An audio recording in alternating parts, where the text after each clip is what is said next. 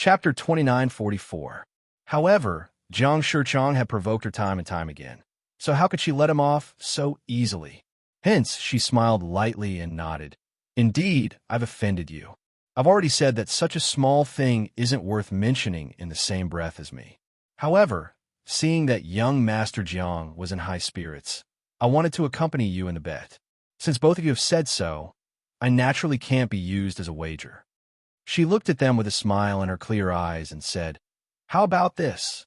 I'll use 3 level 6 vitality breaking pills to bet with you. How about that? As soon as she said this, a series of gasps could be heard, especially from one of the rooms where the sound of a teacup breaking could be heard. That was the room where the middle-aged man and the old man were. The two of them had originally seen the commotion below and thought that this bet would be lost. Who would have thought that they would hear 3 such pills? Level 6 vitality breaking pill? It was a level 6 vitality breaking pill.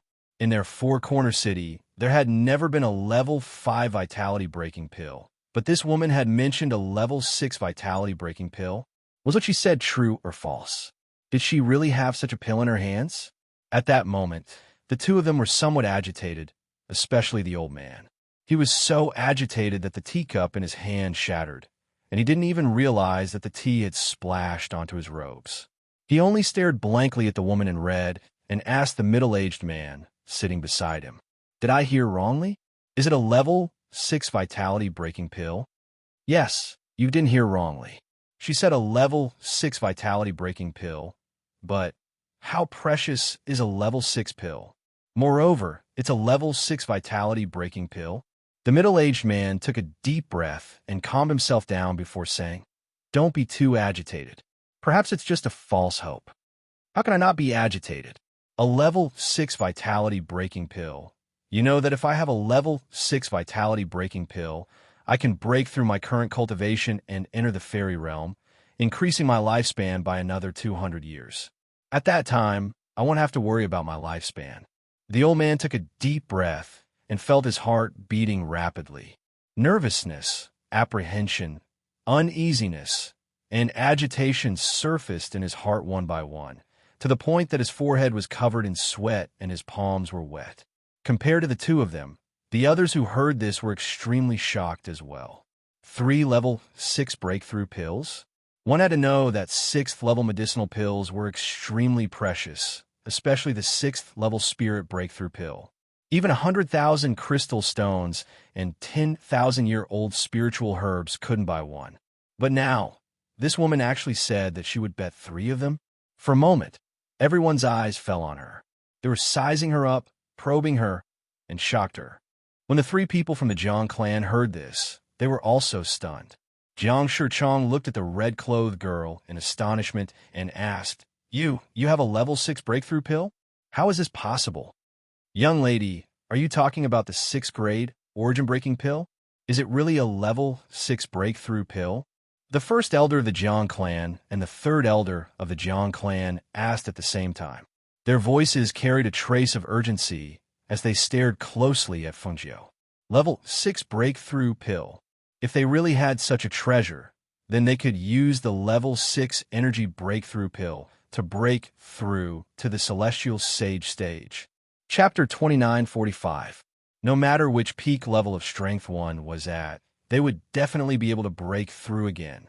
Looking at their excited expressions, Fengjiu raised her eyebrows and thought to herself, Is the 6th level origin breaking pill that attractive?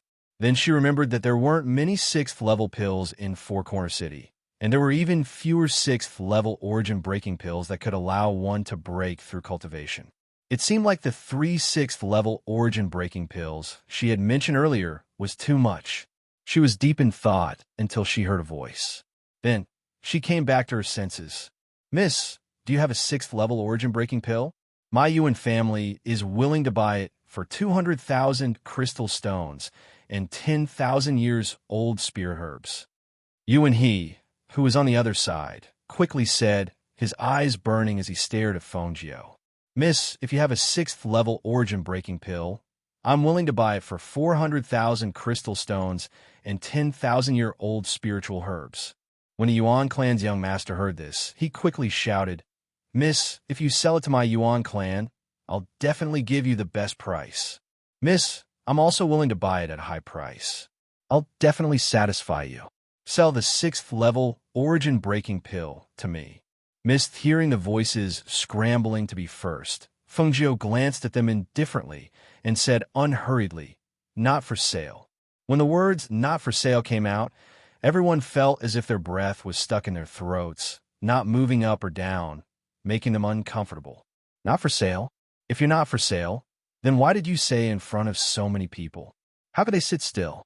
When the Jiang clan's people heard this, they quickly said, "Didn't Miss say that you would take out 3 6th level origin-breaking pills as the wager? Since it's like this, then how about we add 200,000 crystal stones and 2 sacred tools? 300,000 crystal stones, 10,000-year-old spiritual herbs, and 2 sacred tools?" Fengjiu read out loud while looking at them, asking, "You want to take out these as the wager?" "That's right, that's it. What do you think, miss?" the middle-aged man asked, his gaze falling on Fengjiu. Hearing this, Fengjiu's gaze shifted slightly. He smiled and said, "I don't mind. However, I want to see the stakes first. I don't like things like trying to gain something without risking anything." As she spoke, she flipped her hand and a pill bottle appeared in her palm. Of course, Sky City must also have an alchemist. Let's ask the alchemist to examine this pill. Let's see if there's anything wrong with my pills. Upon hearing this and seeing her take out the pills, everyone's eyes couldn't help but redden. This was the level 6 breakthrough pill? Did she really have a level 6 yuan breakthrough pill? The steward above had already started making arrangements after they spoke. Not long after, 2 old men walked out. Looking at the red-clothed woman above, they said, "Miss, please come down and examine the pill." Everyone glanced at the 2 alchemists and saw the woman in red handing the pills to the man beside her. Then the man walked down. Lung Hua looked at the 2 pill appraisers and said, "You 2 are testing here, right?" "Exactly." The 2 nodded as they spoke. They waved their hands and had someone bring a rectangular table over. Then they took out the tools to examine the pills. Seeing this, Lung Hua handed the pill bottle over. Then he stood to the side and watched quietly to prevent them from tampering. Chapter 2946. This is a supreme-grade medicinal pill. The 2 of them exclaimed in amazement. Their eyes were fixed on the 3 medicinal pills on the jade plate as they exclaimed in admiration. What's the point of testing a medicinal pill like this? This is clearly a 6th-level supreme-grade breakthrough pill. It's a treasure among treasures. Just as the 2 of them were about to take a closer look, they saw that the medicinal pill had already been collected by the young man, standing in front of them, and placed back into the bottle. What are you doing?" the 2 of them asked, unable to react. Lung Hua glanced at the 2 of them and said, "Since it's already been tested, then this medicinal pill naturally has to be put back." As he spoke, he turned and walked back into the room. Seeing this, the 2 pill appraisers were speechless for a long time. They only looked at the young man who had already turned and left in annoyance. If they had known earlier, they would have carefully studied it. But now, they didn't even have the chance to examine it closely before the treasure was taken back just like that. Everyone had been staring at the medicinal pill when it was poured into the jade plate. Naturally, they also saw the 6 spiritual auras on the medicinal pill and heard the 2 pill appraisers' words. Naturally, they knew that this was a 6th-level supreme-grade medicinal pill without a doubt. A 6th-level medicinal pill was already rare, but it was actually a supreme-grade medicinal pill.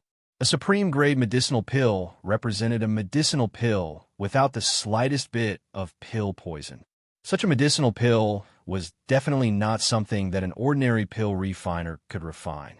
One had to know that most medicinal pills contained pill poison to some extent. It was also because of this that some people could no longer advance after taking an advancement pill. There were also some people who could no longer take another pill after taking a certain amount. Otherwise, the pill poison in their body would exceed the limit and cause hidden dangers to their bodies. Now, this medicinal pill was a supreme-grade medicinal pill without any pill poison. For a moment, everyone's breathing became heavy. Who was the one who refined this pill?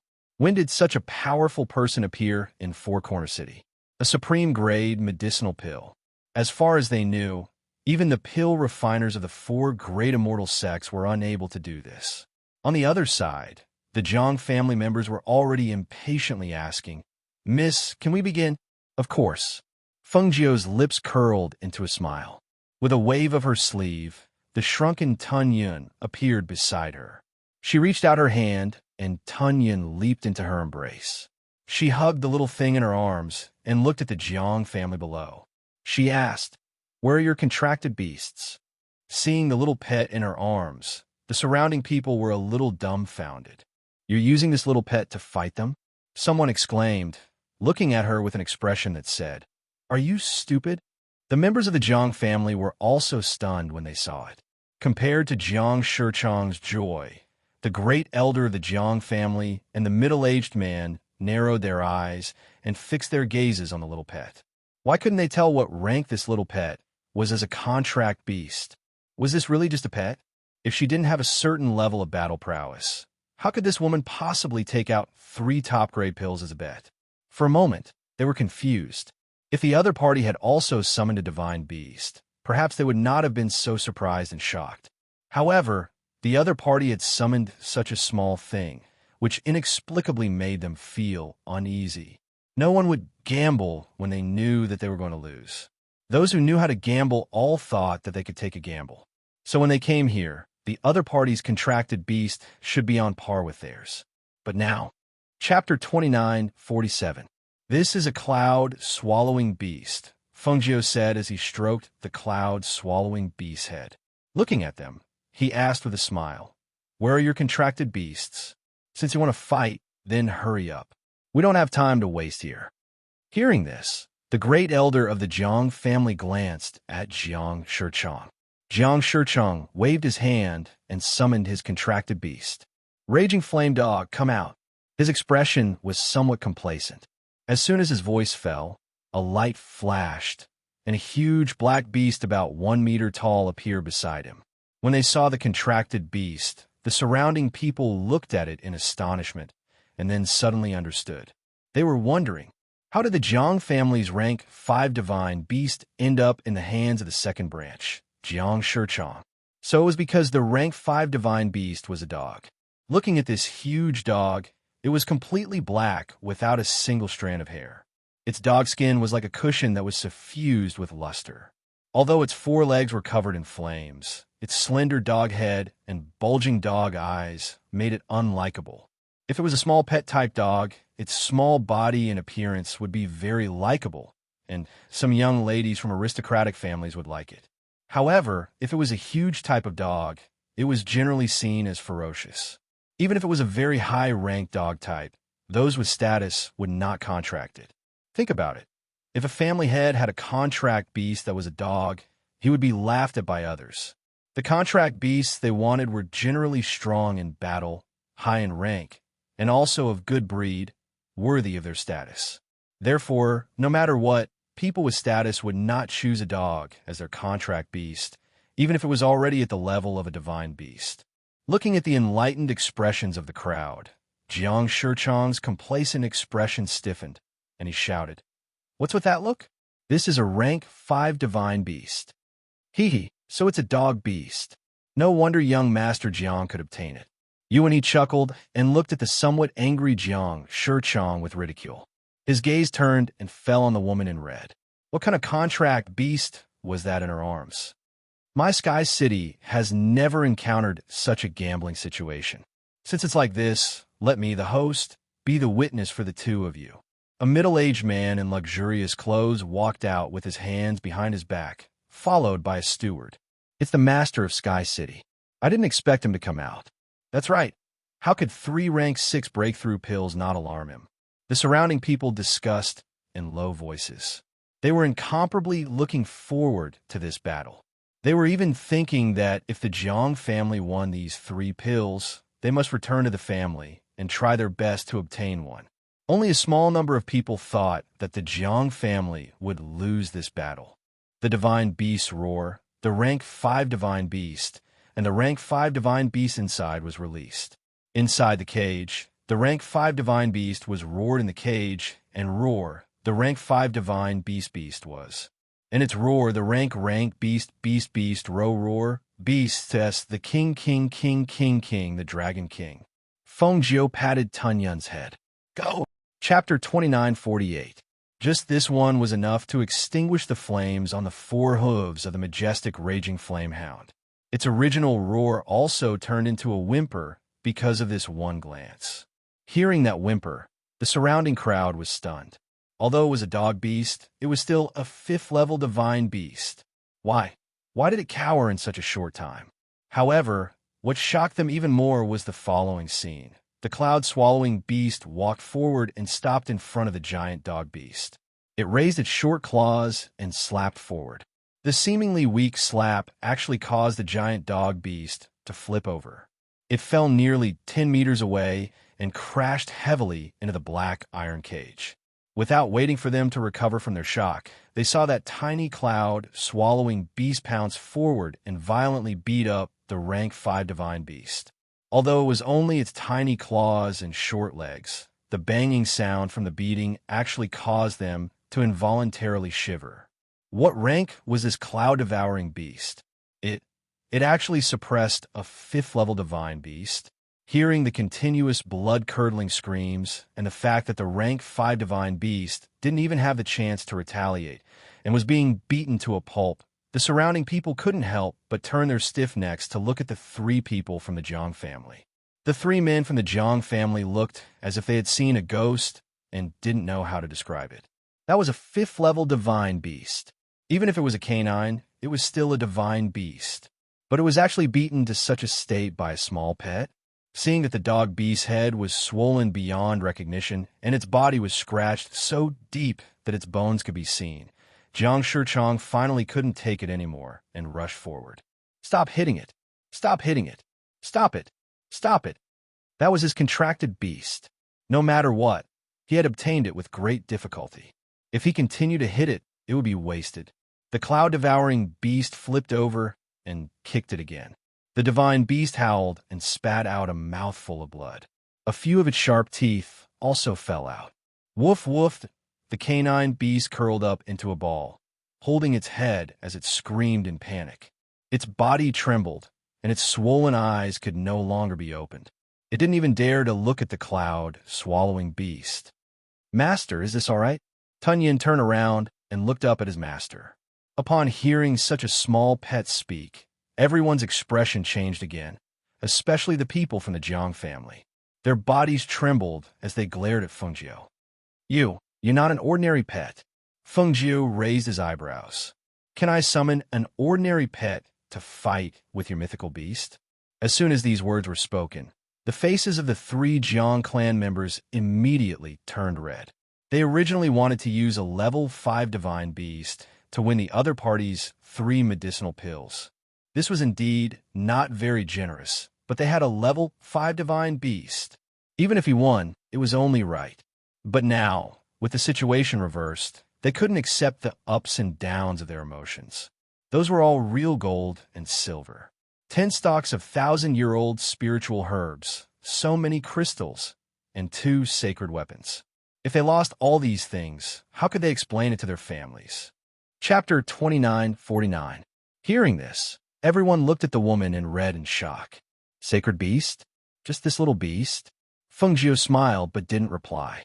Instead, she turned and walked inside, coming to Xin Yuan Mo's side. Are we leaving now? Or do you want to watch the battle for a while longer? Let's go now, Xin Yuan Mo said.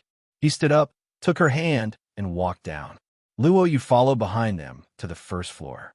At this moment, Lung Hua had already collected all the things they won. After they came down, he walked up to her. Mistress, we've collected all the things we won. Here are 3 breakthrough energy pills. He handed the bottle of pills to her and stored the other things in another space ring. Feng Jiu took the things and nodded slightly to the owner of Sky City. Goodbye. As soon as she finished speaking, she turned to look at the 3 people from the Jiang family, whose faces were flushed with anger. She smiled. I'll accept your gifts. Take it as an apology from young Master Jiang. As soon as she finished speaking, She smiled and was about to leave with Xinyuan Mo's. However, at this moment, a voice sounded. "Miss, please wait." An old man in a room jumped down from above. He looked at Fengjiu and said, "Miss, I wonder if you can sell a level 6 breakthrough energy pill to this old man. Whatever you want, this old man will do his best to get it for you." Fengjiu smiled and didn't say anything. She held Xinyuan Mo's hand and left. The old man wanted to go forward and say something, but he was stopped by Leng Hua and Lu Oyu. Tunyin raised his head and walked slowly in front of the 3 people from the Jiang family. Only then did he follow Fengjiu and leave. It wasn't until they left that everyone regained their senses. It's over? It's over just like that? They won so many priceless treasures and left just like that? The 3 men from the Jiang family clenched their fists. After Fengjiu and the others left, they gritted their teeth and followed. A sacred beast had won so many treasures from them. Just who was this woman in red? They must get to the bottom of this. Following their departure, the others also left one after another. 3 level 6 energy breakthrough elixirs were elixirs that were enough to cause a commotion in Four Corner City. They originally thought that the Jiang clan would obtain it, but they didn't expect that the Jiang clan would fall into the hands of the red-clothed girl. Seeing the guests leave, the owner of Sky City chuckled. Interesting, a woman with a cultivation level that no one can see through. She also has a sacred beast and 3 level 6 breakthrough pills. She's really not simple. When a steward heard this, he stepped forward and respectfully said, "Master, this subordinate has already sent people to investigate. I believe that there will be news soon." He replied, clasping his hands behind his back as he turned to leave. He instructed, "Come and report to me as soon as there's any news." With that, he also left. In an inconspicuous corner, Bai Xian gently bit her lip as she watched. Only after everyone had left did she retreat to the back. She didn't expect that woman to be so powerful. 3 level 6 energy breakthrough pills and a sacred beast. She really wasn't simple. And the black-robed man she was holding was even more outstanding than the men she had seen before. She really didn't know who these 2 people were. Chapter 2950. For a moment, many factions were trying to find out the identities of these 2 people. At this time, Xinyuan Mo's and Fengjiu were chatting comfortably in the residence. "Master, you've obtained so many crystals today? 2 divine weapons and 10,000-year-old spiritual herbs? Are those people willing to part with these things?" Dufan looked at the treasures that had been taken out of the space ring and placed on the table. He couldn't help but be speechless. They'd only gone out for a walk, and they'd already obtained so many priceless treasures. Not to mention the crystals, just the 10,000-year-old spiritual herbs and 2 divine weapons were already extremely difficult to obtain. Who would have thought that Master had only used a little trick and obtained so many treasures? When Leng Hua heard this, he said, "I've already sent Gu Mo out to gather information. However, I'm guessing that all the factions will be asking about us." While listening to their conversation, Fengjiu played with the 2 saint tools. One of them was a jade flute. Its entire body was green and translucent. Its head was very clear, and there was a bunch of tassels hanging from it. It was very beautiful. After looking at it, she handed the flute to Leng Hua. "I'll keep this for you to protect yourself." Hearing this, Leng Hua was slightly taken aback. This was because he also had a divine weapon, a flute. However, he rarely used it. Now that Master was giving him this flute, he accepted it with both hands. "Thank you, Master. This flute is indeed only suitable for Leng Hua. His temperament is suitable for a flute," Dufan said with a smile as he waved his fan. He looked at the other divine weapon and asked with a smile, "Master, what about this one?" Fengjiu chuckled and glanced at him. She picked up the divine weapon and said, "This is a flexible sword, but can also be turned into a long whip. Among all of you, only Leng Hua and Qin Cheng are suitable for this." She paused for a moment and glanced at the 2 of them. She smiled and said, "However, Leng Shuang's weapon is also a treasure. It doesn't matter if you don't want it. However, Qin Cheng doesn't have a decent weapon. Let's give this to her." Hearing this, Bai Qin Cheng, who was slightly startled, responded. She walked forward and took the sword. Looking at the saint weapon, she could not hide the joy in her heart and smiled. Thank you, master. She did not expect that her master would give her this saint weapon. She was very excited to receive this saint weapon. Keep your spirits up these few days and pay more attention to the movements in the city. In the next few days, I may have to go into seclusion to refine pills, and Mose will also have to go into seclusion to cultivate, so the matters in this residence will be left to you guys to take care of. Feng Jiao instructed. Yes, please rest assured, master. We will take good care of the manor. They replied in a deep voice. Feng Jiao nodded slightly. He looked at Lung Shuang and said, You have to take care of him. Don't worry, master. Lung Shuang, who was carrying the child, replied. She knew that her task was to take good care of the child and prevent any mishaps from happening. Xinyuan Mose, who was standing at the side, watched as she gave instructions. After she was done, she dismissed everyone. Following their departure, only the two of them were left in the courtyard. He reached out and pulled her into his embrace. He rested his chin on her shoulder and said, Agio, how can I go into seclusion to cultivate with you like this? Hearing this, Feng Jiao pursed his lips and smiled. What are you worried about? That those people will harm me? You should know that I can handle it. Chapter 29:51. Feng Jiao leaned into his embrace and reached out to hold his waist, saying, Don't worry. I know how to handle things properly. You can rest assured and cultivate in seclusion. I can handle all the matters at hand. However, there are many experts above the heavenly God realm in this place. We have to break through as soon as possible and have a certain amount of strength as a foundation. I reckon that I won't be able to break through in a short period of time, so I'll start refining some pills. I'll leave the matter of breaking through to you. In the future, if there's really something that I can't handle, there's still you. She laughed softly and raised her head slightly to look at him. Her hands circled around his neck, and she raised her head to bite his chin. She joked, Otherwise, I'm so beautiful and powerful. What will I do if someone even more powerful takes a fancy to me one day? His chin was suddenly bitten, and he heard her laughter. Xinyuan Mose said, That won't happen. If someone dares to have any ideas about you, I definitely won't let them off. As his voice fell, he leaned over and kissed her red lips. That night, many powers received the news.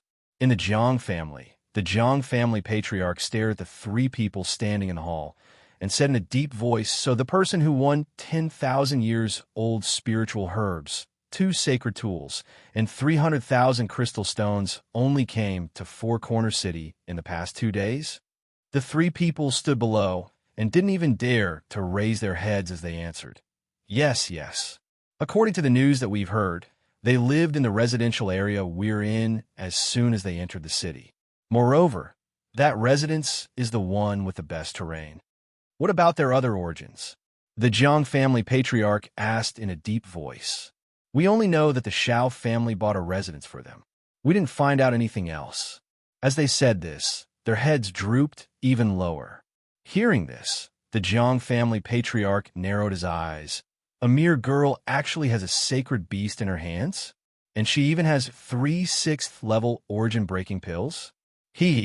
As long as this news spreads, there will be many people eyeing her even if we don't go to her door. I want to see how she will deal with those people trying to snatch her away. He looked at the 3 people standing in the hall and said in a deep voice, 300,000 crystal stones, 10,000-year spirit herbs, and 2 saint artifacts are definitely not a small fortune in any family. You didn't even inquire about the other party's background before daring to gamble with these things. All of you are brainless. Patriarch, please calm your anger. We know that we were wrong. Hearing the patriarch's deep voice, they hurriedly knelt down. Can those things come back if they're wrong? He snorted coldly and stared at them. Go to the punishment hall and receive your punishment. Patriarch! The 3 of them cried out in alarm and raised their heads to look at him at the same time. Patriarch, please show mercy. That person who had entered the disciplinary hall would probably lose half his life if he came out again. If I don't teach you a lesson this time, who knows what you'll do next time? The Jiang family patriarch said in a deep voice and stared at them. This punishment is to teach you to think twice before you act. You have to know that we are one of the 8 great families in Four Corner City. If there's even the slightest movement, the other families will keep an eye on us. The families below us will also want to replace us. What you've done outside not only represents you, but also our entire Jiang family. Chapter 2952. You may leave. He waved his sleeves and gestured for the 3 of them to leave. Yes. The 3 of them lowered their eyes and replied. Only then did they stand up and leave. However, their faces were pale. Compared to Jiang Shichang, the great elder and 3rd Master Jiang's expressions were even more unsightly. Their positions in the Jiang clan were not ordinary, but now, the clan head had ordered them to enter the punishment hall. They believed that it wouldn't take long for the entire Jiang clan to know that they, the great elder and 3rd Master Jiang, had been punished to enter the punishment hall. Such a thing was a disgrace to them. After the 3 of them left, an old man walked out from the shadows. He looked at the Jiang family head and sighed.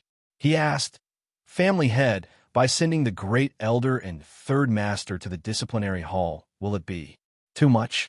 The Jiang family head turned to look at him and said, "You think it's too much?" He stood up with his hands behind his back and looked outside deeply.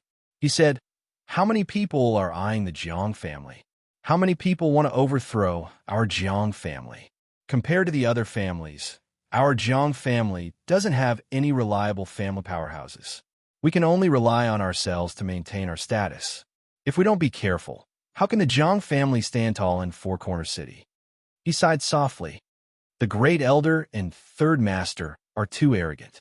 They haven't suffered any losses all these years. Now it's good to use this incident as a warning to them. He paused and turned to the old man. "Take 2 bottles of medicine and give them to them later. Let them recuperate well." "Yes," the old man replied respectfully. He then asked, "Family head, those people. We can't touch those people for the time being." He said in a deep voice. He looked outside and said, "If we touch those people without knowing their background, who knows what will happen? The great elder and the others are right in front of us. We have to think twice before we act. Now that the news has spread in Four Corner City, we just have to wait and see." "Family head is wise," the old man said with a smile. Then, he said, "Then I'll take my leave." He bowed and left. "Yuan family head, is it the family that just moved in?" The Yuan family head was slightly surprised. "I just heard that someone moved into that house. I didn't expect such people to come. Who are they? Did you find out?" Yuan he paused for a moment and then said, "I couldn't find out where they came from, but I just received a letter from my 2nd brother. He said that the competition between the 4 great immortal sects was interrupted a few days ago. 2 people came down from the immortal ascension stairs, but he said that they were 2 men. Listening to his description, I felt that they were very similar to the 2 people I saw today. The 4 immortal sects annual competition and the immortal ascension stairs." Clan leader Yuan was deep in thought. He couldn't help but take a deep breath. The immortal ascension ladder connects to other immortal cultivation continents. Only those who have reached the immortal emperor realm are qualified to climb the immortal ascension ladder. Does this mean that these 2 have already reached the immortal emperor realm? He was slightly surprised. After all, even on their side, an immortal emperor was considered an extremely powerful expert. They knew very well that although the place the stairway of immortality led to was called the lower realm, there were many powerful cultivators with astonishing strength and talent.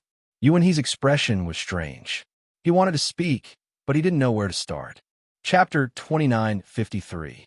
2nd brother said that their sects, Venerable CK and Venerable Mu Xian, now have 2 more masters, he said with a strange expression. He paused, then continued, "And it's those 2 people. You're saying that the 2 people who came down from the immortal ascension stairs have become Venerable CK and Venerable Mu Xian's masters?" Yuan clan's head stood up in shock, his voice rising slightly. "Those 2 are peak heavenly gods. How could?" Yuan he said with a complicated expression. "It said that when they came down from the immortal ascension stairs, many venerables fought to take them as their disciples. Venerable CK and Venerable Mu Xian were no exception. However, when they fought, Venerable CK and Venerable Mu Xen lost, so they took them as their masters. Hiss! Yuan clan's head sucked in a breath of cold air. Lost? Those two are the strongest venerables in the immortal sect, but they lost to two people who came down from the immortal ascension stairs. And because of that, they took them as their masters? Is this news true? Second brother's news shouldn't be wrong, Yuan said. Second brother also mentioned that the red-robed one is called Fengjiu, the black-robed one is called Xinyuan Mose, and Fengjiu is a pill venerable. He said that if we meet them, we must try to befriend them. Hearing this, Yuan clan's head's expression became serious. Two venerables who could defeat peak heavenly gods, a sacred beast, and the masters of two peak heavenly gods from the immortal sect. Moreover, one of them was an extremely rare pill venerable. No matter which one of these names was put out, it would definitely shock the entire Four Corner City. However, even if they wanted to befriend such people, they probably wouldn't be able to, right? It won't be long before the disciples of the immortal sect send this news back to their respective clans. At that time, all the great clans will know about it. He paced back and forth in the hall with his hands clasped behind his back. After thinking for a while, he raised his voice and called out to the outside, "Go, call the elders and the heads of the various branches over. I have something to discuss with them." "Yes." The butler outside answered and left quickly. "What does father plan to do?" Yuan asked. "What else can we do?" "Of course, we have to try to make friends with them. Even if we can't make friends with them, we can't have bad relations with them. When we go back, we have to tell the family not to offend them." Yuan remained silent and didn't say anything else. Instead, he sat down at the side. He thought of that beautiful woman in red. So her name was Fengjiu. The next day, Xinyuan Mose entered the Immortal's cave at the back of the mountain to cultivate in seclusion. Fengjiu began to refine medicinal pills. The matters in the Immortal's cave were left to Leng Hua and the others to handle. However, early in the morning, people came to visit one after another. Looking at the gifts piled up in the hall, Du Fan waved his fan and smiled. So many gifts. I wonder what Master will do when he comes out. Luo Yu picked up a gift and looked at it, saying, "These people are really strange. I already told them that they won't see guests and won't accept gifts. They actually put these precious things in front of the door and left. They really are rich people." Leng Hua looked at those things and said, "Let's put these things in the storeroom first. We'll make arrangements after Master comes out." Chapter 2954. Someone else is probably here. Du Fan smiled and looked outside. "I'll go take a look," Leng Hua said and walked forward. When he came to the front door and saw through the small hole in the door that the person outside was Yuan He, Leng Hua paused for a moment. Yuan He was the young master of the Yuan family in Foursquare City. Yesterday, in Sky City, the attitude he showed towards their master also made the Yama Lord very unhappy. He didn't expect that he would also come today. The people in this city were really not easy to deal with. They actually found out about their background so quickly. After their master came here, he was so high profile and took in two venerables from the immortal sect as his disciples. Even if he wanted to keep a low profile, he couldn't. What's more, sometimes, if people were too low profile, they would only be ignored and suppressed. Their master and the Yama Lord had the strength to be high profile, so naturally, they didn't have to blindly keep a low profile. Opening the door, he looked at Yuan He and asked in a gentle voice, "Young Master Yuan, are you here for something?" Yuan He saw that it was this gentle man again, so he said, "On the orders of my father, I came to pay a visit to your master. I wonder if I can meet him?" "I'm really sorry. My master has ordered that the door is closed," Leng Hua said in a gentle voice, standing by the slightly open door and looking at him. Hearing this, Yuan He didn't seem surprised and said, "In that case, please pass on this small gift." He motioned for one of the attendants behind him to deliver the gift. Seeing this, Leng Hua smiled. "I will definitely report to my master." At the same time, he took those things. "Farewell." Yuan He cupped his hands and didn't stay any longer, turning around and leaving.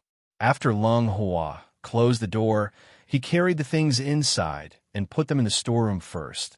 then went to the front to find them.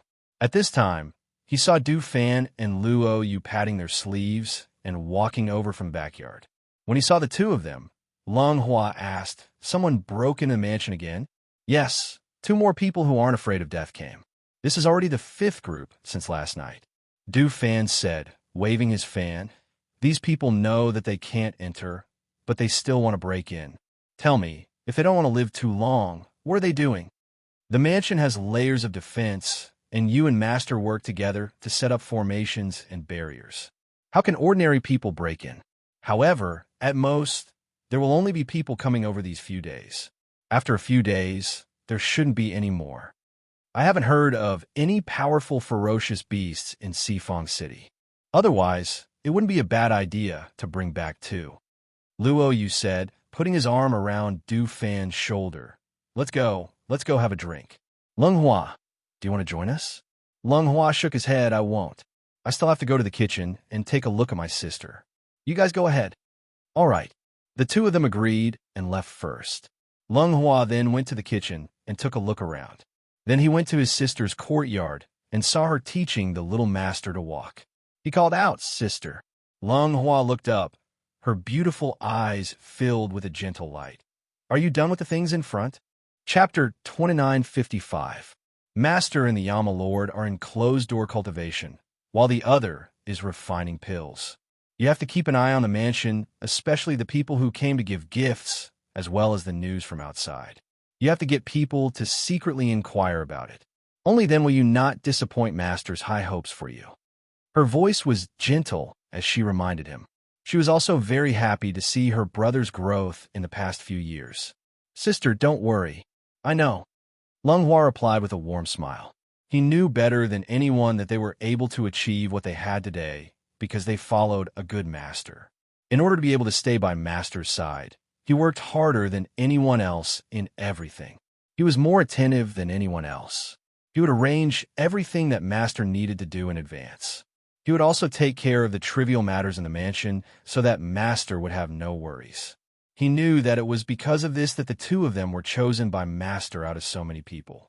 "Sister, I heard that other than the 4 major immortal sects, there are 2 other 4 major sects that are also very strong. Master plans to let Qin Sheng find a good place to cultivate. I will organize the information in the next few days and hand it to Master. I estimate that Qin Sheng will have a higher chance of going to the 4 major sects." Then you should investigate thoroughly these few days. When Mistress is done refining the pills, give her the information and let her make the decision." Lung Shuang said slowly, and then said, "Go and do your work. I will coax little Master sleep here, and then I will go and cultivate." "Okay." Lung Hua stood up and left after hearing this. In the evening, when a strong medicinal fragrance filled the air in the mansion's alchemy courtyard, the servants in the mansion couldn't help but take a deep breath and look at the inner courtyard in surprise.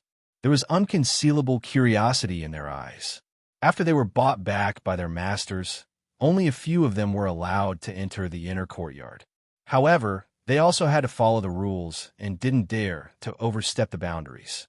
They only knew that the Fu was very big and the people in the Fu, regardless of whether they were men or women, were exceptionally outstanding and mysterious, especially the 2 masters. When the servants who were cleaning the outer courtyard smelled the medicinal fragrance from the inner courtyard, they couldn't help but be curious. What was going on inside? How could there be such a strong medicinal fragrance? Du Fan and the others smelled the medicinal fragrance and knew that their master had probably produced another pill. They couldn't help but smile at each other and continue drinking and chatting. Outside the mansion, a middle-aged man and an old man came to the door. Just as they were about to knock on the door, they smelled a faint medicinal fragrance coming from inside. The 2 of them stopped in their tracks, their eyes filled with surprise. "Is this pill fragrance? Such a rich pill fragrance? Could it be that he is refining pills?" The 2 of them looked at each other in shock. They paused for a moment and then went to knock on the door. It was still Lung Hua who came out. He glanced at the 2 people outside through the small hole in the door, then opened the door. He looked at the 2 people standing outside and smiled. "Is there something you 2 need?" Sure enough, It was the pill fragrance coming from inside. The two of them took a deep breath. Smelling the pill fragrance, they felt refreshed. What kind of pill was this? For a moment, the two of them stood in front of the door and looked inside, somewhat distracted. What's the matter? Lung Hua asked gently. Chapter 29:56. My apologies. My master has ordered that he will not be seeing any guests. Lung Hua smiled apologetically at them as he spoke. Young Master Lung, to tell you the truth, I'm here to ask for a pill. Elder Jiang looked at him and directly stated the purpose of his visit. I don't have much time left in my lifespan. I can see that my lifespan is about to end, but I have no other choice. A level 6 origin breaker pill can help me survive this crisis. So, please pass on my message to your mansion master. No matter what conditions your mansion master offers, I will accept them. I only hope that he can give me a level 6 origin breaker pill. Hearing this, Lung Hua glanced at him and said, All right, I will tell my master. Hearing him agree, the two of them did not let out a sigh of relief. Instead, their hearts were in their throats. He had agreed too easily, as if he did not take it to heart. Elder Jiang took a deep breath and asked, Young Master Long, can you tell me what are my chances of getting a spirit breaker pill? Because he knew that this young man was not an ordinary follower, he had been very humble from the start. At this moment, the two did not even know that Lung Hua, standing in front of them, was not inferior to them at all. Hearing this, Lung Hua looked deeply at the old man and said warmly, That's hard to say. The two looked at each other, and the old man asked again, Then what are our chances of meeting your master? Lung Hua smiled and said, My master will not be seeing any guests. The old man could not help but feel anxious. He wanted to ask for a pill, but did not know if he could get one, and he wanted to meet the master in person, but could not. Didn't this mean that there was no chance at all? This way, please. Lung Hua nodded slightly and took a step back and closed the door. Looking at the closed door, Elder Jiang's face was full of worry. What should we do? Qiu Chenghai smelled the faint medicinal fragrance in the air and said, Back in the city in the sky, I could tell that the woman in red had a strange temper. It's normal that she won't see any guests. Let's think of another way. This is the only way now. But what else can we think of? Elder Jiang sighed helplessly. The people in this mansion are not simple. Qiu Chenghai clasped his hand behind his back and said, Look, there's a barrier around the mansion. Even if we try to break in, we probably won't be able to. The two stood outside the mansion for a while before turning to leave. In the mansion, after Feng Jiu entered the alchemy room, she didn't step out for several days. During these days, almost all the families and forces in Foursquare City came to send gifts. Even the Jiang family sent people over. In the end, because there were too many people, Lung Hua had to put up a closed door, no visitor sign outside the door. Only then did things quiet down. At the same time, the people from the various aristocratic families in Four Corner City were also awakened by the thunder. They all jumped onto the roofs of their houses and looked into the distance to see what was going on. Chapter 29:57. The place where the heavenly lightning struck was the residence that they had been trying to visit, but had not been able to enter. Seeing this situation, the people from the nearby clans all rushed towards the residence. At the same time, Lung Hua and the others were also on high alert because of the heavenly lightning. They and their contracted beasts stood guard at various places in the residence. When they heard the sound of the 3 bolts of pill lightning, they knew that their master had successfully refined this batch of pills. In the pill refinery courtyard, Feng Jiu opened the lid of the pill furnace and looked at the pills inside with a smile. The 9 transformations golden pill's efficacy has increased by several times after adding the 1,000-year snow Ganoderma. This time, there are actually so many pills. What a surprise. The more precious a pill was, the more ancient the method of preserving it.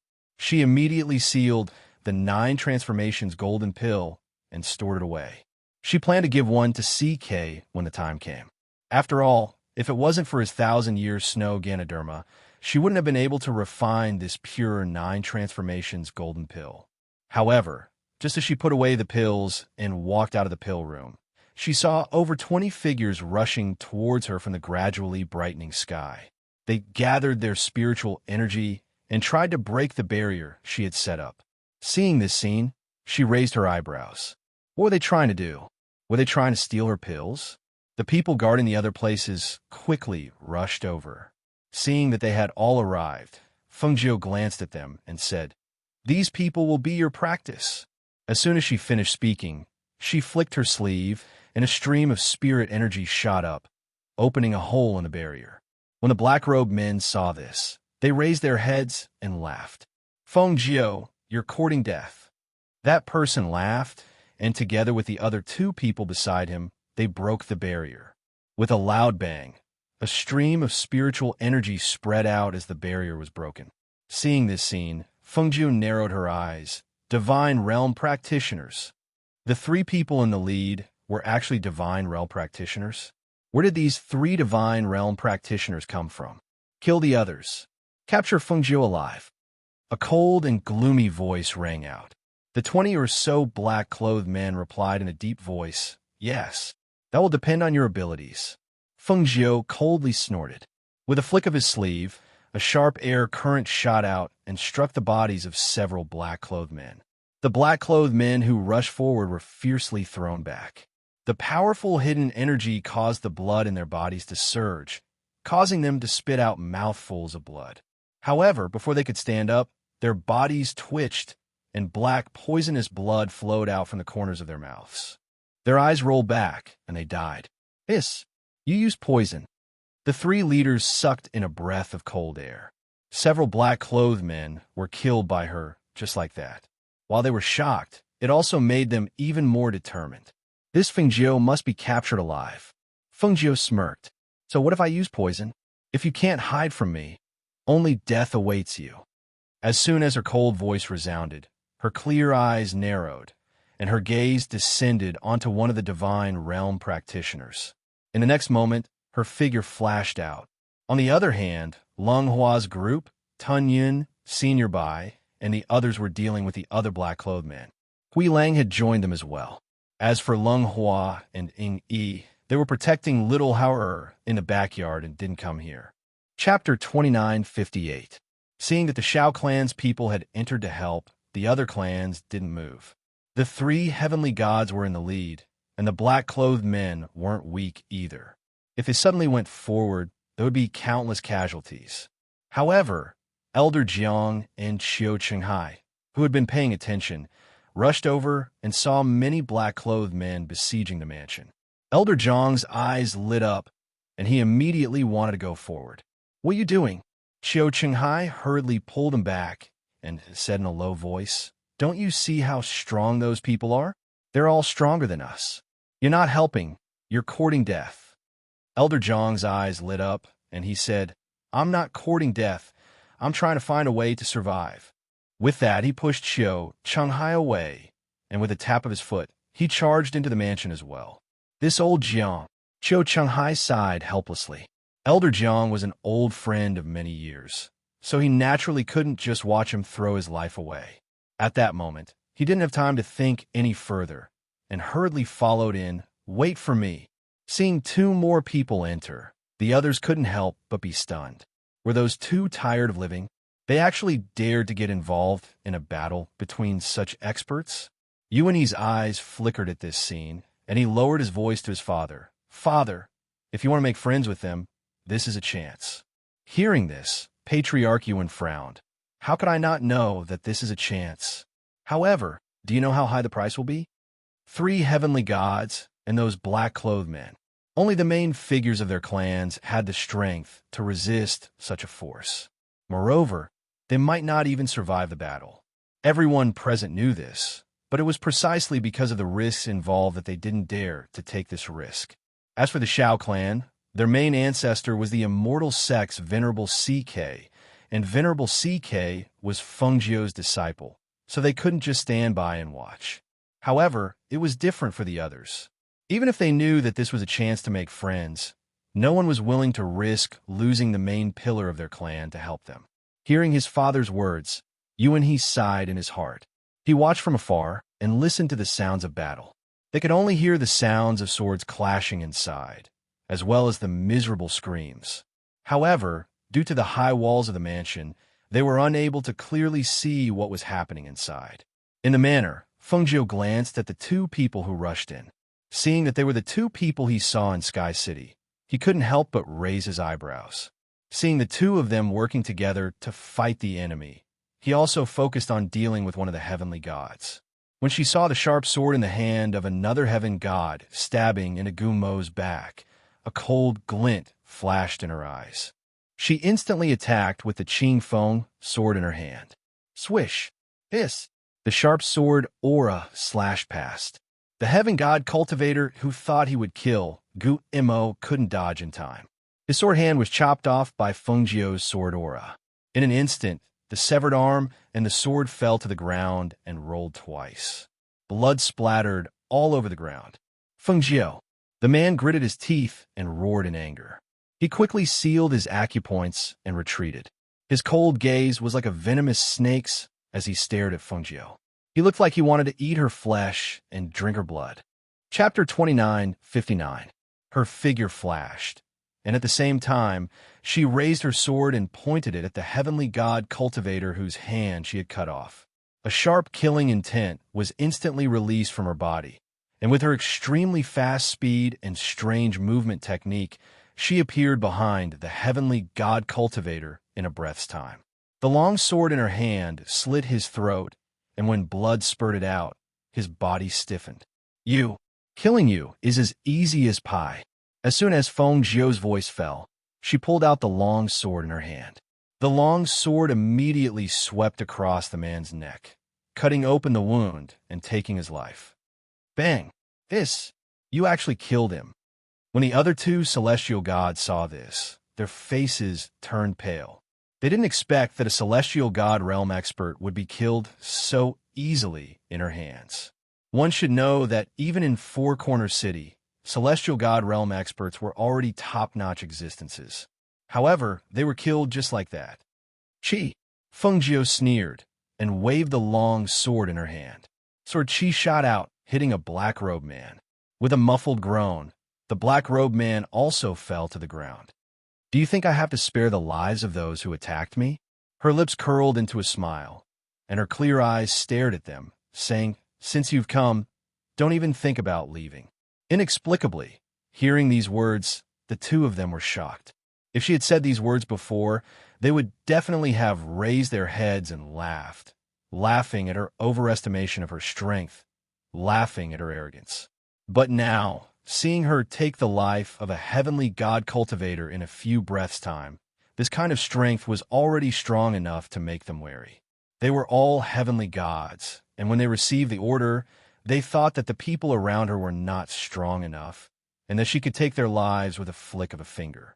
And this Feng Jiu and Xianyuan Mo's, even if they were heavenly gods, there were three of them. As long as the three of them worked together, they would definitely be able to take them down. But who would have thought that tonight's surprise attack, without even seeing Xianyuan Mo's, would cause them to suffer heavy casualties just by Feng Jiu alone? On the other hand, none of the people they had originally thought highly of were able to kill them, seeing that the situation was becoming more and more unfavorable for them. The two celestial cultivators signaled with their eyes and prepared to retreat. However, at that moment, Xianyuan Mo's, dressed in a black robe and with a cold expression, appeared in the air and blocked their path of retreat. Seeing Xianyuan Mo's come out, Feng Jiu glanced at him and said, One for each of us. As soon as she finished speaking, her figure shot out and attacked one of the heavenly gods. At the same time, Xianyuan Mo's condensed a stream of air in his hand. His black figure flashed and shot out like a ghost. An overwhelming killing intent spread out. The powerful killing intent and terrifying pressure instantly enveloped them, causing their hearts to tremble. Shock and fear appeared in their eyes. It was also at the moment when the two of them struck down that the two heavenly gods finally crushed their life-saving magic treasures. They instantly turned into streaks of light and disappeared into the air. They did not even care about the lives of the remaining black-robed men and fled for their lives. Seeing that her attack missed, Feng Jiu was slightly stunned. They actually escaped? Xianyuan Mo's waved his hand and dispersed the stream of air. He came to her side and said, Cultivators at that level would more or less have life-saving treasures on them. It's not strange for them to escape. As he spoke, he looked at her and asked, "How are you? Are you hurt?" Chapter 2960. I'm not injured. I just came out from refining pills and was wearing casual clothes. I haven't changed in a few days, so I'm a little dirty. She smiled and didn't care about her appearance. Instead, she turned to look at the others. Rest for a while, Xinyuan Mo said. He asked her to stand aside and rest for a while he went forward to help deal with the remaining black-clothed men. With his heavenly god-level strength, it didn't take long for the black-clothed men to die at his hands. When he saw the strangers, his eyes moved slightly. Xiao Jitao greets the ancestor. Xiao family head saw him looking over and hurriedly led the 4 people behind him to bow. Even though they were all injured, they didn't dare to show any disrespect in front of Xinyuan Mo's. This was the master of their old ancestor. Even their old ancestor had to be respectful in this place. They naturally did not dare to be disrespectful in the slightest. Originally, they didn't know the origins of these 2 people, so they called them young masters. Now that they knew who they were, they naturally didn't dare to call them young masters. Instead, they called them ancestor. Hearing this, Xinyuan Mo's eyes moved slightly. He asked in a deep voice, "You're CK's clansman?" In reply to the ancestral master, "We are from the branch family and have never seen the ancestral master before. However, the ancestral master has instructed us to take care of the 2 ancestral masters in the city." The Xiao family head said respectfully. Hearing this, Xinyuan Mo nodded slightly and said, "You are very considerate. Treat your wounds first." Hearing this, the Xiao family members were delighted. They hurriedly agreed and retreated to the side. "Why are the 2 of you here?" Xinyuan Mo's gaze fell on Elder Jiang and Xiao Qinghai. The Xiao family members had come to help because they had connections. However, these 2 people didn't know them at all. How could they get involved? Elder Jiang's mouth moved. Just as he was thinking about what to say, he saw Fengjiu walk over. "Everyone is injured. Let's rest first." Fengjiu looked at the 2 of them as he spoke. He glanced at the corpses on the ground and looked at Leng Hua and the others. Although they were not seriously injured, they were more or less lightly injured. He said, "Leng Hua, clean up the corpses and check if there are any clues." "Yes." Leng Hua nodded and checked the corpse with Luo Yu and the others. They took everything from the corpse and disposed of it. As the sky gradually brightened, the first ray of sunlight shone into the mansion through the shade of the trees. When the cultivators from the various clans saw that the commotion had calmed down, they couldn't help but have the urge to go in and take a look. Who killed who? Are Fengjiu and Xinyuan Mo still alive? Were the people who rushed in still alive? For a moment, they all had these questions in their minds. However, they didn't dare to go forward to investigate. Instead, the heads of the various clans went back first, leaving 1 or 2 people behind to inquire about the situation. Yuan he couldn't hear what was going on inside, but he felt that Fengjiu and Xinyuan Mo must be safe. Those people shouldn't be able to do anything to them. However, because his father didn't dare to take the risk, the Yuan family missed the opportunity to make friends with them. Thinking of this, he couldn't help but sigh in his heart. This kind of opportunity won't come again in the future. He shouldn't have missed it. Chapter 2961. Fengjiu and Xinyuan Mo, who had bathed and changed into clean red clothes, sat on the main seat. Below them were the 4 members of the Xiao family, as well as Elder Jiang and Xiao Qinghai. Due to the status of the 2 on the main seat, the 4 members of the Xiao family didn't dare to relax even though they were sitting in the hall. Instead, they tensed up their bodies nervously and sat up straight. Elder Jiang was so nervous that he occasionally lifted his sleeve to wipe the sweat on his forehead. Compared to the members of the Xiao family, he was nervous and worried because this was related to whether he could survive or not. Xiao Qinghai could be said to be the most indifferent among them. He sat there as if he couldn't sit still. Sometimes he would take a sip of tea and play with the teacup in his hand. Then he would look at the members of the Xiao family sitting opposite him. Previously, he heard them call the 2 on the main seat their ancestors. Ancestors? These 2 people and the Xiao family? He lowered his eyes and played with the teacup in his hand. He sat there quietly and listened. After taking a sip of tea, Fengjiu glanced at Elder Jiang and said, "You want the spirit-breaking pill?" Hearing this, Elder Jiang was stunned. Qiu Qinghai also looked up instinctively. The members of the Xiao family, sitting opposite him, also looked at Elder Jiang in astonishment. Spirit-breaking pill? It turned out that this old man had an ulterior motive for helping. No, Elder Jiang hurriedly said. I want the spirit-breaking pill, but I don't want to use this opportunity to ask for the pill. It's because I can't even see you once, so I want to take this opportunity to see you again so that I can ask for the pill from you. As he spoke, he continued, I have old injuries on my body, and my strength has regressed. Now that my lifespan is nearing its end, I know that if I can't avoid this calamity, I will definitely die in a year's time. That's why I wanted to help. Hearing this, Fengjiu smiled. This should be the truth. I don't dare to deceive you. Elder Jiang hurriedly said, There are more than one people who want the spirit-breaking pill. Tell me, why should I give you the spirit-breaking pill? Is it just because of your help today? Fengjiu asked, staring at him. I don't dare. Elder Jiang stood up and solemnly said, I only want to see Miss and let Miss know that I'm sincerely here to ask for the pill. Moreover, as long as Miss gives me the conditions, I'll do my best to fulfill them. Hearing this, Fengjiu leaned back and looked at him. Leng Hua stepped forward, took out a list from his sleeve, and handed it to Elder Jiang, then retreated to the side. If you can gather all the items on this list within a year, you can bring them over to exchange for a level 6 yuan breakthrough pill. Fengjiu said unhurriedly, lowering his eyes to drink his tea.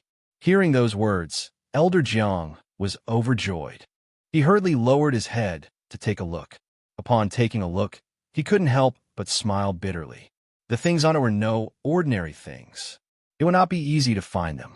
Qiu Qinghai leaned forward to take a look and then said to Elder Jiang, This is finally a chance for survival. Don't worry. I'll help find them. The two of you please go ahead. I still have things to take care of here. Chapter 2962. After Leng Hua sent the two of them out, he said, Master, they've already left. Fengjiu replied. He looked at the Xiao family members and said, Master Xiao. Yes, Master Xiao. Master Xiao hurriedly stood up and replied respectfully. I'll find an opportunity to tell CK about your help, Fengjiu said slowly. Master Xiao smiled when he heard this. He hurriedly said, Since the old ancestor has instructed us, we wouldn't dare to make any mistakes. Furthermore, this is what we should do. Ancestral Master, you don't have to take it to heart. You're also injured. Go back early. Take care of your bodies. If there's anything you can't handle in the future, you can come to the manor to report.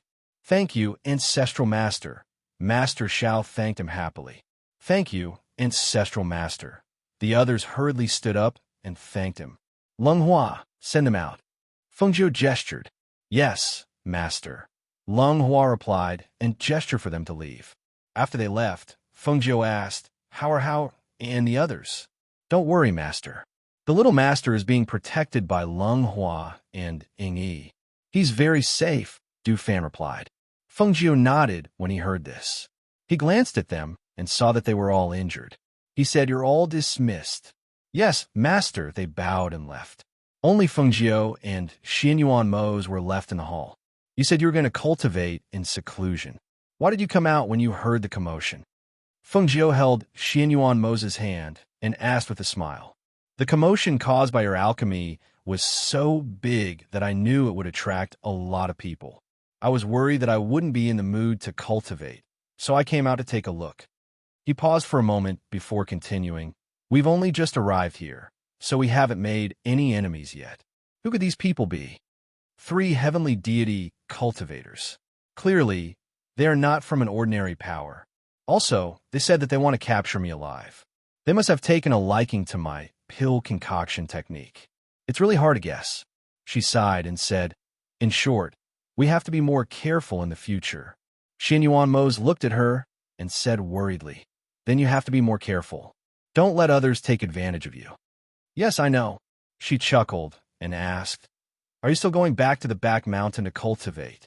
Take it slow. There's no hurry. He was so worried that he couldn't concentrate on his cultivation.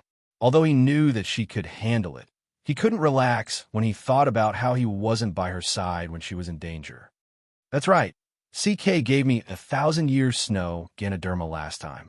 I used it to mix into the 9 transformations golden pill. Now that I've refined it, the medicinal effects are even purer and better than before. As she spoke, she took out a pill sealed in a thick layer of Ganoderma from her space. Keep this one. Xinyuan Mose glanced at it and said, I still have the one you gave me last time. Fengjiu rolled his eyes. You can keep it even if you still have it. This is called just in case. It's never wrong to have a few more on you. Seeing this, Xinyuan Mose kept the pill. He saw that she had dark circles under her eyes and a trace of fatigue on her face. He said, You haven't slept in days refining pills, right? Quickly go and rest. I'll get the kitchen to prepare some of your favorite food. You can eat it when you wake up. All right, then you can go and see her later. I'll go and rest first. She stood up and stretched her neck before walking out. Chapter 2963. Not long after they found out that the Shao clan had returned home safely, they also found out that the black-clothed men who had attacked them this morning were all killed without leaving a single survivor. As for the 3 enlightened realm cultivators who had led the group, one of them had died, while the other 2 had escaped. When they received this result, they were all speechless. They increasingly felt that Fengjiu and Xinyuan Mose were mysterious and powerful. 3 enlightened realm cultivators and more than 20 black-clothed men were actually unable to do anything to them. Who would dare to scheme against them with such a battle prowess? 2 days later, Fengjiu called everyone to the hall. His gaze swept past everyone and landed on by Qingsheng. Qingsheng, pack your things. In 2 days, we will set off for one of the 4 great sects, the Lu Xian sect, to participate in the disciple assessment. Hearing this, Qingsheng was startled. She could not help but feel anxious, but Qingsheng wants to stay by your side. Moreover, if I cultivate by your side, it will definitely not be any worse than entering the Lu Xian sect. Fengjiu smiled and said, Don't be in such a hurry. Let me finish. She looked at her and said, The 4-corner city we are in right now is located in the eastern region. In this region, there are the 4 great immortal sects and 4 great sects. I've already mentioned the 4 great immortal sects to you. They're the 4 sects that competed in the last competition. The strength of the 4 great sects is not inferior to the 4 great immortal sects. The system of the sects is different from that of the other sections. There are also many hidden experts. I help you choose the Lu Xian sect because this sect cultivation method is most suitable for you to cultivate.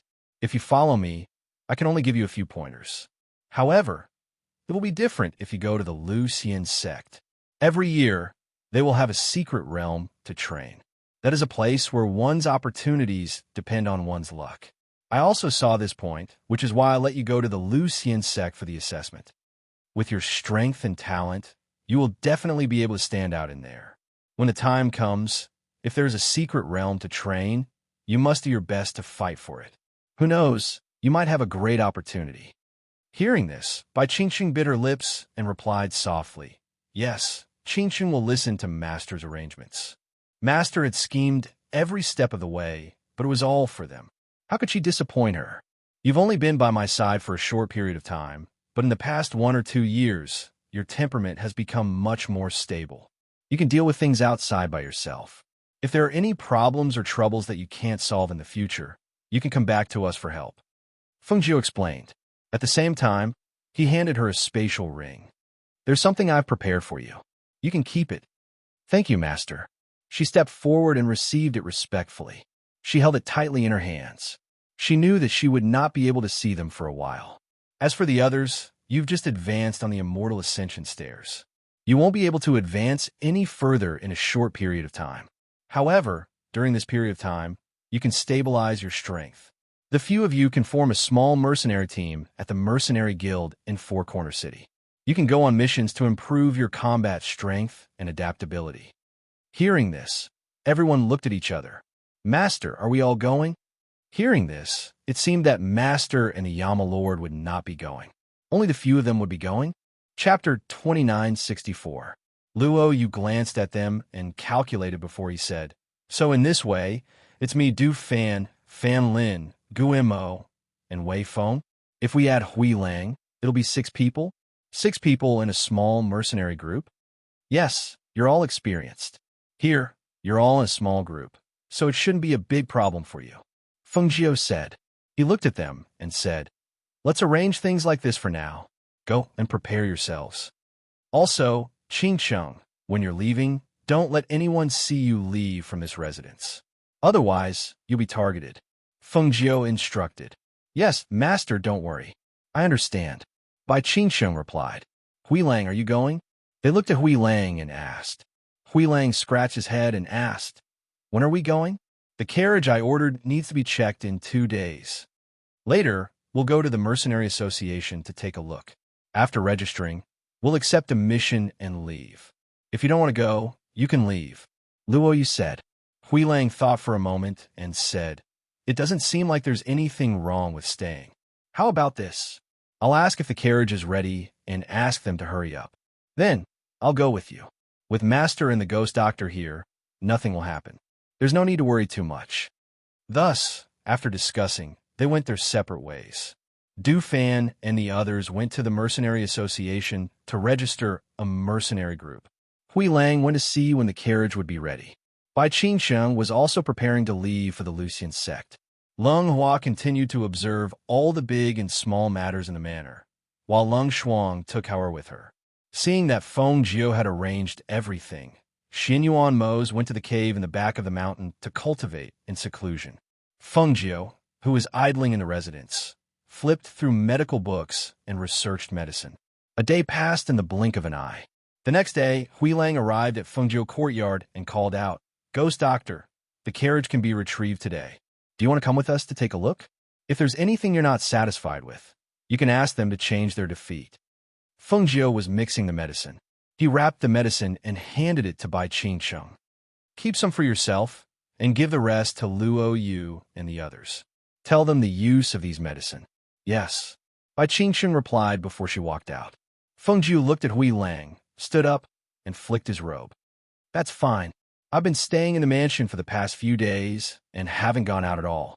Let's go take a look around. Shall we leave now?" Hui Lang asked. "Call Leng Shuang and ask her to bring Hao Er along. We'll go shopping and buy some things." She smiled and walked out. Hui Lang hurriedly followed, including the carriage that had been scratched on the street last time, the carriage that the family had sent as compensation, and the one that they were going to retrieve now. They had 3 carriages. Thus, Feng Jiu let Hui Lang drive the one that had been scratched and planned to sell this one on the way back. When they arrived at the place where Hui Lang had ordered the carriage, they stopped in front of the door. Feng Jiu took a look and was slightly surprised. There's such a large carriage custom-made shop in the city. Chapter 2965. Upon hearing this, Feng Jiu smiled and said, "Then I'll have to go in and take a look." A man inside saw Hui Lang and greeted him with a smile. "Young master, are you here to pick up the goods?" "I brought my wife here to take a look. I'll pick up the carriage later," Hui Lang said as he grinned at Feng Jiu. "Madam, please come in." Leng Shuang followed behind with her child in her arms. When she heard Hui Lang call Feng Jiu madam, she couldn't help but smile. Feng Jiu only glanced at Hui Lang before walking in. The man led them in and said with a smile, "Madam, what would you like to see? Our weapons are all placed separately. I can bring you around to see if there's anything suitable. Then let's take a look first. We'll talk about it when we see something suitable," Feng Jiu said as she walked in slowly. The man looked at Feng Jiu and introduced with a smile, "Madam, please take a look. These are the finished products that some customers brought over and asked our weaponsmiths to make. They're still here and haven't been taken away. For example, the styles and swords of these weapons can be modified according to your preferences. Like this one. This hairpin looks ordinary, but it's actually an offensive magic weapon. And this boat is a defensive flying device." As the man introduced her, he pondered. Could this woman in red be the one who had been secretly rumored recently? He looked at her in his heart, but he didn't dare to be too presumptuous. "We won't look at the rest. Where are the ones that you can sell?" Feng Jiu stopped and asked. "Ha, madam, they're here. Please come with me." The man smiled and led them to the other side. The weapons here are all made by our weaponsmiths. We have all kinds of weapons. Madam, please take a look and see if there's anything you like. The man smiled and said, Our weaponsmiths are distributed in various cities and towns. This square city is only one of our distribution points.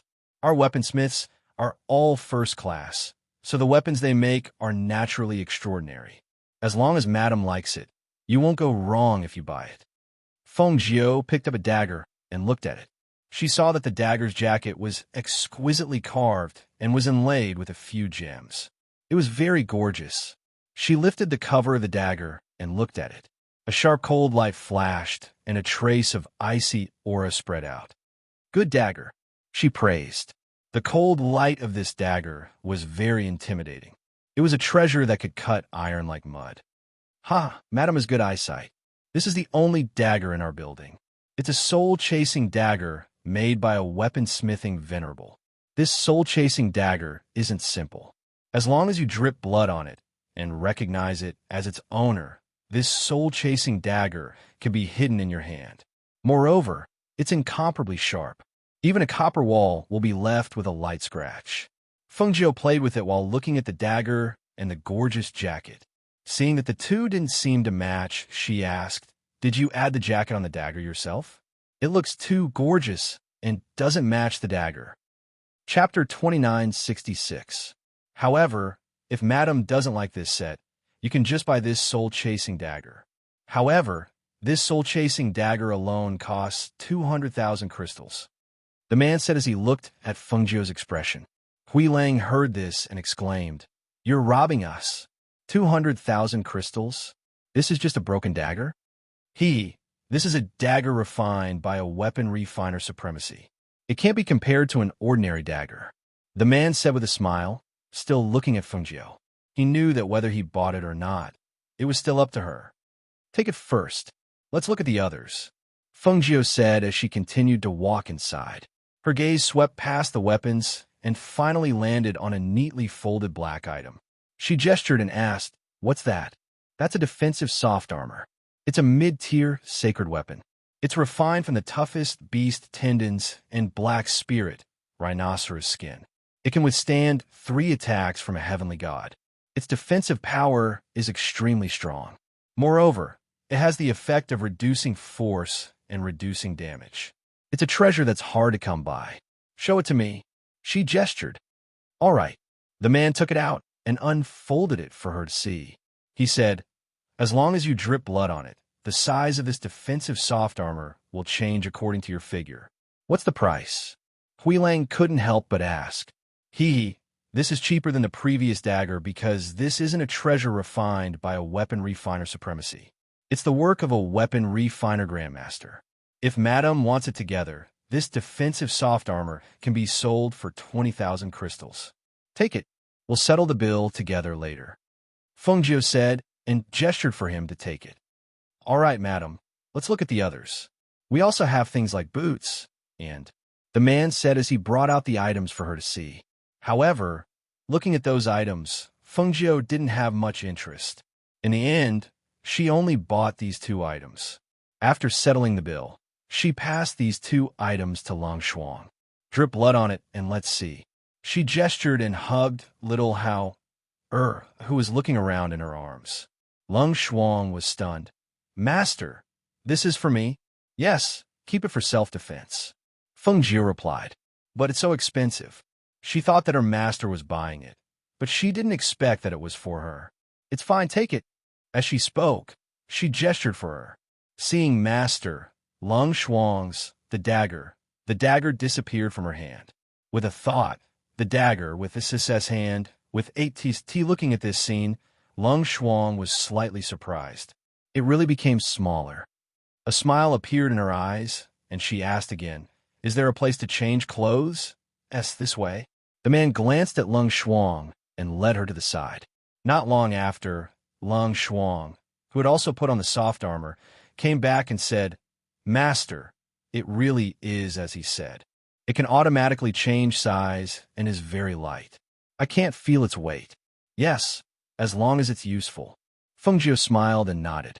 She said to the man, Where's our carriage? Take us to see it. Chapter 29:67.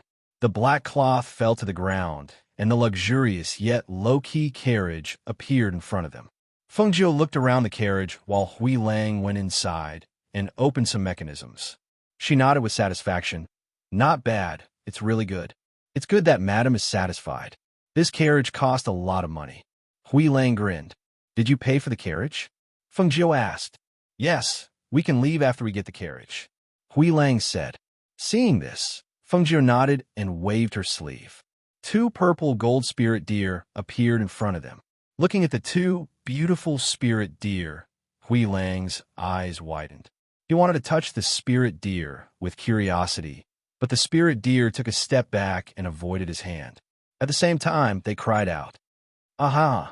Little Hao, who was in Feng Jiu's arms, saw the spirit deer and immediately waved his hands excitedly and giggled.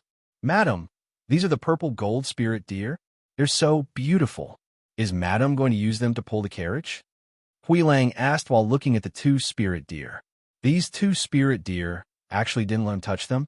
Feng Jiu smiled. Yes, this carriage will be pulled by them. Put the rope on them. Feng Jiu carried little Hao forward and touched the antlers with his little hand. Go! After hearing her words, the 2 spirit deer walked in front of Hui Lang. Hui Lang grinned and took the opportunity to touch the antlers. After the 2 spirit deer were tied, he said, Madam, get in the carriage. Where do you want to go? I'll take you. Wait. A voice came. Hui Lang looked back and saw a few figures walking over. Among them was a beautiful woman in red. When she saw Feng Jiu, who was also in red, she frowned. At this time, Feng Jiu's back was facing them. She didn't turn back to look at the voice behind her. Instead, she carried little Hao and stepped on a small stool to get into the carriage and sat inside. Lung Shuang also got into the carriage, but he sat outside and didn't go in. The people who arrived were immediately attracted by the 2 purple gold spirit deer. Seeing the 2 rare purple gold spirit deer become spirit beasts to pull the carriage, they couldn't help but feel a little pained. These are extremely precious purple gold spirit deer. Using them to pull a carriage? What a waste. A man shook his head and sighed. His eyes were glued to the 2 violet gold spirit deer. I've never heard of purple gold spirit deer in Forest City. Could they be from outside? Another man in embroidered clothes said. When he wanted to touch the deer's antlers, the purple gold spirit deer snorted and avoided him. The man in embroidered clothes was startled and laughed. Interesting. I like it. Puffed. These are purple gold spirit deer. Who doesn't like them? The other 2 people said. At this time, the beautiful woman in red glanced at them and said, Since you like them, why don't you let the owner sell these 2 spirit deer to us? Gray Wolf, who was holding the leash, was slightly stunned when he heard this. He suspiciously sized up the beautiful woman in red. Because his gaze was too blatant, the woman in red coldly snorted and unhappily asked, What are you looking at? Chapter 29:68. How dare you? The beautiful woman in red was enraged. With a wave of her hand, a soft whip lashed out at Hui Lang. Hui Lang was about to retaliate when he saw another whip wrap around the woman's whip. The 2 whips lashed at each other, neither giving way to the other. He turned around and saw that it was Lung Shuang who had made the move. With a cheeky smile, he said excitedly, Lung Shuang, you actually protected me. Feng Jiu's lips curled into a smile when he heard this from inside the carriage. Why was Hui Lang so indecent? How could he still be in a mood to tease Lung Shuang when he was already in a fight? Lung Shuang glanced at him but did not say anything. Instead, he tightened his grip on the whip and flung the woman's whip away. Because of the force, the woman was also pushed back a few steps before she could steady herself. Before she could speak, Lung Shuang asked coldly, What are you doing? Did you just buy a soul-chasing dagger? The beautiful woman asked. She stared at Lung Shuang and felt a little annoyed. Her whip was actually flung away by such a woman. Moreover, the whip in her hand did not seem to be inferior to hers. Lung Shuang glanced at her and then looked at the man who had been introducing the weapons to them. He said coldly, Is this how you handle things? The man vaguely guessed the identity of Feng Jiu and the others, so he didn't dare to be careless.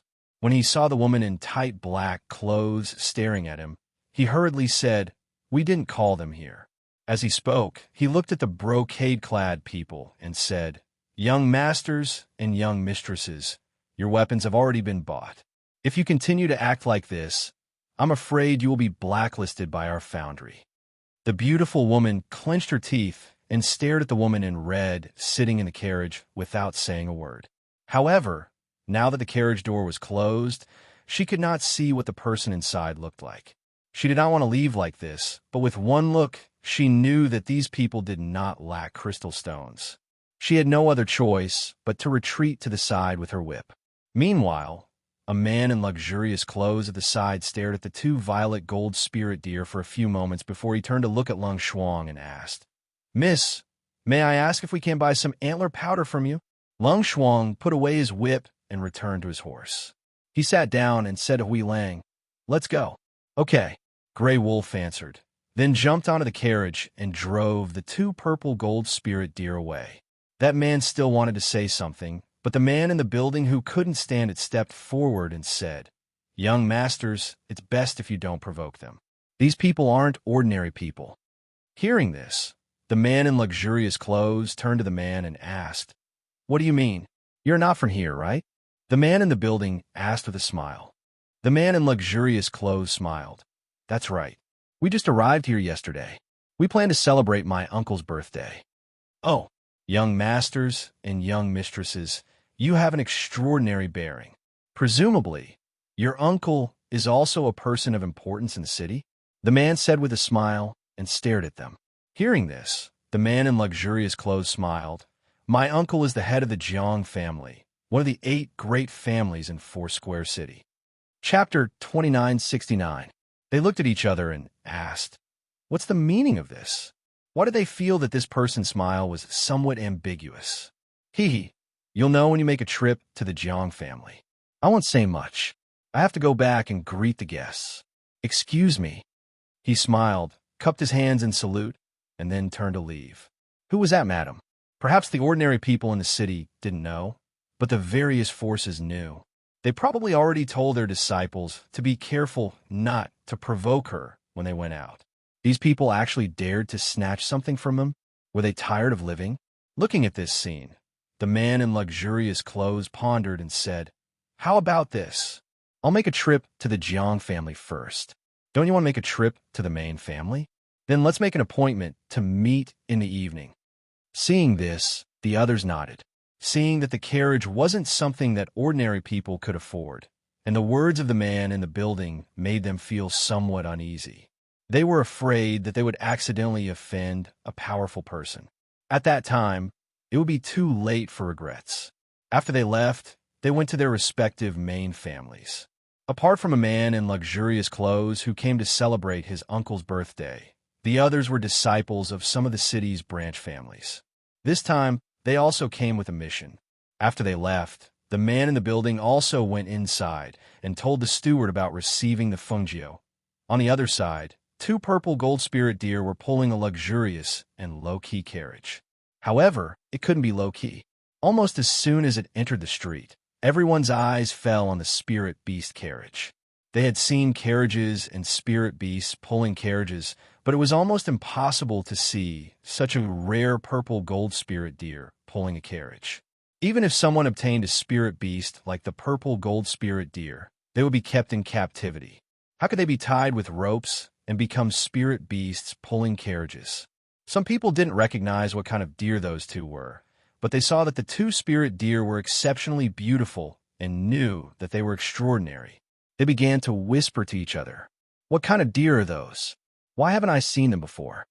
I've also never seen such beautiful deer. How can these 2 spirit beasts be so strong to pull that carriage?" These are purple gold spirit deer, rare among deer. It said that the purple gold spirit deer's entire body is a treasure. The antler powder scraped from the antlers is a holy antidote, not to mention the deer blood. Purple gold spirit deer? These are purple gold spirit deer? Aren't they very precious? How can they be used to pull carriages? Someone exclaimed with an expression of disbelief. Some people's eyes lit up when they heard that the violet gold spirit deer were full of treasures. They stared at the two adult violet gold spirit deer until they heard another low voice. You guys don't know? The person sitting in this car is no ordinary person. Hearing this, many people looked over and asked, "What do you mean?" He didn't even see a shadow of a person. "This old man won't tell you," the old man said while stroking his beard. He glanced at them and didn't speak. "I think you don't know. You're pretending to be mysterious." Chapter 2970. Grey Wolf hurriedly ordered the rope in his hand to stop the car. He looked at the woman who was charging towards the deer and shouted loudly, "What are you doing? Stop! Don't come close." However, the woman ran even faster because of his words. She rushed forward and tried to grab the antlers with both hands. When the purple gold spirit deer saw this, it lifted a hoof and kicked the woman several meters away. It didn't dare to use too much strength because its master had told it not to kill. It only let people get away from them. The woman screamed exaggeratedly. She fell to the ground and cried, "Murder! Murder!" Hui Lang stared. Before he could praise the spirit deer for its agility, he heard the woman scream exaggeratedly. She didn't stand up, but crawled on the ground and blocked the middle of the street, as if she wouldn't let them leave. Lung Shuang glanced at her, pursed his lips, and didn't say anything. Hui Lang handed the rope to Lung Shuang and got off the carriage. He walked towards the woman and shouted, "Hey, what are you screaming for? What are you doing blocking the street?" "The spirit deer kicked me.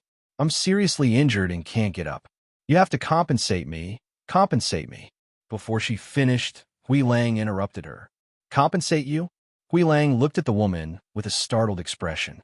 It was clearly the woman who rushed forward. The spirit deer was protecting itself. How could it deliberately kick her? "No. Compensate me for the spirit deer's antler powder," the woman quickly said, then lay on the ground and wailed again. The surrounding people looked at this scene and couldn't help but be dumbfounded. What talent? She actually went up to extort? Wasn't she too bold? Did she even know who was sitting in the spirit beast carriage? Hearing the woman's words, Hui Lang couldn't help but laugh with his hands on his hips. "Spirit deer's antler powder? Is there something wrong with your head?" Seeing this, the woman immediately shouted at the top of her lungs, "Io, someone's dying. I'm dying. Ah." A mournful scream suddenly rang out in this bustling street. A smear of blood splashed out, causing the hearts of the surrounding people who were watching the show to tighten. The smiles on their faces disappeared. They swallowed their saliva and watched as the man with his hands on his hips pulled out his sword and sliced off one of the ears of the woman who was screaming on the ground. At the same time the ear flew out, a shrill scream rang out. The blood splattered all over the ground, causing them to involuntarily shiver. That was because the man with the sword was laughing just a moment ago, but in the next moment, he was like a god of death. His entire body emitted a fierce and cold killing intent. The ruthlessness in his body shot out from his eyes as he stared at the woman, causing others to feel that if he were to swing his sword, it would definitely be aimed at the woman's throat. "Shout again, and I'll cut off your hand," Hui Lang said coldly, his cold gaze carrying a trace of bloodthirst as he stared at the woman on the ground. When a woman heard this and saw the man's expression, she was so shocked that her face turned pale. She covered her cut-off ear with one hand and trembled as she climbed up from the ground with the other, muttering, I won't dare, don't kill me, don't kill me." She was only greedy for a moment and didn't want to lose her life because of this. Chapter 2971. The woman scrambled to her feet and rushed into the crowd to hide, not caring about her sorry state. As for the surrounding people who originally wanted to rob the carriage, after seeing this scene, all of them gave up on their greed. If they didn't have the ability to rob them, they would be the unlucky ones in the end. However, at this time, some people were thinking just who was sitting in the carriage. They hadn't seen the person in the carriage make a sound. Was there really someone inside? Grey Wolf sheathed his sword and returned to the beast carriage. He drove the beast carriage and continued to move forward. When the people behind saw that they had left, they also began to discuss. It seems like it. The person sitting in the carriage isn't an ordinary person. The old man stroked his beard and stared at the carriage. When the cultivators heard this and saw that the carriage was already far away, they asked, "We'll treat you to a drink. Why don't you tell us?" When the old man heard this, he said, "There's no need to drink, but if there's this." He waved his hand as if he was asking for money. Seeing this, the cultivators looked at each other, and each took out 2 gold coins and put them in the old man's hand. "Is this enough?" "He, more or less." The old man smiled and gestured for them to go to the corner of the street. He lowered his voice and said to them, "Do you know where the 2 purple gold spirit deer came from?" The cultivators looked at each other and shook their heads. "We don't know." "Why would we ask you if we knew?" "Let me tell you. They were raised by the immortal sex, Venerable Mu Xian, and are usually treasured." "You don't know." "The immortal sex, Reverend Mu Xian and Reverend C.K., have acknowledged 2 people as their masters. They are the ones sitting in the carriage. That violet gold spirit deer was a gift from Reverend Mu Xian to his master. Tell me, for someone like that to have designs on them, isn't that courting death?" The cultivators couldn't help but be stunned. "No way. The masters of the immortal sex, Venerable? Are they 2 old monsters that are over 1,000 years old?" Wrong. It's said that the 2 of them have godlike appearances, outstanding temperament, and terrifying strength. And the old man stroked his beard and smiled, then looked at them again. "And what? Tell us." A few cultivators said anxiously. Their appetites had been whetted, but this old man was tormenting them. "Ha! I've already told you who the person in the carriage is. What I'm going to tell you next is another piece of news. Do you want to hear it?" The old man asked with a smile. Hearing these words and seeing the old man's appearance, the few of them glared at him, and each took out 2 gold coins and handed them to him. "All right, hurry up and tell us. Don't be too greedy." The old man weighed the gold coins in his hand and said with a smile, "Also, something happened in the Colosseum of Sky City a few days ago. It was the Jiang family who provoked those 2 people. Guess what happened in the end? Jiang clan? One of the 8 great clans of Four Corner City?" Several people asked in astonishment. "That's right. The eldest young master of the Jiang family's 2nd branch offended those 2. In the end, he lost 300,000 crystal stones, 10,000-year-old spiritual herbs, and 2 sacred artifact-level treasures. It is said that after returning, the eldest young master of the 2nd branch, the Jiang family's grand elder, and 3rd Master Jiang were all sent to the punishment hall. They're still recuperating in bed these days." Chapter 2972. The old man laughed and said mysteriously, "I just know." As he spoke, he waved his hand and turned to leave. On the other side, Hui Lang stopped the spirit beast carriage by the side of the road. Because Feng Zhou was no longer in the mood to get off the carriage to walk around, she only told Lung Lang to go to the shop to buy some things back, while she carried the child and rested in the carriage. The interior of the carriage was very spacious, and there were also some mechanisms and a soft couch to rest on, so no matter how long she sat, she would not feel tired. "However, call mother. Come, call mother." She held the child's hands and taught him how to call people. He. The little guy was drooling and smacking his lips, but no one knew what he was saying. They only knew that he was very happy and giggling. "Mother, come, call mother." Feng Zhou continued to teach as she took out a small handkerchief to wipe the saliva from the corner of his mouth. Sitting outside and listening to her teaching the little master how to call his mother, he could not help but smile. Hui Lang thought, if only the ghost doctor and his master had a child of their own. Although little Hao was cute, he was not of their blood after all.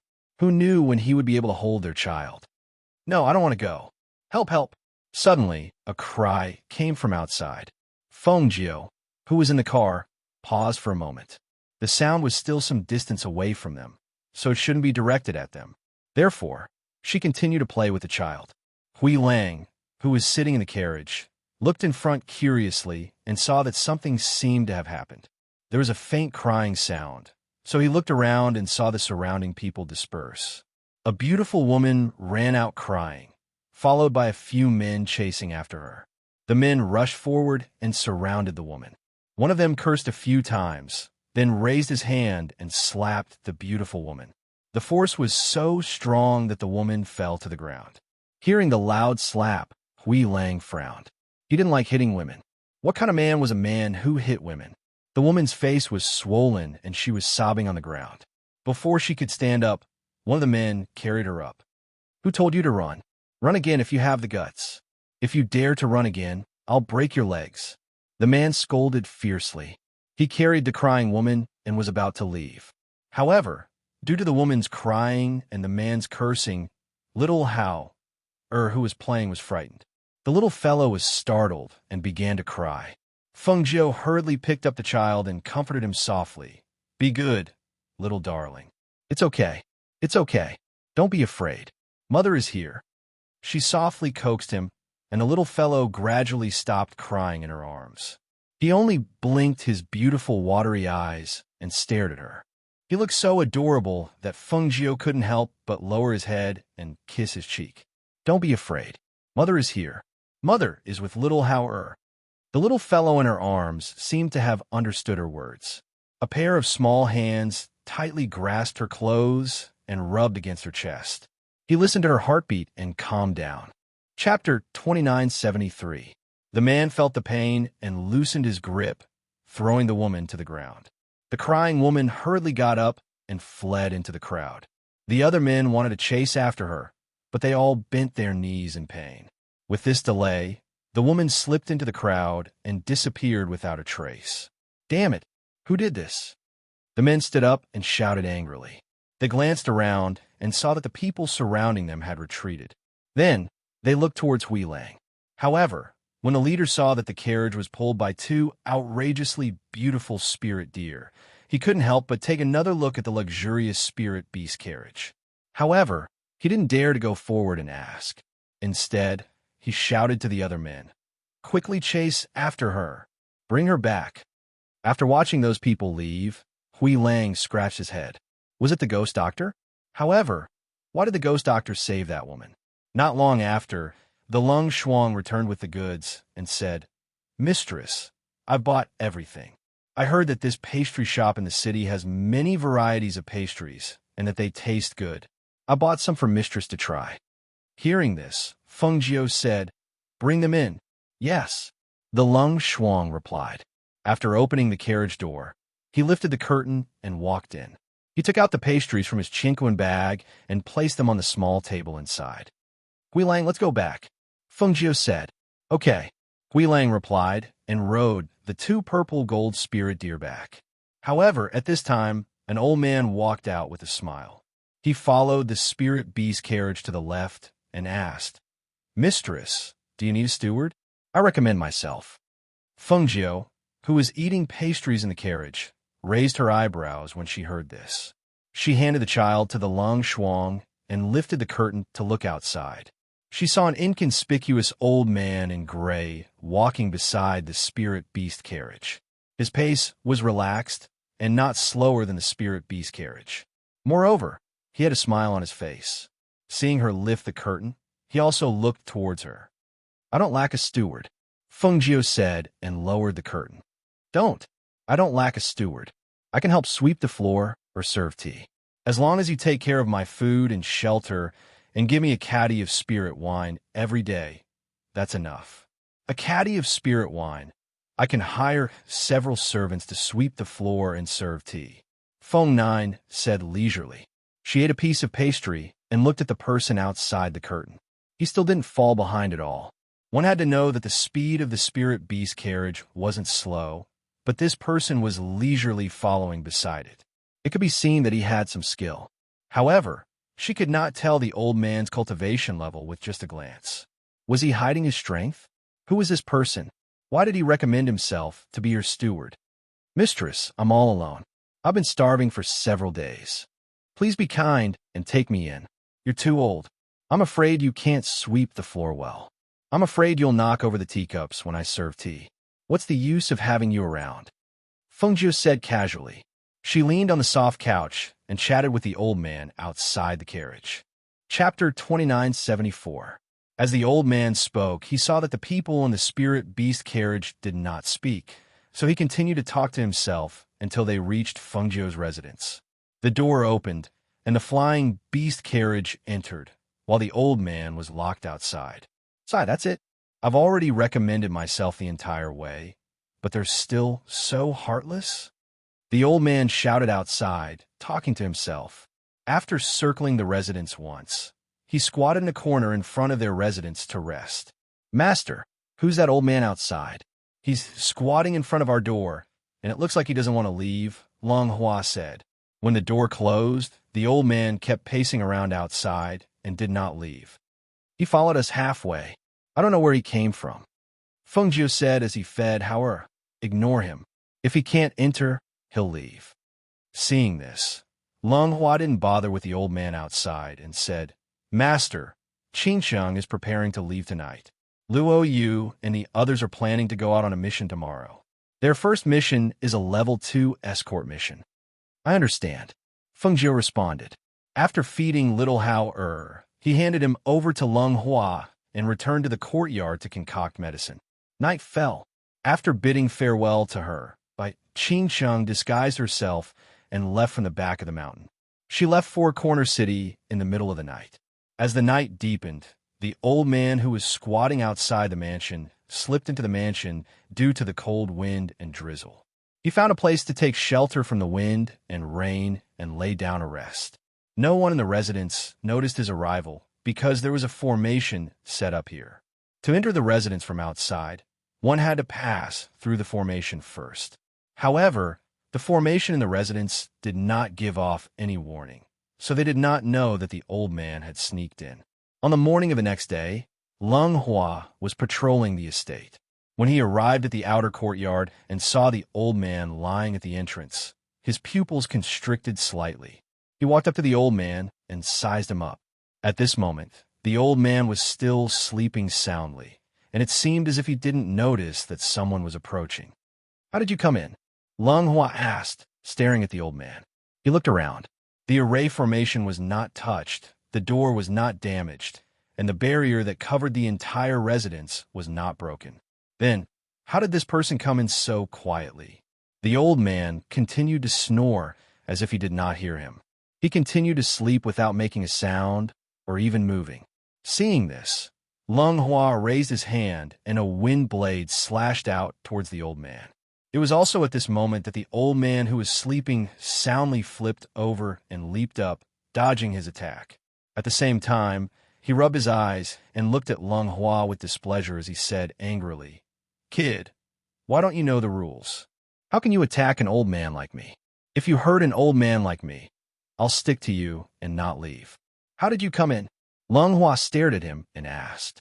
To be able to enter their residence without anyone noticing, this old man was not ordinary. He did not treat him as an ordinary old man. "That's how I got in. How else?" Chapter 2975. "Oh, is that true?" Feng Jiu's voice drifted over. The two men followed the voice and saw Feng Jiu, dressed in casual clothes, slowly walking over.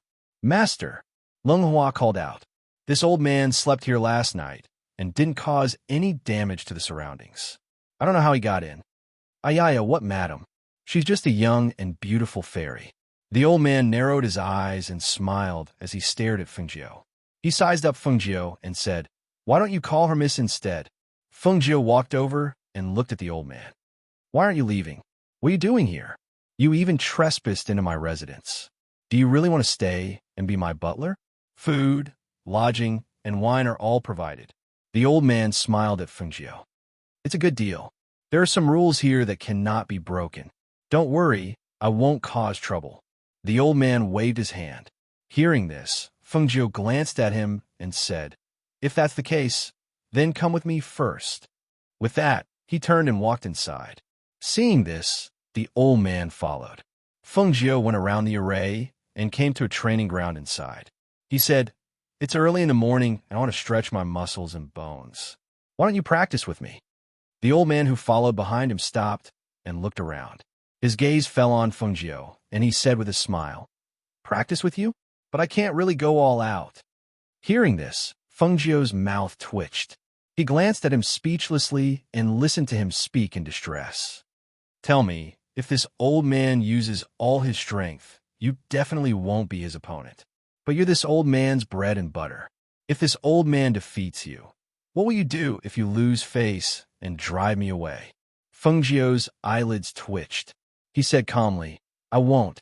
If I give you some face and purposely lose to you, then you might think I'm useless and not let me be your butler. Tell me, wouldn't I be wasting my time? Feng Jiu glanced at him. In the next moment, his figure flashed and his palms struck at the old man. He was so fast that the old man was stunned. He stepped back and easily dodged Feng Jiu's attack. He turned and ran. Don't. Let's talk nicely. Don't get physical. The old man shouted and looked for a place to hide. However, he saw that this place was empty. There was no place to hide, even if he wanted to. In a flash, a fist came swinging over. Ah! He groaned, covered his eyes, and shouted at Feng Jiu. I'm telling you, don't come here again. If you touch me again, I won't be polite with you. I didn't ask you to be polite with me. If you don't fight back, I won't be merciful. Feng Jiu said as he moved and punched again. Fine, you forced me to do this. The old man shouted angrily. He released the hand covering his eyes and gathered spiritual energy to punch at Feng Jiu. Seeing this, Feng Jiu curled her lips into a smile. The two of them fought back and forth in the arena. As they fought, she discovered that the old man's strength was unfathomable. After fighting for a while, she felt that his strength should be above hers. Why did such a strong person come to be her butler for no reason? Chapter 2976. His master was no match for that old man. Feng Jiu looked at the smiling old man and asked, Are you really going to stay? Yes, I'm going to stay. He chuckled. I'll guard the door for you. I promise I won't let a fly in. Feng Jiu smiled. You're such a strong person. Wouldn't it be beneath you to guard the door for me? He waved his hand. No, I have nowhere to go. Your residence is great. You even provide food, lodging, and wine. It's already very good. Feng Jiu stared at him for a while before asking, How should I address you? Haha, just call me Lao Mei, the old man said with a smile. Lung Hua, arrange a place for him to stay. Tell him what to pay attention to in our residence. Feng Jiu instructed Lung Hua. Yes, Lung Hua replied. Then he said to the old man, Follow me. Ah, I knew you were a good person. You would definitely take me in. He looked at Feng Jiu with a smile and turned to leave with Lung Hua.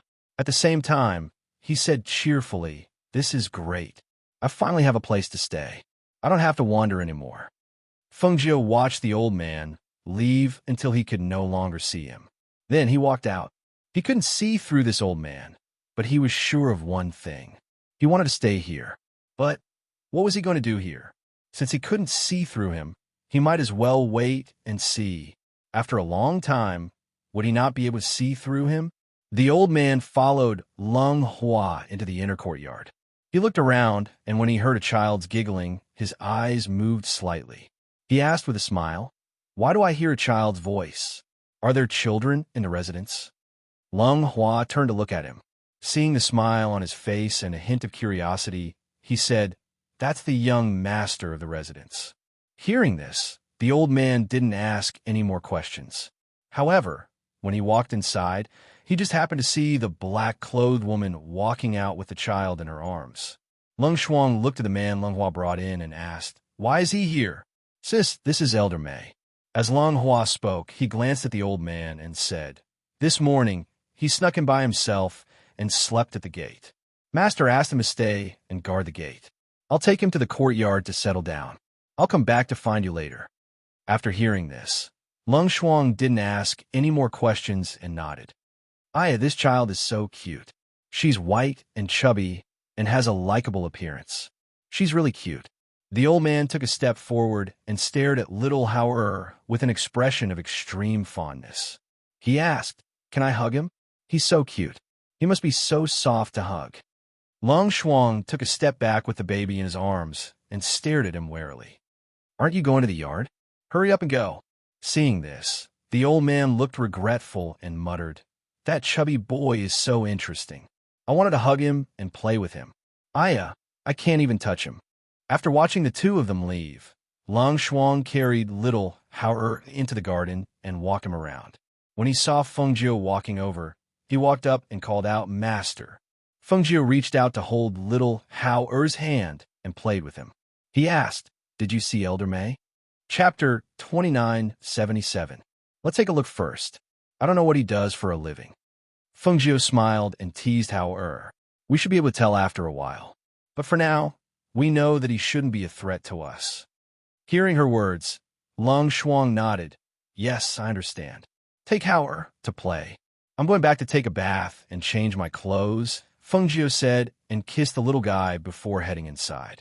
In the courtyard, Long Hua had already left. Elder May sat at the table and drank some water. His eyes were filled with unconcealable excitement. He drank 2 cups of water in the room to calm himself down. Then, he calmed himself down and walked out with a smile on his face. Long Hua had already told Du Fan and the others about Elder May's stay. Luo Yu and the others could not believe that an old man could be stronger than Feng Jiu. Hence, they went to Elder May's courtyard. What do you want? When Elder May, who had just left the hospital, saw the few people blocking the entrance of the hospital, he raised his eyelids and glanced at them. As his gaze swept past them, he had a rough idea of their strength. You're Elder May? We heard from Lung Hua that you're very good at fighting. Since you have nothing to do now, why don't you spar with us? Luo Yu grinned and stared at Elder May. He did not think that this old man was anything special. Are you trying to bully an old man like me with your numbers? Elder May shouted and moved to the side, looking for an opportunity to escape. Why would we do that? We're all from Mansion. We just want to spar with you, Luo Yu said with a smile. That's not good. If the young miss finds out, she'll say that I'm bullying you. If that happens, I won't be able to keep my job. Elder May waved his hand and moved to the side, trying to avoid them. Luo Yu and Du Fan looked at each other and smiled. Why would we? We won't go too far, and it won't hurt your life. Come, we're all family. Don't be so restrained. Hearing this, Elder May's gaze flickered. So we're a family now? This old man is all alone. I didn't expect that there would be a time when I have family. He looked at them and said, All right, since all of you are treating me, Old May, as a family member, I will naturally follow your wishes and spar with you. However, let's make things clear. If you lose, you can't fall out with me. If we don't fall out, we won't be so immoral. The few of them laughed and signaled with their eyes. A few of them then pounced forward. Only Fan Lin took a few steps back and did not participate in their practice. When Old May saw this, a hint of a smile flashed through his eyes. With a flicker of his body, his fists shot out like shadows, aiming for their faces. Not my face, not my face. Bang, bang, bang. Hiss. For a moment, the sound of fists hitting the ground and the cries of pain resounded in the courtyard, attracting Lung Hua, who was in front, to quickly come over to check what was going on. However, he didn't expect that when he arrived and saw this scene, the corner of his mouth twitched and he couldn't help but smile. Hiss. God damn it. It hurts so much. A few of us can't even land a single hit on him. What a loss. Hiss. Is my face swollen? It's swollen like a pig's head. Chapter 2978. Your makeup looks pretty good. Feng Jiu picked up a mouthful of side dishes and said unhurriedly, Master. Luo Yu caressed his swollen face, which had already been applied with medicine, and said, We've embarrassed you. Feng Jiu smiled. How could that be? It's not like I'm the one with a swollen face. You guys are the ones who have been painted. The few of them moved their mouths and sighed silently. How could they have known that the old man was really that powerful? If they had known, they wouldn't have gone up to look for a beating. Didn't you guys say that you're going out on a mission tomorrow? You're going with this face? The employer probably won't be at ease. She chuckled and took a sip of wine, but this is also good. It's only right that I get painted. Master, that Elder May is so powerful. Why did he come to our residence? What's he doing here? If you leave him in our residence, will something happen? Luo Yu asked worriedly. Rather than letting him watch from the shadows, it's better to put him in the open. For what I can see, he shouldn't be a threat. You guys don't have to worry about the matters in the residence. Go without worry. Feng Jiu glanced at them and said, Be careful when you're outside. Don't be so careless. If something happens, I won't be able to take care of you. Master, don't worry. We know. The few of them said, then we'll go back and apply some medicine. After saying that, they bowed and left. The next morning, the few of them went out, along with Hui Lang. After they left, the residents seemed to have quieted down a lot. Feng Jiu entered the space to cultivate. He only came out at noon and lay on the soft couch in the courtyard, resting with a book covering his face. Leng Hua walked in and called, "Master, the city's alchemist guild sent an invitation. Read it." Feng Jiu said lazily. "Yes." Leng Hua responded and explained the gist of it to her. He's inviting Mistress to the Alchemist Guild tomorrow afternoon. He said that there's a pill master exchange event, and he wants to invite Mistress to attend. "Reject it," Feng Jiu said faintly. He was not interested at all.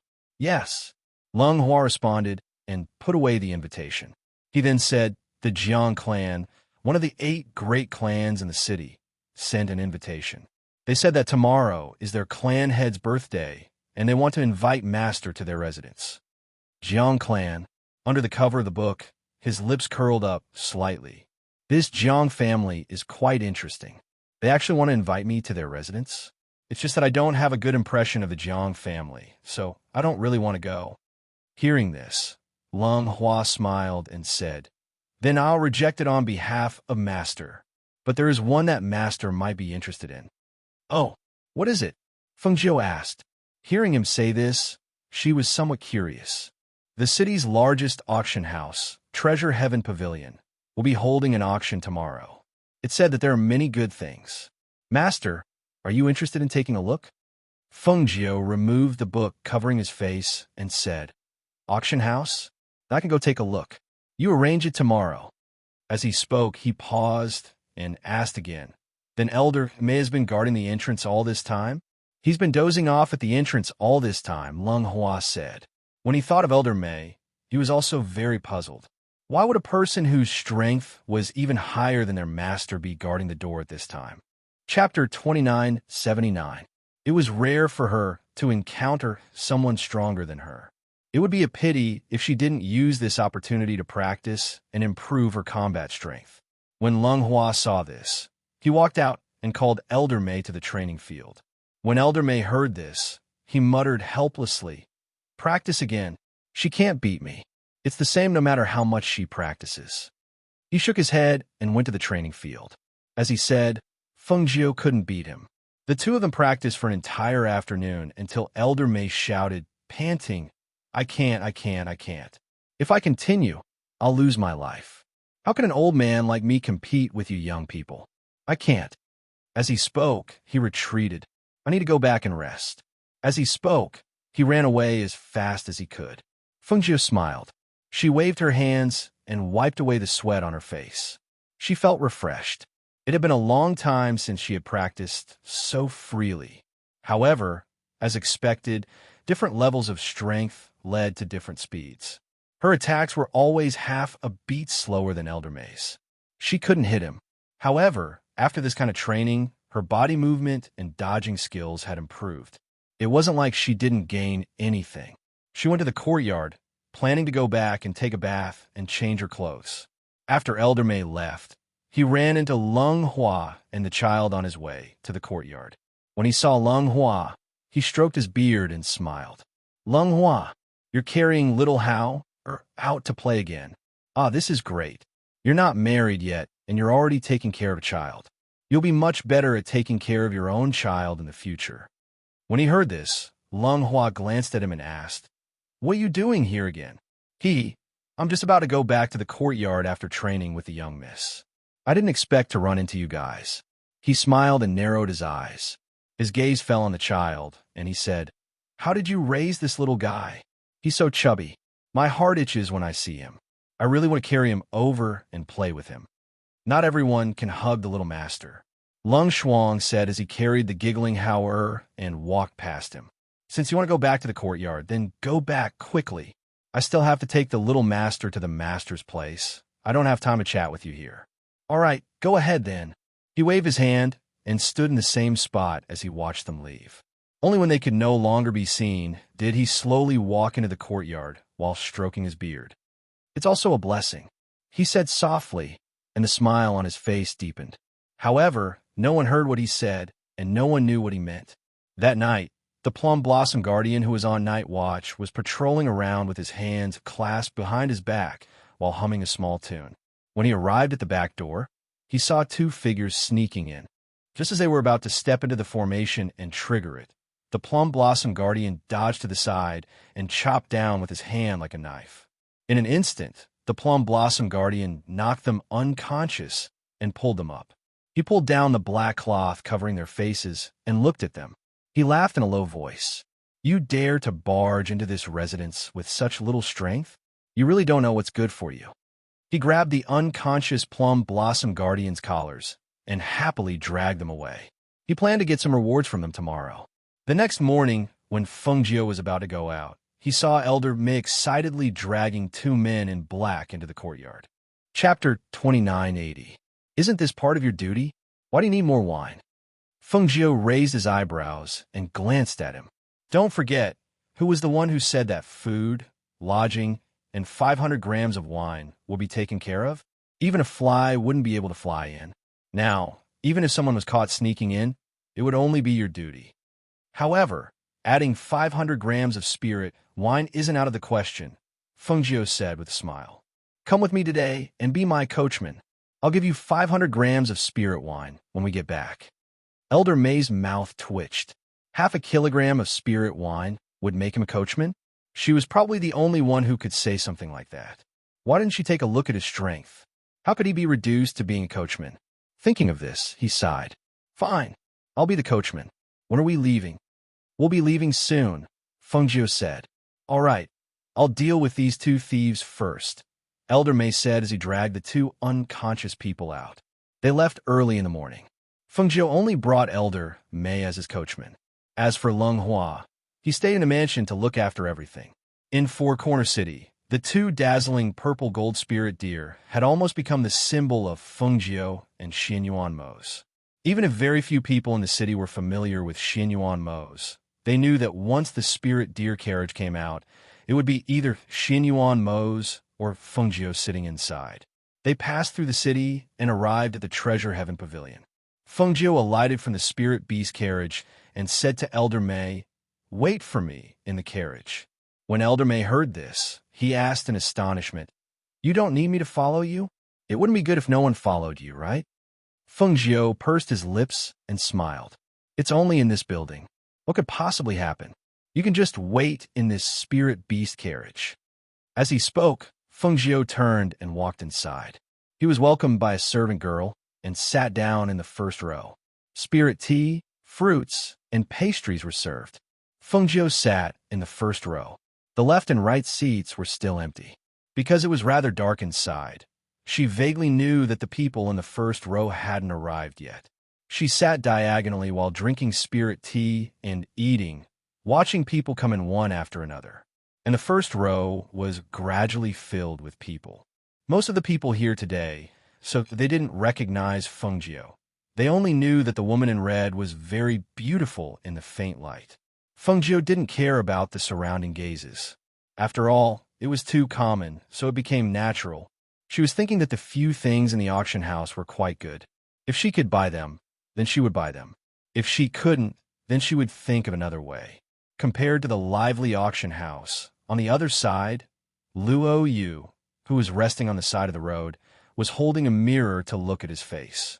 When he saw that the swelling had subsided, but there were still some bruises around his eyes, he couldn't help but sigh.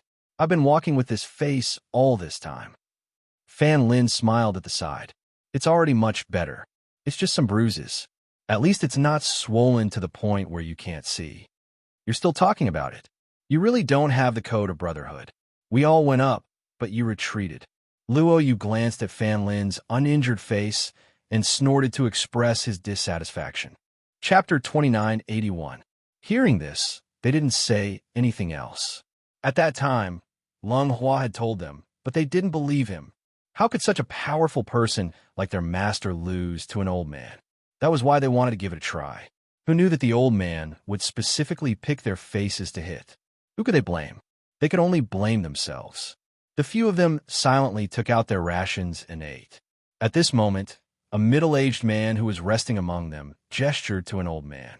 The old man stood up and walked in front of Du Fan, asking, May I ask, how much longer do we have to rest? Looking at these people with bruises on their faces, they had been scared witless the entire journey. Didn't they say that these people were very powerful? They were even special-class mercenaries from the mercenary union. How could they have been beaten to such a state? Were their abilities up to par?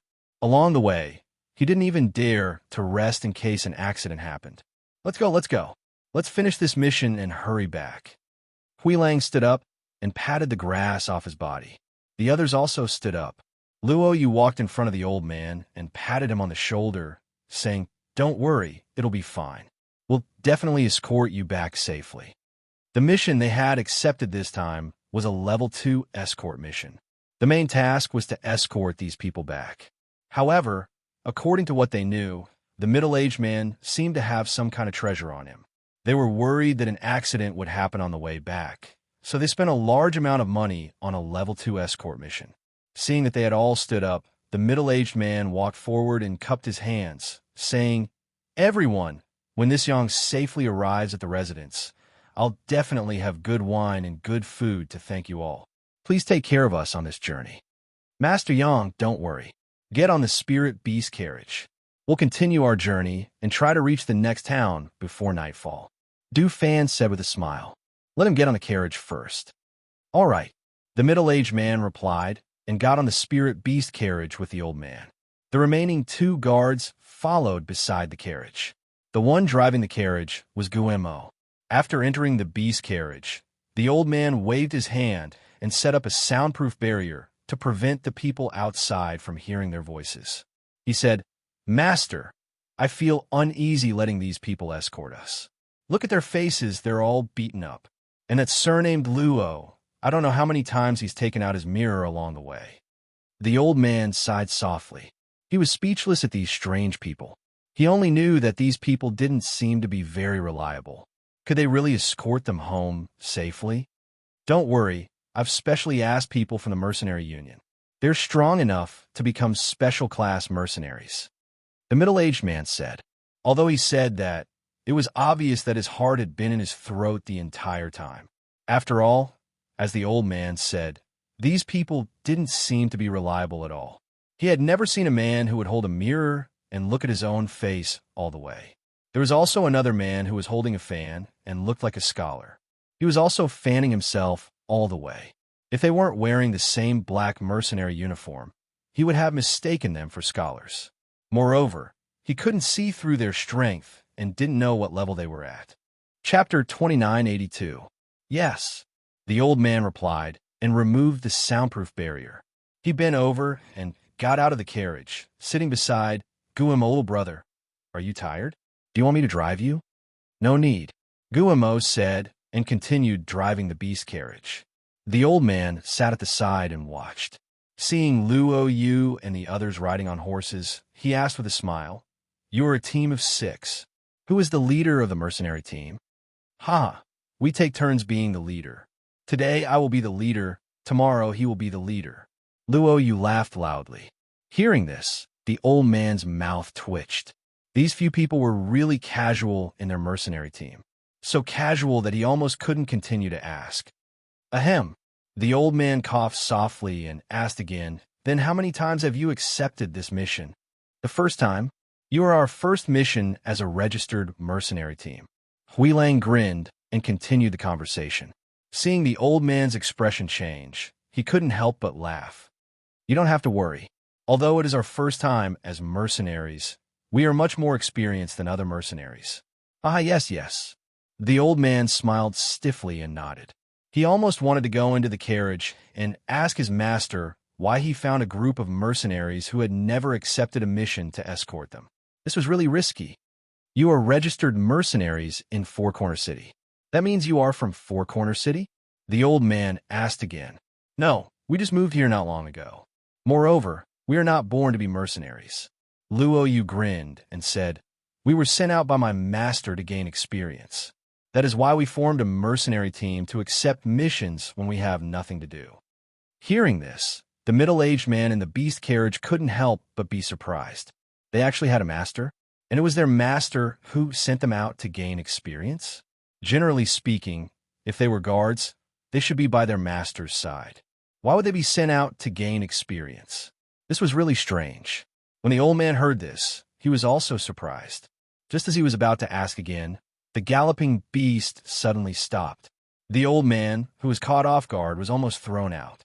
Fortunately, Guillermo reached out and stabilized him before pushing him into the beast carriage behind him.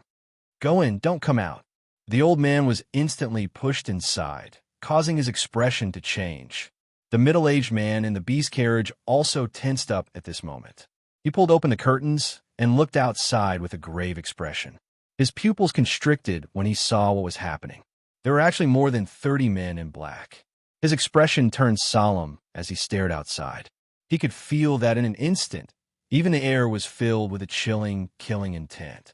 Dufan rode on his horse and waved the fan in his hand. He smiled and said, "This journey has been boring enough.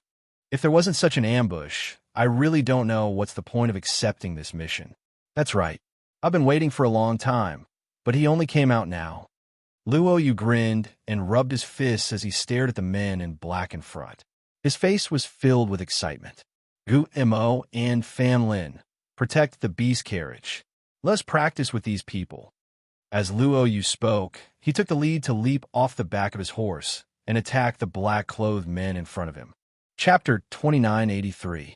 When the old man in the spirit beast carriage saw this scene, his face was full of astonishment. They didn't even use a weapon to defeat the man in black with a single punch. Just as he was thinking, he saw the few of them step forward. Each of them was in charge of a tight defense, making it impossible for the men in black to break through their defensive perimeter. After watching for a while, the middle-aged man felt relieved. Even if they hadn't dealt with those men, he could see that these people were very strong. Each of them could fight against 10 or even 100 people. Although the attacks of the men in black were swift and fierce, they couldn't do anything to them. The surrounding air was filled with swift and fierce air, and traces of killing intent filled the air. Sitting in the carriage, Master Yang looked at the scholarly Dufan who was holding a fan. With a wave of the fan in his hand, a swift and fierce air blade shot out. It wasn't inferior to those sharp long swords. Only at this moment did he realize that the seemingly unremarkable fan was actually a weapon. Following the fall of the black-clothed men, the smell of blood in the air began to spread. Screams of agony rang out from the mountain path, causing the heart of the old man in the carriage to tighten. These unruly people were actually so powerful. He had been worried all along the way, but now it seemed that they didn't have to worry anymore. But if these people were so powerful, why did they come here to become mercenaries? Could it be that it was really as they said, that their master had called them out for training? Seeing his men fall one by one, the leader of the men in black clenched his teeth and shouted, "Who are you people? Why are you meddling in other people's business? Do you still need to ask? Don't you see our mercenary badges? We're mercenaries." Huilang grinned and pointed at the badge on his arm.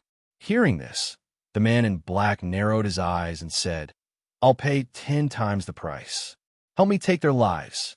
Give me the space ring of the middle-aged man. How about it?" When the middle-aged man in the spirit beast carriage heard this, he glanced at Luo Yu and the others and felt relieved. Judging from the way these people handled things, they wouldn't do such a thing. However, when the old man in the spirit beast carriage heard this, his heart tightened. 10 times the price? This was a huge temptation.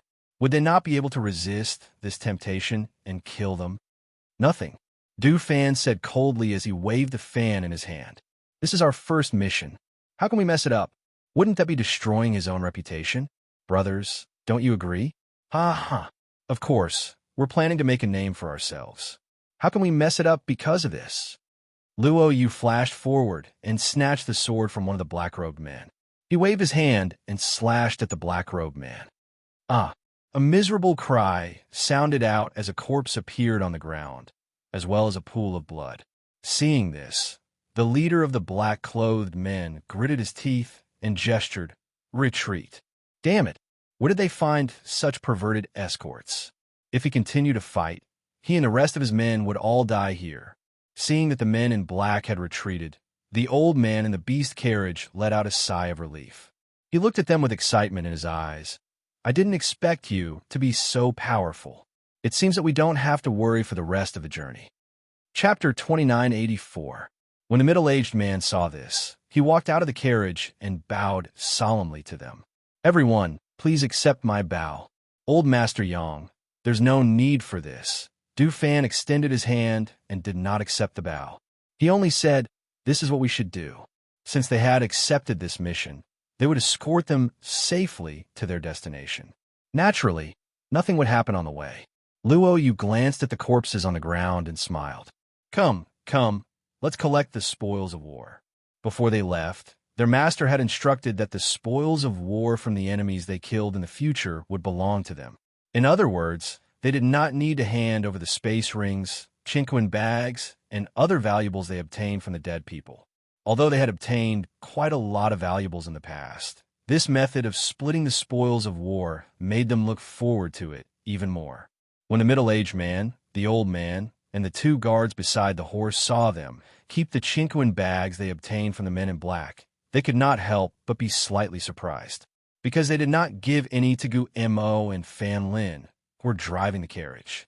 When the old man saw this, he could not help but ask curiously, Are you splitting the spoils of war? No, we are getting more for the work we did. Luo Yu smiled and looked at Gu Mo and Fan Lin. Actually, I feel that Master's method of splitting the spoils is quite good. It is not bad. You will be driving the carriage later, Gu Mo said. All right, Luo Yu smiled.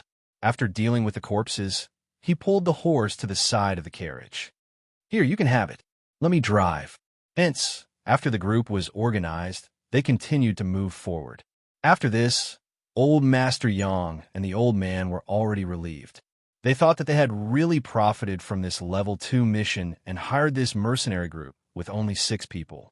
On the other side, in the auction house, Feng Jiu supported her chin with one hand as she watched the auction on the stage. 2 items had already been auctioned, but she did not see anything that caught her interest.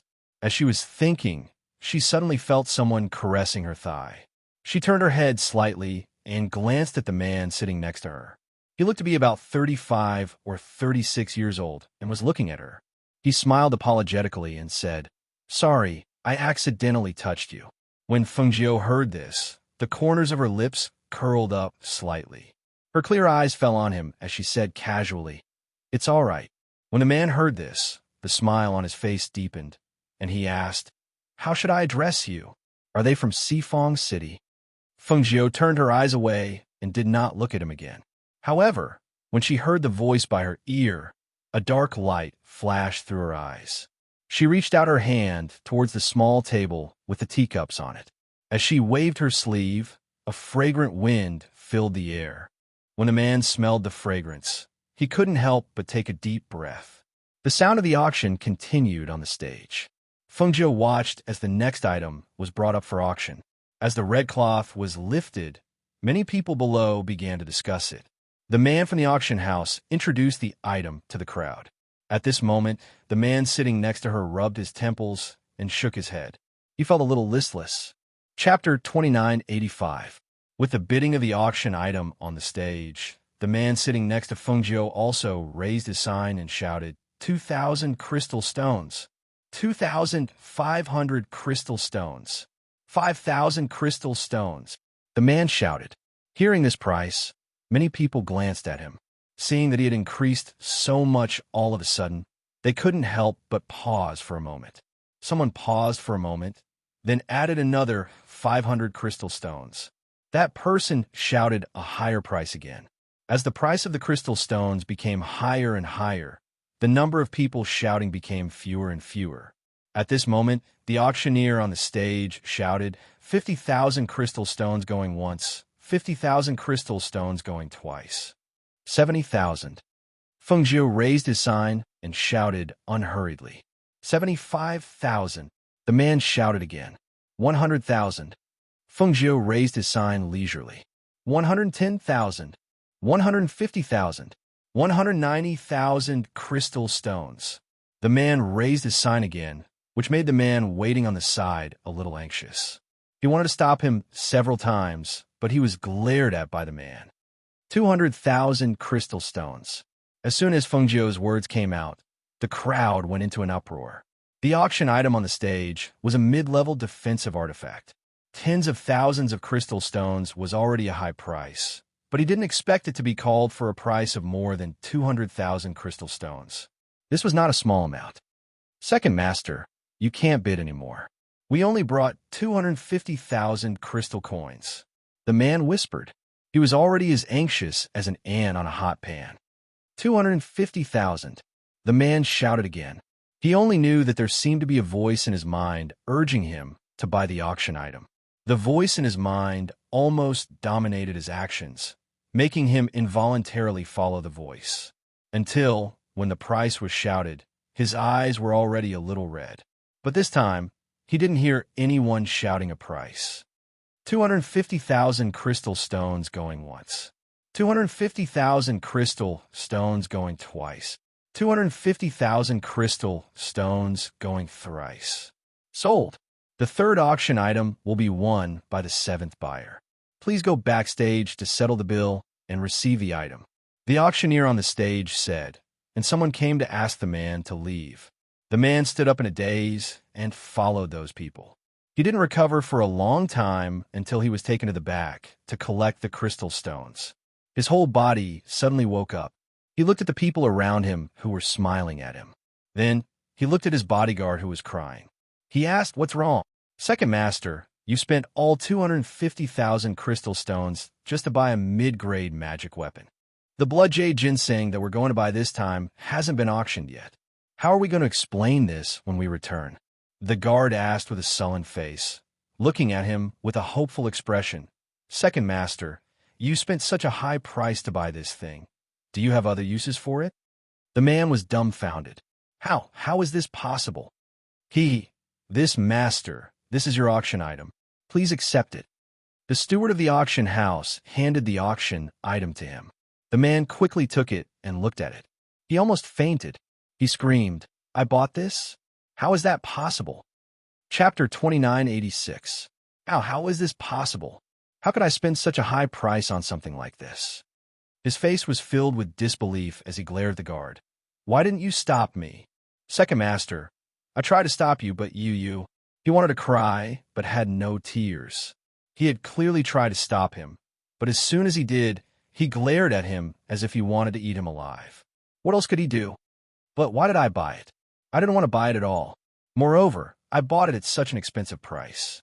This. He thought about how the 250,000 crystal stones were given to him by the head of the family to bid for the blood jade ginseng. Now, he hadn't even seen the blood jade ginseng and had already spent all the money. How was he going to explain this when he returned? Just as he was thinking, he suddenly felt a throbbing pain in his chest. His face instantly turned pale and cold sweat seeped out of his forehead. His entire body convulsed and fell to the ground. "Second master." The guard cried out in alarm and hurriedly supported him. Someone come quickly! Someone come quickly!" The steward of the building was about to leave after handing over the items, but when he saw this scene, he hurriedly turned back. "Help him to the back first. We have a doctor in the building." Feng Jiu, who was sitting in the first row, looked at the next auction item. Seeing that it was an aged spiritual medicine, he raised his sign and shouted the price.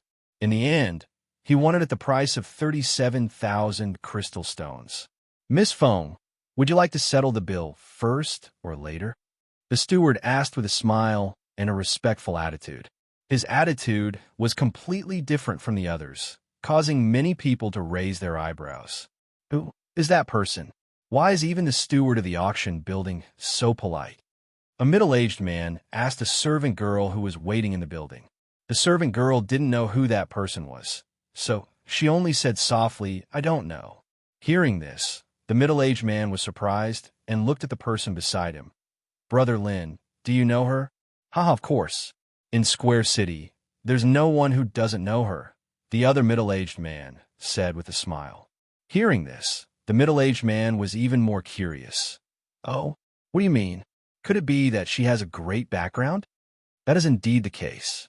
Another person said, and it's extraordinary. When the auction is over, come to my place for a few drinks, and I'll tell you about it slowly. That's great. I haven't paid Brother Lin a visit since I came to Four Corner City. The two of them chatted as they looked at the items on the stage and listened to the voices calling out bids. Soon, the middle-aged man from before noticed that as long as the woman in red called out a price, most of the people in Four Corner City wouldn't call out a price. Those who would call out bids were people from other places. However, in the end, they were unable to outbid the woman in red because no one knew if the woman in red would suddenly stop bidding after bidding a high price. After all, the reason why the third item had been auctioned off at such a high price was because of this woman. Otherwise, it wouldn't have been auctioned off at such a high price. Therefore, those people from other places only acted according to their ability and did not dare to force a bid. In the backyard of the auction house, a doctor was diagnosing the convulsing man. After examining the convulsing man for a while, he took a few steps back and came to the table. Chapter 2987. Does your master have heart palpitations? The doctor inquired. Heart palpitations? The guard was startled and shook his head. No, my master has never had heart palpitations before and has never experienced such a situation before. The doctor glanced at him and said, but based on what you said earlier, your master's heart palpitations were triggered by a huge change in mood. It didn't happen before, so maybe it didn't happen before. This time, it might be because he was affected by something. But my second master didn't. The guard still wanted to say something, but was interrupted by the doctor. Don't you understand? It didn't happen before, but that doesn't mean it didn't happen in his body. The reason why it didn't happen before was because he didn't receive a huge shock. Or maybe it's because of the huge shock this time. In short, your master's current condition is heart palpitations. The guard was stunned. He thought for a while and asked, then how is my second master now? Is he in danger? When will he wake up? Wake up? Hee, that's hard to say. Heart palpitations are usually caused by an external invasion. His mind is restless and his mood fluctuates violently. His condition seems to be quite serious. You should hurry and inform your clan to send someone to bring him back. If you find a famous doctor, he might be able to be treated. If you can't find a famous doctor, I'm afraid he'll be in a coma and never wake up. Hearing this, the guard panicked and hurriedly said, I will immediately inform the clan and ask the doctor to prescribe some medicine for my second master to take and ease his condition. The doctor thought for a while and nodded. All right. As he spoke, he wrote a prescription for him. Take this prescription and get the medicine.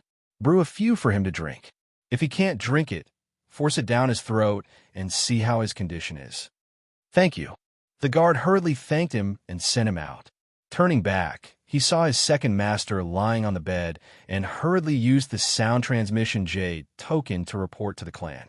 On the other side, after Feng Jiu paid the crystal stones for the item she bought, the manager who personally received her said, Young Miss Feng, my house's tower master invites you to meet upstairs. Hearing this, Feng Jiu raised her brows. Your house's tower master? I don't know him. Young Miss Feng will get to know him when you go up. My house lord said that he has met young Miss Feng before. As the steward spoke, he gestured for her to enter. Seeing this, Feng Jiu nodded. All right. He then followed the manager into the building. He went upstairs and entered a private room. He saw a man sitting inside. It was the owner of the slave market. Miss Feng, we meet again. The man smiled and stood up, gesturing to Feng Jiu. Feng Jiu glanced at him and walked over. So it's young Master Tan. I didn't expect this auction house to be one of your businesses. That's because Miss Feng just happened to come to my business. Speaking of which, this is also fate. He sat down with a smile, poured a cup of wine for Feng Jiu, and said, Please. Feng Jiu raised her wine cup and took a sip. She asked, May I know why your excellency is looking for me? She casually looked around. Chapter 2988. Cooperation. Feng Jiu's lips curled up slightly. I don't have anything to cooperate with you in. Haha, Miss Feng, don't reject me so quickly. Let me finish. He smiled and looked at her, saying, I know that Miss Feng has an extraordinary background and is quite capable. However, a mere four-corner city is not enough to represent anything. Compared to the strength and cultivation of a heavenly god, I feel that Miss Feng's alchemy skills and the name of Alchemy Venerable can be used as an opportunity to spread more. He picked up the wine cup and took a sip. Playing with the wine cup in his hand, he said, "And my auction house can help Miss Feng spread the name of Alchemy Venerate and push Miss Feng to a higher level. What does Miss Feng think?" "Nothing much." Feng Jiu drank the wine and said, "If there's nothing else, I'll take my leave." She said lightly, put down the wine cup, and stood up. She brushed her robe and walked out. Seeing this, the man stood up and said, "Let me see you out." Feng Jiu stopped and turned her head slightly to look at the man who was striding over.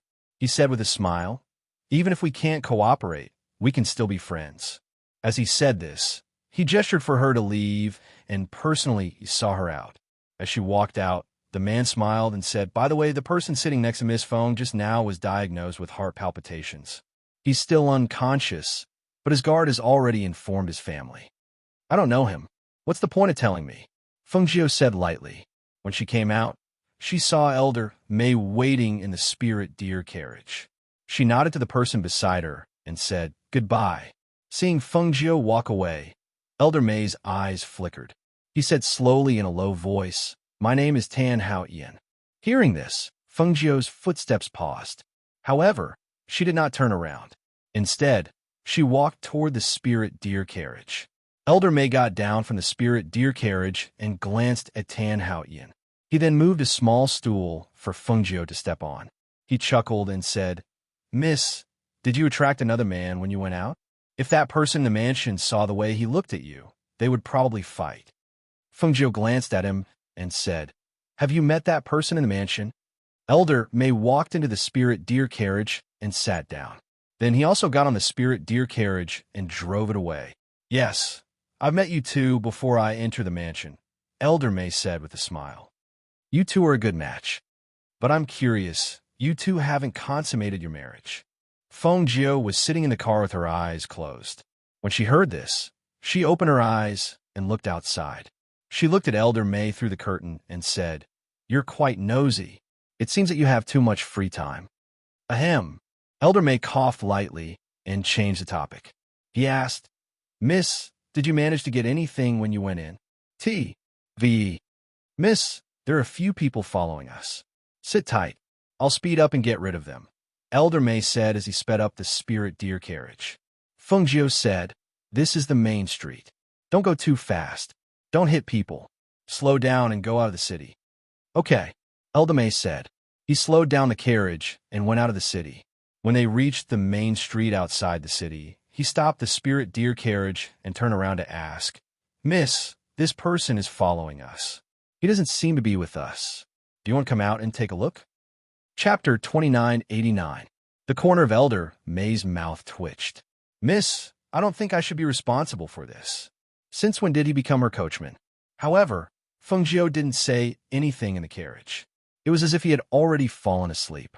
At this moment, several masked men jumped out. "You in the carriage, come out." They saw that there was only an old coachman in the carriage, and there was only a woman in red in the carriage. Therefore, I didn't take them seriously. "Hee, are you foreigners?" The old coachman stroked his beard and asked with a smile.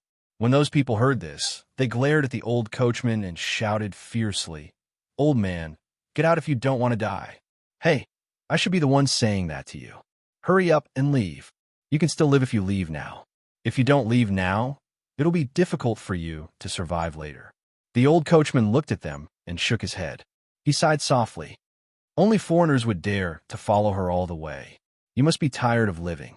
You're courting death." Being lectured by an old man, one of the men was enraged. He held the sword in his hand and stabbed forward. However, who would have thought that the sword would be bounced away with a clang? The blade of the sword was shaken by a force and emitted a sword hum. With a hum, the man holding the sword couldn't even hold it. Clang! The sword in his hand fell to the ground. The man was shocked and took a few steps back. He stared at Mei Zhe as if he had seen a ghost. You, are you leaving or not? If not, I'll send you off." As Mei Zhe spoke, she gathered a hidden force in her palm. Just as she was about to attack, The man cried out in alarm and hurriedly retreated with the other masked men. When the two groups of people in the dark saw this, they couldn't help but be stunned. That's it. They thought that those people would snatch the spirit deer carriage and the item that the woman in red bid for. They didn't expect that the old coachman didn't even make a move. Those people ran away. However, how could an old coachman scare them? For a moment, the people in the dark were discussing in low voices. Feng Jiu knew that the old coachman had let those people go. His indifferent voice came from the house. Are you afraid that I'm not in enough trouble? Or are you deliberately making enemies for me? I wonder if letting them go like this will cause endless trouble in the future. They probably won't dare to come again, Old May said. Then he sighed lightly and continued, My strength is too strong. It won't be easy for me to make a move. If others find out, they will say that I'm bullying the young. Hearing this, Feng Jiu got down from the spirit deer carriage and walked on the mountain path. He breathed in the fresh air and said, Okay, since you said so, I'll show you. Take a look. What are you looking at? The old man asked, slightly startled. Feng Jiu didn't say much. She just said to the people hiding in the dark, Since you're not leaving, then come out. The two groups of people in the dark were slightly startled. They had followed her from the auction house all the way here, not daring to reveal even the slightest bit of their aura. How did she know? Right now, no matter what, she already knew. There was no point in hiding anymore. Thus, the two groups of people rushed out. As soon as they came out, they attacked Feng Jiu with swords in their hands.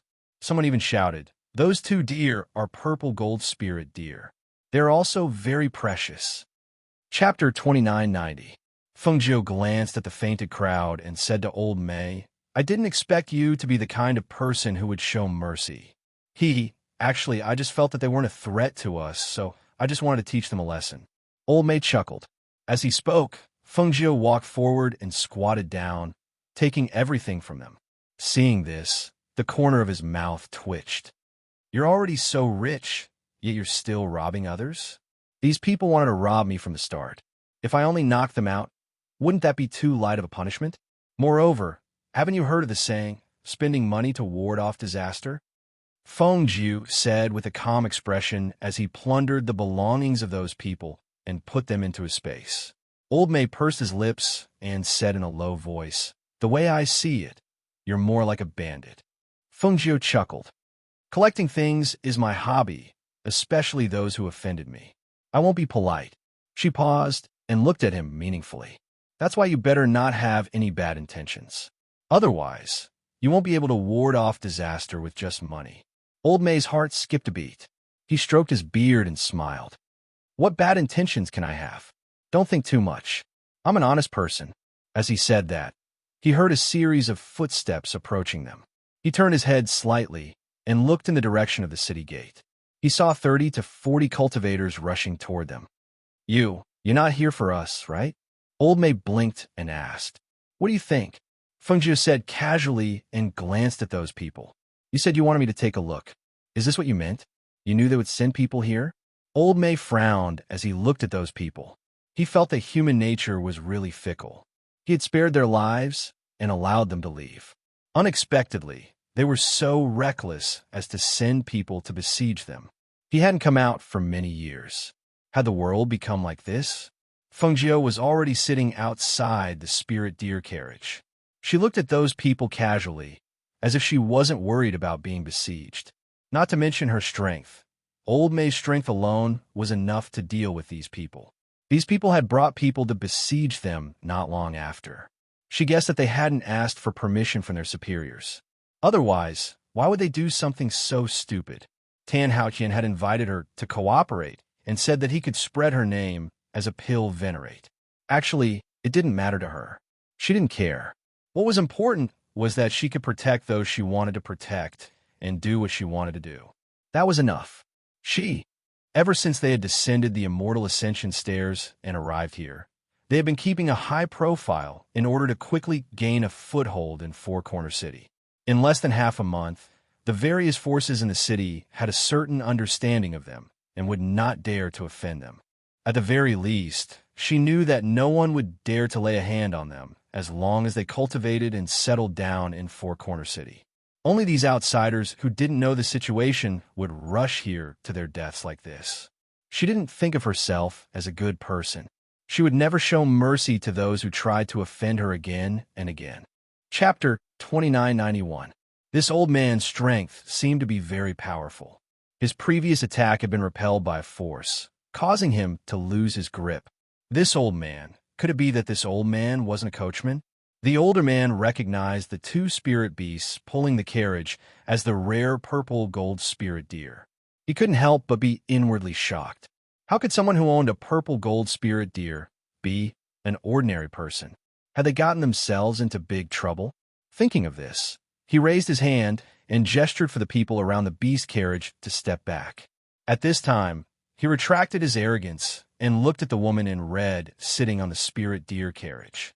He carefully asked, "May I ask how I should address you?" Feng Jiu curled her lips and played with her black hair. She glanced at him with a faint smile, but didn't say anything.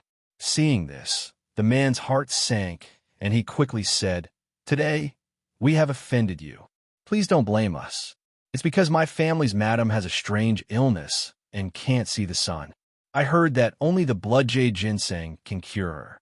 We were ordered by the family head to bid for the blood jade ginseng, but we didn't expect." Hearing this, Elder May, who was about to make a move, paused and looked at Feng Jiu.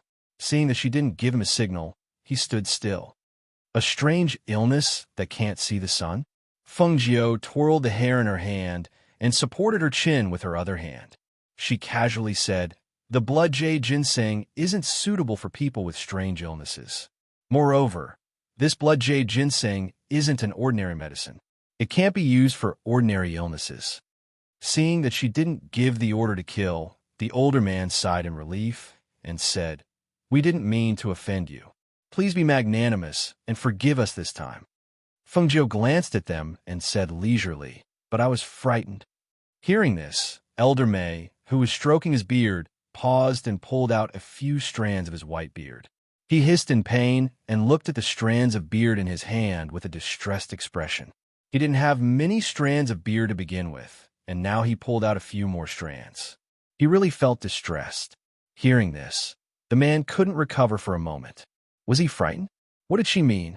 What was she trying to do? Seeing the man standing there in a daze, Old May coughed lightly and gestured to the man.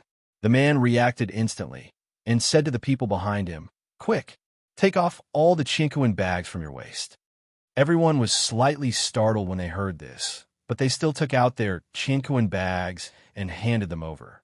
The man collected everyone's chinkuan pouches and handed them over. This is just a small token of our appreciation. Although it's a small token of respect, it also represents our apologies. Please accept it on our behalf, Senior. As he spoke, he looked at Feng Jiu eagerly.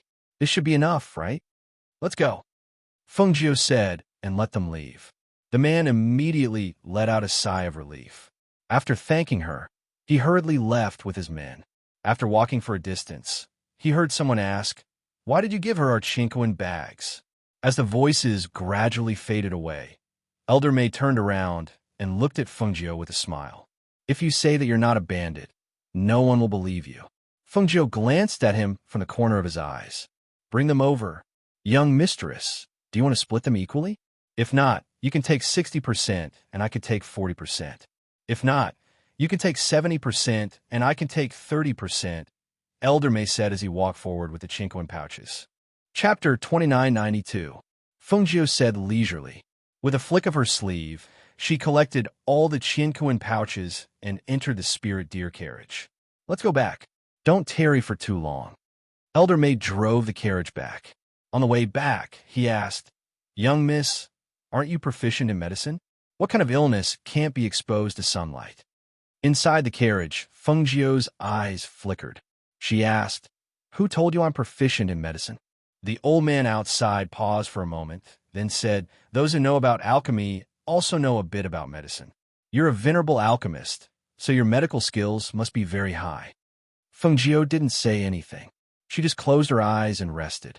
When they returned to the residence, she handed the chinkuan pouches to Leng Hua. "Sort these things out." Leng Hua took the chinkuan pouches and looked at them. After he agreed and saw her go in, He went to the old man outside and asked, "What happened when you went out? How did you get these chinquin pouches?" "Hee, let me tell you, your master is a bandit. He robbed a lot of things when he went out. No wonder he has money without doing anything." The old man sighed softly. He glanced at the chinquin pouches in Lung Hua's arms and said, "Do you need this old man to help you distribute them? Just give me a few gold coins, and I'll go get some wine." Lung Hua glanced at him and asked, "Is 1.5 caddies of wine not enough for you?" "AI, it's hard to say. Sometimes I want to drink more. Sometimes I drink less. Keep some for when I want to drink. Drinking too much wine is bad for the body." As Lung Hua spoke, he put away the chinquin pouches and took out 2 sets of clothes from his space. "These are for you. Go back and try to see if they fit. If they don't, I'll have someone change them for you." As he spoke, he handed the clothes to him and left. Looking at the clothes and boots in his hand, Major was slightly startled. He closed his eyes and stood quietly for a while. Finally, he put the clothes away and turned around to return to the courtyard. The next day, CK and Mu Xian arrived at the mansion. When they saw the mansion, Mu Xian glanced at C. Quebec. "Master and the others live here. This place looks pretty good. For Square City is a precious land. Even if you have the money, you might not be able to buy a house here." As CK spoke, he clasped his hands behind his back and looked ahead. "I wonder why Master has summoned us here. We're already here. Won't we know once we go in?" As Mu Xian spoke, she went forward and knocked on the door. Not long after, a drunk old man opened the door and looked outside. "Who is it? Who are you looking for?" Elder May glanced at the 2 people outside and asked. Looking at the drunk and sleepy old man, CK and Mu Xian looked at each other and said, "We're CK and Mu Xian from the Immortal Sect. We're here too." Before they could finish their words, the door closed with a bang. The 2 of them were stunned and didn't react for a long time. After the door closed, Elder May was also stunned. He took a sip of wine from the wine pot at his waist and smacked his lips. "Who are you talking about? CK and Mu Xian from the Immortal Sect? Why does it sound so familiar?" He stroked his beard. Suddenly, he sobered up. "CK and Mu Xian from the Immortal Sect? Aren't they the 2 venerables from the Immortal Sect who became Fengjiu's disciples?" Chapter 2993. The 2 of them glanced at Elder May and asked, "Is our master home?" Yes. She's home every day. I'll bring you in," Elder May said with a smile. After letting them in, he closed the door behind them and led them to the front hall. Take a seat and rest. I'll go invite her over." As Meja spoke, she asked them to take a seat and went outside to ask the servants to serve tea. Only then did she walk towards Fengjiu's courtyard. When Lung Hua walked towards the front yard, he saw a servant girl carrying tea. When he heard that a guest had come to the residence, and that the guest was his master's disciple, he took the tea from the servant girl and personally brought it to the front hall. When he arrived at the front hall, he saw 2 middle-aged men sitting inside. Both of them were dressed in gray and looked inconspicuous. However, the aura they exuded was not to be ignored. "Have a cup of tea first," Lung Hua smiled as he served them tea. At the same time, he sized them up discreetly. When CK and Mu Xian saw a young man enter, they couldn't help but be slightly surprised. Their gazes fell on Lung Hua and sized him up for a while. Regardless of whether it was his temperament, appearance, or strength, he was outstanding. They asked, "What's your name?" "My name is Lung Hua," he said gently. He then added, "I'm the residence's housekeeper." Hearing this, the 2 of them's eyes flickered. Housekeeper? He came to the residence to be their housekeeper at such a young age? When the 2 of them saw that their master hadn't arrived yet, they followed Lung Hua into the hall and chatted. In the backyard, Fengjiu was concocting medicine and conducting experiments. Elder May quickly walked in and shouted, "Young miss, there are 2 people in front. One said that they're CK and the other said that they're Mu Xian. They're looking for their master." Fengjiu was busy with his work. He didn't even raise his head as he said, "Let them sit for a while. I'll be there when I'm done." Meja stuck her head out and looked. She didn't leave. Instead, she asked curiously, "What are these things?" "Try them and you'll know." Hearing her words, Elder May couldn't help but take a sniff out of curiosity. Seeing that there were some colorful medicinal pills on the side, he asked, What kind of medicinal pills are these? Why is the color so strange? He didn't hear any sounds of her refining pills when he was in the residence. So it should be some small things, right? Was it sugar? Or was it medicine? Or was it poison? As he thought about it, he couldn't help but pick one up to take a look. After studying it for a long time, he still couldn't figure out what it was. However, the medicinal fragrance was very fragrant. At this time, while he was studying the pill, he suddenly stepped on something and slipped. His entire body fell backwards, and the pill in his hand flew into the air. As he cried out in alarm, it flew into the air and fell into his mouth. Yes, he swallowed a mouthful of saliva, and his eyes widened. He clutched his neck with both hands as if he wanted to cough out the pill. Fengjiu, who was at the side, was slightly stunned. He couldn't help but chuckle. I didn't know you were so eager to help me test the medicine. Elder May swallowed a mouthful of saliva. He felt that the pill had already dissolved. He couldn't help but ask anxiously, Miss, what kind of medicine did I just take? What's the use of it? How would I know what kind of medicine you took? I didn't even pay attention to it. Fengjiu said innocently. She looked at him and smiled. Besides, these are all newly refined medicinal pills. Their levels are relatively low. I didn't even have the time to test them. I don't even know what those medicinal pills are used for. Chapter 2994. It's not poison. Don't worry. It's just medicine. As for what kind of effect it has, you'll find out in a moment. She chuckled as she sorted the pills according to their color. Hearing this, Elder May faintly felt a trace of unease. I only smelled it, and I only got a little bit of the medicinal foam. It shouldn't be a problem, right? It won't harm your life. You can rest assured about that. Fengjiu chuckled as she stood up. She looked at the old man and gently brushed off the medicine that had accidentally gotten on her clothes. She then walked out. I'll go take a look first. You can go back and rest. When a medicine takes effect later, just let me know. Elder May swallowed his saliva when he heard this. Even she didn't know the effects of these pills. Then what exactly was she up to? When he thought about how he had swallowed those pills himself, he felt as if he had been forced to swallow them in silence. He returned to his room with apprehension. Rather than waiting for the medicine to take effect slowly, he thought that it would be better to stimulate the spiritual power in his body so that the pill would take effect as soon as possible. He wanted to see what this thing was. On the other side, Fengjiu walked into the front hall, and the three people in the hall stood up. Master, Lung Hua called out, then retreated to the side. Disciples greet Master. CK and Mu Xian stepped forward and bowed as they looked at her. Have a seat. She gestured for them to sit down, then walked to the main seat. Lung Hua retreated, but not long after, he returned. He poured a cup of tea for her, then stood quietly to the side. Master, are you used to living here? Did the aristocratic families in the city make things difficult for you? CK asked with concern. In her heart, she was wondering why Master had called them here. Could it be that she had something to tell them? It's all right. As Fengjiu spoke, her gaze fell on the two of them. With a turn of her hand, she took out 2 pills and had Lung Hua pass them to them. The two of them were stunned for a moment. They were a little surprised. Master, this is the 9 transformations golden pill that I refined by adding the 1,000-year snow Ganoderma. I'll give one to each of you. This 9 transformation golden pill can bring the dead back to life no matter how serious the injury or the poison is. It can even bring a dead person back to life if they take it. However, it can only be used by people who have just died not long ago. If it is used by people who have died many times, it will be useless. Hearing this, the two of them couldn't help but be shocked. Their hands holding the pill trembled as they exclaimed, This 9 revolutions golden pill can bring the dead back to life. Fengjiu glanced at them and took a sip of her tea. She said neither hurriedly nor slowly. If they were killed directly, then they can't be saved.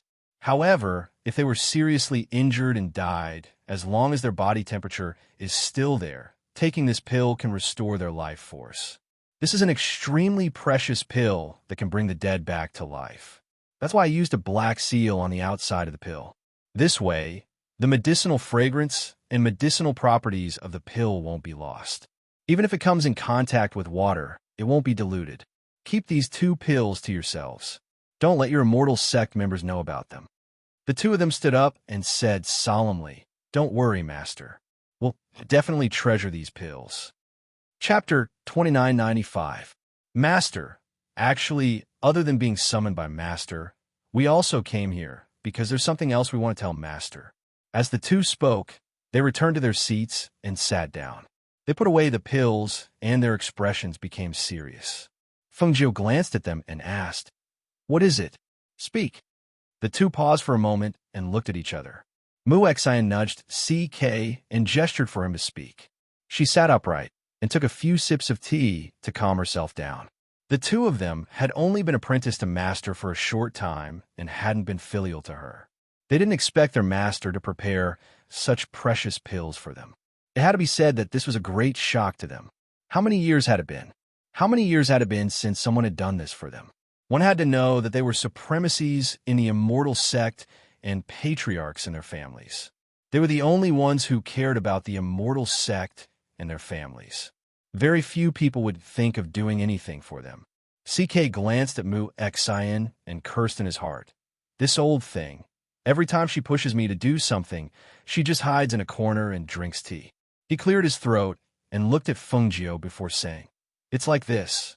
Wanyan Qianhua went missing after accepting a mission from the immortal sect. Her master couldn't get in touch with her and guessed that something might have happened to her. Although it hasn't been confirmed, the news is spread among the supremacies in the immortal sect. We thought about the relationship between Wanyan Qianhua and Master, so we wanted to tell Master about this news first." Hearing this, Fengjiu frowned slightly. Lost contact? Was the mission she accepted very dangerous? Where did she go? How could she have lost contact? How did you know that something had happened to her?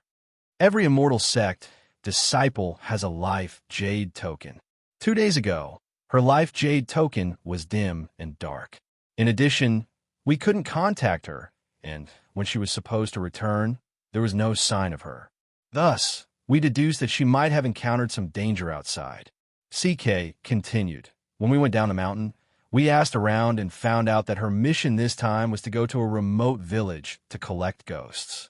For her, there shouldn't be any accidents on this mission, but it's also possible that she encountered something else. Hearing this, Fengjiu pondered for a moment, then said, "Give me the location of her mission, the last place she was at when she went missing, and some related information." She paused, then said, "Oh right, also information about her family here."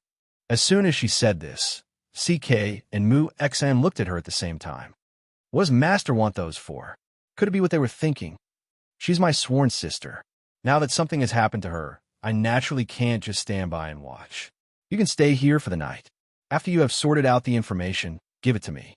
But the place for ghosts is definitely gloomy. Master is different from Wanyan Qianhua. She is a member of the ghost clan and is not afraid of ghosts. But if it is Master, I'm afraid. They couldn't help but worry. Women were of the Yin attribute. If she went to a gloomy place, she might not be able to use her strength, no matter how strong she was. It's fine. Fengjiu waved her hand, indicating that it was fine. Seeing this, the two sighed. If they had known, they wouldn't have said anything. But if they didn't say anything, Master would blame them if she found out in the future. But if something happened to Master on this trip, they would also be blamed. Chapter 2996. Fengjiu looked at him. Venerable Snow Jade has already contacted the Wanyan family. It said that the family has already sent someone over. This person is Wanyan Qianhua's 13th uncle. This person's abilities are not to be underestimated. If we can travel with him, we can at least be more at ease. Fengjiu thought for a moment, then said, "That's fine. Then you two can make the arrangements." "Yes." The two of them replied and heaved a sigh of relief. Lung Hua arranged for the two of them to stay in the residence. The two of them stayed for a day and sorted out some information before handing it to Fengjiu. The next day, they left, saying that they wanted to return to the immortal sect to see if there was any news about Wanyan Shisan. On this day, Fengjiu was playing with little Hauer in the garden and teaching him how to walk. She suddenly thought of something and exclaimed, "Lung Hua, I haven't seen Elder Mei for the past 2 days. I haven't seen him. He's been cooped up in his room for the past 2 days." Lung Hua said, then asked, "Is mistress looking for him? I'll go get him." Feng Jiu smiled and said, "That day, he accidentally ate one of my elixirs. I've concocted it and haven't tested it yet. I don't know what it does." She smiled and picked up little Hao. "Let's go take a look. Let's see what kind of elixir it is that he won't even leave his room." And so, she carried little Hao followed by Lung Hua, and walked towards Elder May's courtyard. At this moment, Elder May was sitting on the edge of the bed with a mournful look on his face as he touched his bald head. In just one night, all of his hair had fallen off.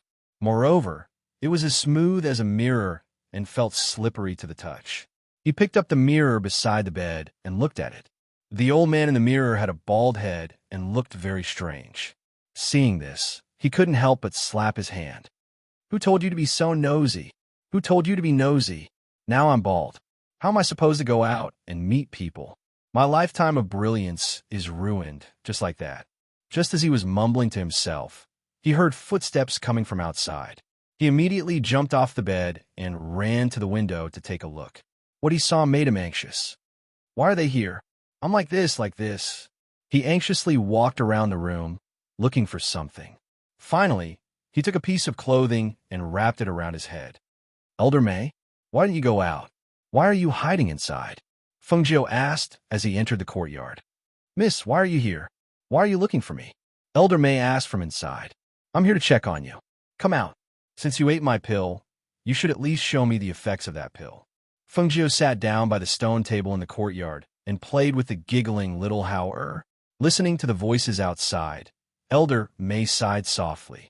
Then, he opened the door and walked out. When he arrived outside, he saw that the child was there as well. He walked up to her and said, "This is how it is. Look." He pointed at his head, which was wrapped in his clothes. "Why are you wrapping your head in clothing?"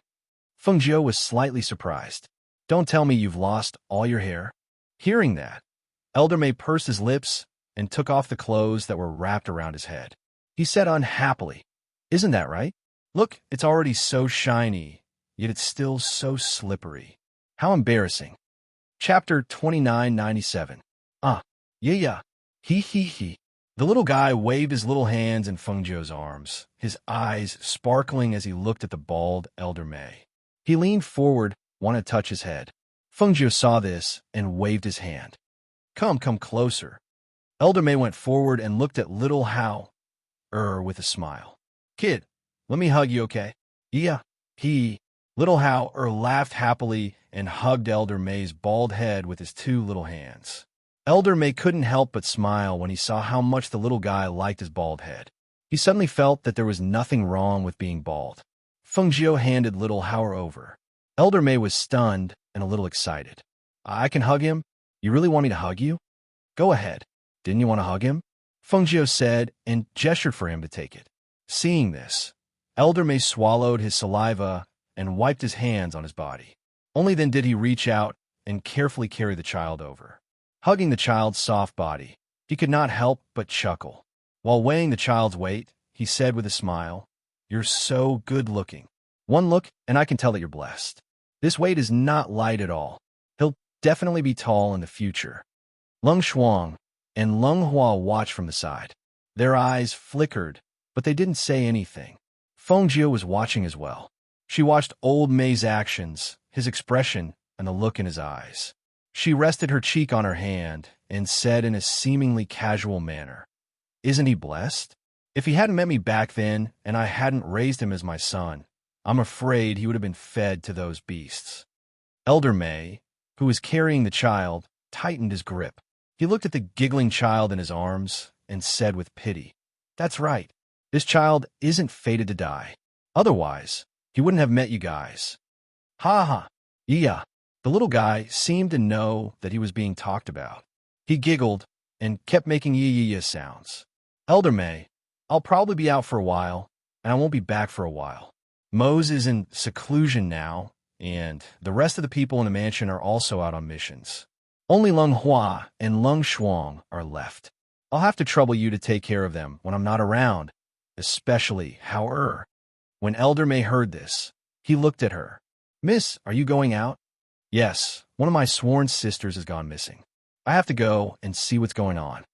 She spoke slowly and looked at him, asking, if I leave the manor to you to guard, will you agree? Hearing that, Old May gave her a deep look and said, don't worry. I will guard this mansion and won't let anything happen to them. Once you are outside, you don't have to worry about the mansion. Fengjiu smiled. Okay, I'm relieved to hear that. She nodded and stood up. I have to go back and prepare some things. As for your hair, I'll see if it's long. If it's not long, I'll make some medicine for you. Elder May smiled and said, it's okay. This little guy likes to touch my bald head. It doesn't matter if it's long or not. You guys have seen my image anyway, so I don't care anymore. Okay, Fengjiu said and looked at Lung Shuang. Howard should eat something too. You can carry him back and feed him. Chapter 2998. Fengjiu turned and left.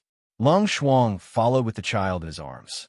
Lung Hua trailed half a step behind and said to Elder May, there's food in the kitchen. If you're hungry, go take a look. With that, he left as well. Elder May watched them leave. He rubbed his bald head, then looked down at himself. He casually cast a dust-cleansing spell, and he looked like a brand-new person from head to toe. He stroked his beard and smiled, then walked out. He was going to the kitchen to see if there was anything he could fill his stomach with. For someone of his cultivation level, it didn't matter if he ate or not. He didn't know how many years he had been fasting. For cultivators, eating was just to satisfy their hunger. Of course, if it was spirit rice or beast meat, it was a different story. However, when he thought of what Fengjiu had said to him, he couldn't help but wonder, did she see through me? That's why she dared to entrust me with such a task. On the other side, Fengjiu returned to the courtyard. Lung Shuang and Lung Hua also came. When they entered the room, they looked at each other and asked, Master, do you know where Elder May came from? Fengjiu sat down in the room and poured himself a cup of water.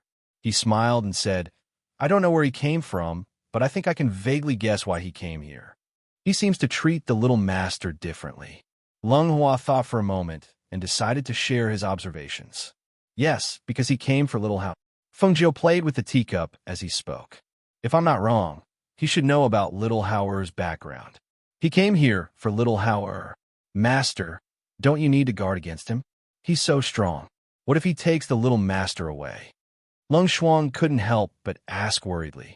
Fengjiu chuckled and shook his head. He won't.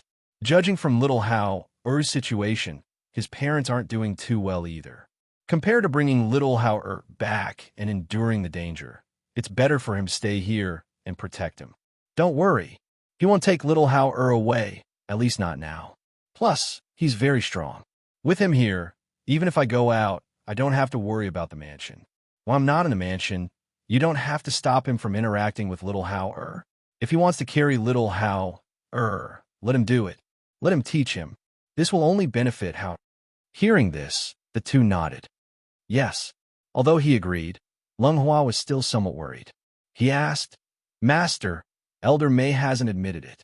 If he didn't come for the young master and has an ulterior motive, then I know what you're worried about. Fengjiu chuckled, glanced at the two, and said with a smile, but you don't know, I had the Fire Phoenix keep an eye on Lung Shuang's courtyard. Although Elder May didn't show much during the day, and he didn't do anything out of line after entering the manor, one night, he secretly snuck into Lung Shuang's courtyard to see how. Hearing this, Lung Shuang was slightly surprised. Elder May had snuck into her courtyard? She didn't even know about it. Master, Lung Shuang was careless. She felt somewhat guilty. If something had happened, it would have been too late. Chapter 2999.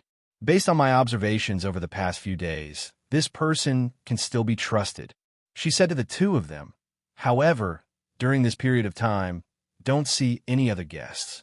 If anyone asks, just say that I'm in seclusion. Yes. The two of them nodded in response. Also, if Du Fan and the others come back, tell them about this matter. Tell them to be careful when they take on missions. Don't take on missions that they aren't confident in. If they encounter something that they can't handle, they can also go to the back of the mountain to look for Moze. Don't worry, Master. If they come back, we will definitely pass on your words to them. If they encounter something that they can't handle before you return, we will ask the Yama Lord for help. Lung Hua said, You may leave. I should be going out tonight under the cover of the night. As for Ying Yi, you should also inform him. Yes. The two of them responded and left. That night, Feng Jiu quietly left in the direction of the Immortal Sect.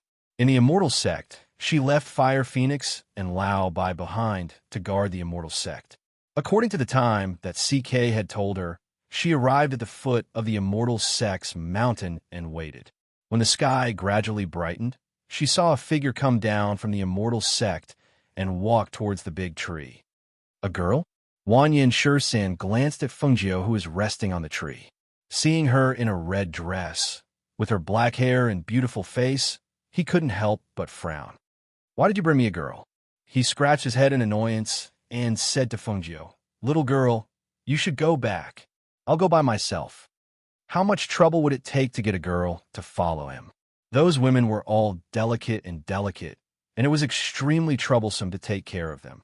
Furthermore, this was an extremely beautiful woman. That was even more unbearable. Feng Jiu jumped down and stood in front of him to size him up. She found that he was very tall. She only reached his shoulders when she stood in front of him. Moreover, his body was very strong. It could be said that he had a tiger waist and a bare back. His muscles were very developed, and he was full of manliness. His face was clear, and he looked like a tough guy. Are you Wanyan Shursan? Feng Jiu asked.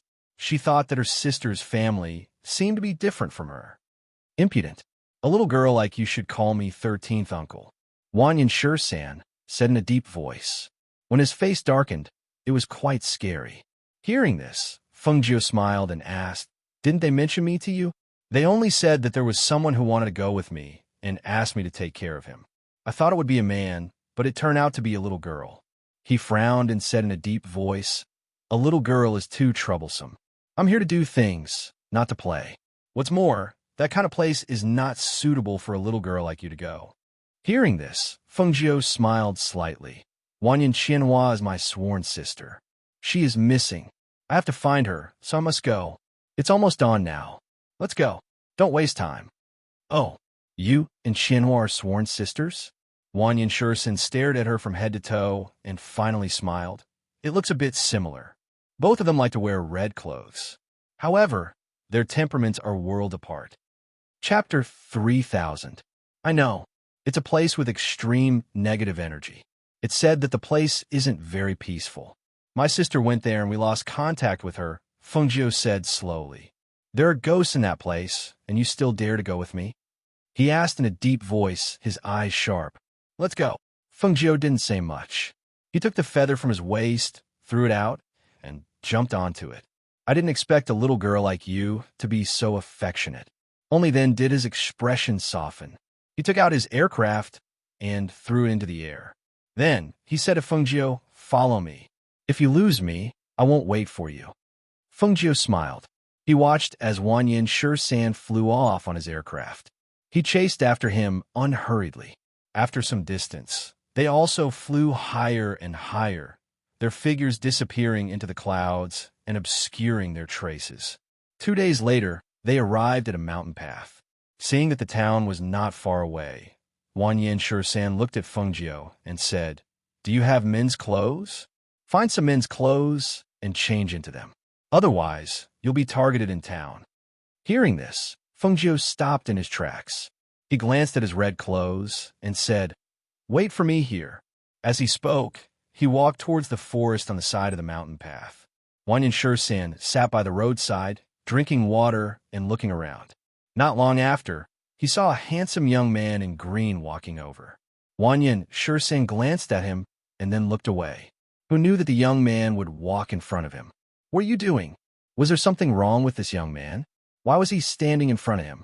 Feng Jiu, who was dressed in green and had disguised his face, raised his eyebrows and said, It's me, Feng Jiu. Feng Jiu? He was stunned and his eyes widened. Feng Jiu? He stood up and looked her up and down. You know how to disguise yourself? She smiled. I know a thing or two. Good. I couldn't tell that you had some skills. He nodded and said with satisfaction, This is good. Let's go.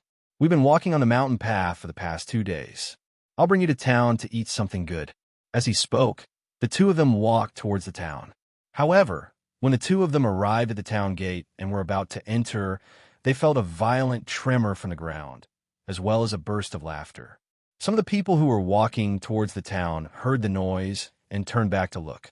They couldn't help but be shocked when they saw what was happening. One after another, they scattered to the sides. Wan Yin Shursan frowned and glanced at those young men who were riding ferocious beasts towards them. He stretched out his hand and pulled Feng Ix's collar, dragging her aside. It's like an eagle catching a chick. They were so far away. Was he afraid that she wouldn't be able to avoid them? Wan Yin Shursan glanced at her and said with disgust, "You little girl, you didn't even call me Uncle Shursan all the way. If I hadn't pulled you back, you would have been knocked away by those ferocious beasts with your slow reaction." Chapter 3001. My ball. A 5 or 6-year-old child, who was being pulled by a woman, lost his grip on the cloth ball and rolled out. He immediately broke free from the woman's hand and chased after the cloth ball with his short legs. However, he did not notice that the group of ferocious beasts were already nearing the town gate. Furthermore, they did not slow down. "Hey, Wah!" The woman cried out in alarm. Her face turned pale, and she almost ran forward to carry her son back without thinking. However, just as she was about to carry the child, the young man in the lead had already leaped onto the ferocious beast. Seeing that the ferocious beast's front hooves were about to trample on the woman who was protecting the child in her arms, the crowd gasped in alarm. Feng Jiu frowned and was about to step forward, but stopped before she could take a step. Her eyes flashed as she looked at the scene in front of her. She saw the woman carrying the child and rolling under the ferocious beast's hooves to the side. It was as if someone had pushed the mother and child and helped them avoid being trampled to death. Perhaps in the eyes of others, the mother and child had been lucky enough to avoid the ferocious beast's hooves. However, in her eyes, she clearly saw two ghosts protecting them and pushing the mother and child to the side to avoid danger. Ghosts? Spirits? Her heart skipped a beat, and she turned to look at Wan Yin Shursan beside her. Wan Yin Shursan, who sensed her gaze, glared at her and asked exasperatedly, "What are you looking at me for? You need to reflect on yourself. If I hadn't followed you, you would have been in trouble just now." "Yes, I know. I'll reflect on myself." She smiled and replied smoothly. Hearing this, Wan Yin Shursan wanted to reprimand her, but his words were stuck in his throat, and he could only stare blankly. When did this little girl become so obedient? That mother and child are so lucky. I thought they would be trampled to death. That's right. They can survive under such circumstances. They're really lucky. If we were any slower, the ferocious beast's front hooves would have stepped on them. If that ferocious beast stepped on them, they would have died without a doubt. That's right, that's right. That was a close call. Fortunately, the mother and son were lucky and weren't destined to die. Feng Jiu smiled as he listened to the words of the surrounding people and glanced at the woman who had already stood up with her child in her arms. He said to Wan Yin Shursan, who had a dark expression on his face, "Let's go to the town and see if there's anything delicious to eat. Let's go." Wan Yin Shursan said as he strode inside. Here, only the footprints of the galloping beasts were left on the ground as the youths in luxurious clothes rode their ferocious beasts inside. Although the town wasn't as big as the city, it wasn't small either. When the two of them arrived, they saw that the town was bustling with activity. There were many hawkers by the roadside, and the shops on the left and right sides were also bustling with business. The two of them walked on the main street, and after 2 rounds, Wan Yin Shursan walked toward a restaurant and said to Feng Jiu, "This place looks pretty good. Let's eat here." Feng Jiu followed him into the restaurant and found a corner seat on the first floor to sit down. She saw that he had ordered more than 10 dishes the moment he opened his mouth. She couldn't help but feel a little surprised. Can we finish so many dishes? There were only 2 of them. They couldn't finish more than 10 dishes, right? Chapter 3002. Feng Jiu poured herself a glass of wine and watched as the dishes were served one after another. Wan Yin Shursan rolled up his sleeves and began to eat. His actions were bold and unrestrained. She smiled and began to eat as well. "Do you have an enemy?" she suddenly asked. Just as she was about to put the food in her mouth, she stopped and looked at Wan Yin Shursan as she asked. Wan Yin Shursan, who was eating happily, heard this and said, Who doesn't have enemies in the outside world? Why are you asking this? As soon as he finished speaking, he saw her put down her chopsticks and look at him with a puzzled expression. He picked up another mouthful of food and asked, "What's wrong? You're not eating? Are these dishes not to your taste?" "These dishes have been drugged," Fengjiu said calmly. Cough, cough. Hearing this, he was caught off guard and choked. He quickly put down his chopsticks and wiped his mouth with his large hand. His voice raised slightly. "What did you say?" "I said, these dishes have been drugged." Fengjiu continued speaking. She picked up her chopsticks and sniffed each dish before putting them back. "That's impossible." Before he could finish speaking, he felt that something was wrong with his body. In particular, his spiritual energy seemed to be flowing away, and his vision was slightly blurry. He shook his head and stared at Fengjiu. "If you knew, why didn't you remind me?" "I wanted to remind you, but seeing that you've eaten so much, I let it go. Anyway, it's not poison, it's just medicine," Fengjiu said with a smile. Seeing him on the verge of collapse, she flipped her palm and a pill appeared in her hand. She reached out and poured him a glass of wine. At the same time, the pill slipped from her hand into the wine. "Drink," she gestured. Seeing this, Wang Yinshu-san picked up the wine glass and ate the pill. He did not ask anything and tried to activate the pill. After the pill entered his stomach along with the wine, he felt a wave of heat in his body. This wave of heat flowed through his body and gradually stabilized the spiritual energy that had been flowing away. Even his somewhat dizzy head gradually cleared up. "Waiter!" Wang Yinshu-san suddenly slammed the table and shouted. This sound shook the entire floor and attracted the attention of all the guests. "Sir, what's wrong?" The waiter and the manager hurriedly ran over and asked as they comforted the other guests and told them to eat. "I won't say much. Come and eat a few mouthfuls." Wang Yinshu-san stared at the two and then asked the waiter to come forward. The waiter was scared in his body when he heard that it was just to try the dishes. I told you to eat, so eat. Why are you talking so much nonsense?" He snorted loudly and his face darkened. His fierce look made the waiter not dare to say anything else. He quickly picked up his chopsticks and tried all the dishes on the table. "Sir, this dish is fine. It's delicious. What's wrong?" However, just as he finished speaking, his whole body swayed, and then he fell straight to the ground. Bang! The moment the waiter fell, the manager was frightened. What's going on?" Chapter 3003. When the shopkeeper heard this, his face turned pale. He took a step back and waved his hands. "This has nothing to do with us. This.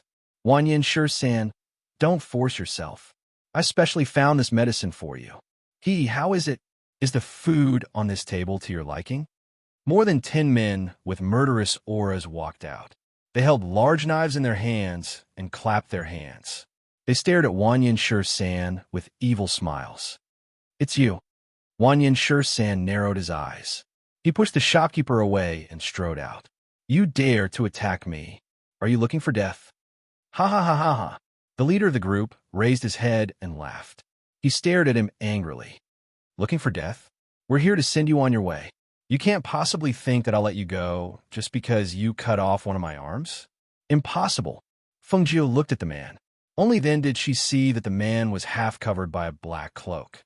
His right hand was empty. When she saw the murderous intent and hatred in the man's eyes, Fengjiu was silent. She knew that they were here for Wang Yinshu-san. "You want to kill me with just a few of you? You're overestimating yourselves." Wang Yinshu-san snorted coldly and glanced at the dozen of them. Even if there were only a dozen of them, there were nothing in his eyes. Even if there were another dozen of them, he would not be afraid. "Is that so?" He raised his eyebrows slightly and made a sound with his hand. 3 figures appeared and surrounded them. Wang Yinshu-san looked at the 3 people. One of them was an old man who looked to be in his 60s. His gray hair was a little messy and his body was small. He was bent over and held a skeleton cane in his hand. The handle of the cane was white and seemed to be made of bones. At the top of the cane was a skull that was slightly bigger than a fist. The other man was tall and sturdy, holding a long black round iron in his hand. He was twice the size of an ordinary man. He was wearing gray clothes, with long and short pants rolled up on his feet. He wore a pair of woven straw shoes and a bamboo basket with a wide bottom and a small opening hung from his waist. When he grinned, there was a hint of gloom in his simple and honest manner, making people involuntarily shudder. The last person was a beautiful woman. She wore a black muslin dress, and half of her hair hung down to cover her face. She played with her hair in one hand. Her pure, white, jade-like fingers were very eye-catching. As her fingers moved, they seemed to inadvertently brush across her chest. It made people's hearts beat faster. However, her fingernails were black. Her white, jade-like fingers and black fingernails formed a strong contrast. It caused the ripples in people's hearts to disappear without a trace. All that was left was vigilance and defense. Looking at the three people, Wanyan Shursan's expression changed slightly. For the first time, a serious look appeared on his face. The three monsters of the Green River. Oh my, I didn't think that you would have such good eyesight. You could tell the origins of us, three siblings at a glance. The beautiful woman in black smiled. This smile caused her ample bosom to tremble slightly. Her white, jade-like skin and her black muslin dress were extremely tempting. However, they also carried a fatal danger. Fengjiu sat at the table and took a sip of wine. His clear eyes swept past the three people. He then looked at Wanyan Shursan and asked, "What are the origins of the three monsters of the Green River? Why are you being targeted by these people?" Chapter 3004. You're still drinking? Hurry up and come over. This little girl, did she not know the danger? If it was just the people outside, it would be one thing, but with the three Green River monsters, it would be troublesome if he had to protect this little girl. Can you beat them? Fengjiu asked. If I didn't bring you along, I wouldn't have a problem. Only they can't hurt me. Wanyan Shursan said, then glanced at her and said, Now do you know why I didn't bring you along? Hearing this, Fengjiu chuckled. Were you seeing stars because of the loss of spiritual energy? Hearing this, Wanyan Shursan awkwardly looked away. That's right. If it weren't for her, he would have been at the mercy of others after taking the medicine. Speaking of which, he should thank her. Thinking of this, his mouth twitched, and he said to her, You can sit in the corner. Don't run around. I'll deal with them first. As he spoke, his hands formed a complicated and ancient seal, directly condensing a protective barrier and placing her inside. Fengjiu glanced at it and his eyes flashed. A protective barrier. It looked quite sturdy, but why did he give her such a protective barrier? It wasn't like she couldn't fight. Just as she was thinking this, she saw Wanyan Qianhua cross his hands and two small red flags appeared in his hands. The people in the restaurant had already fled when they saw that the situation wasn't right. The only ones left were the unconscious waiter who had been dragged to the corner by the shopkeeper and the crying shopkeeper who was hiding at the side. His restaurant. He wanted them to fight outside, but he was afraid that he would be killed if he opened his mouth. I've long heard that the Wanyan family's Wanyan Shursan relied on the 5 element flags to travel the entire eastern continent. Even ghosts and serpents avoid you. Today, we'll see what you're capable of. The old man with the skeletal crutch said in a sinister voice. He lifted the skeletal crutch and slammed it on the ground.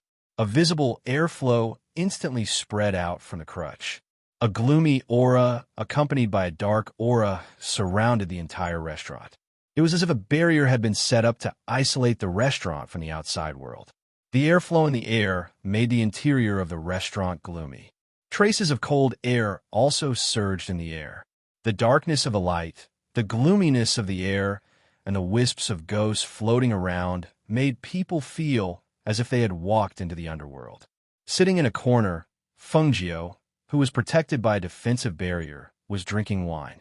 She saw that the restaurant seemed to have changed.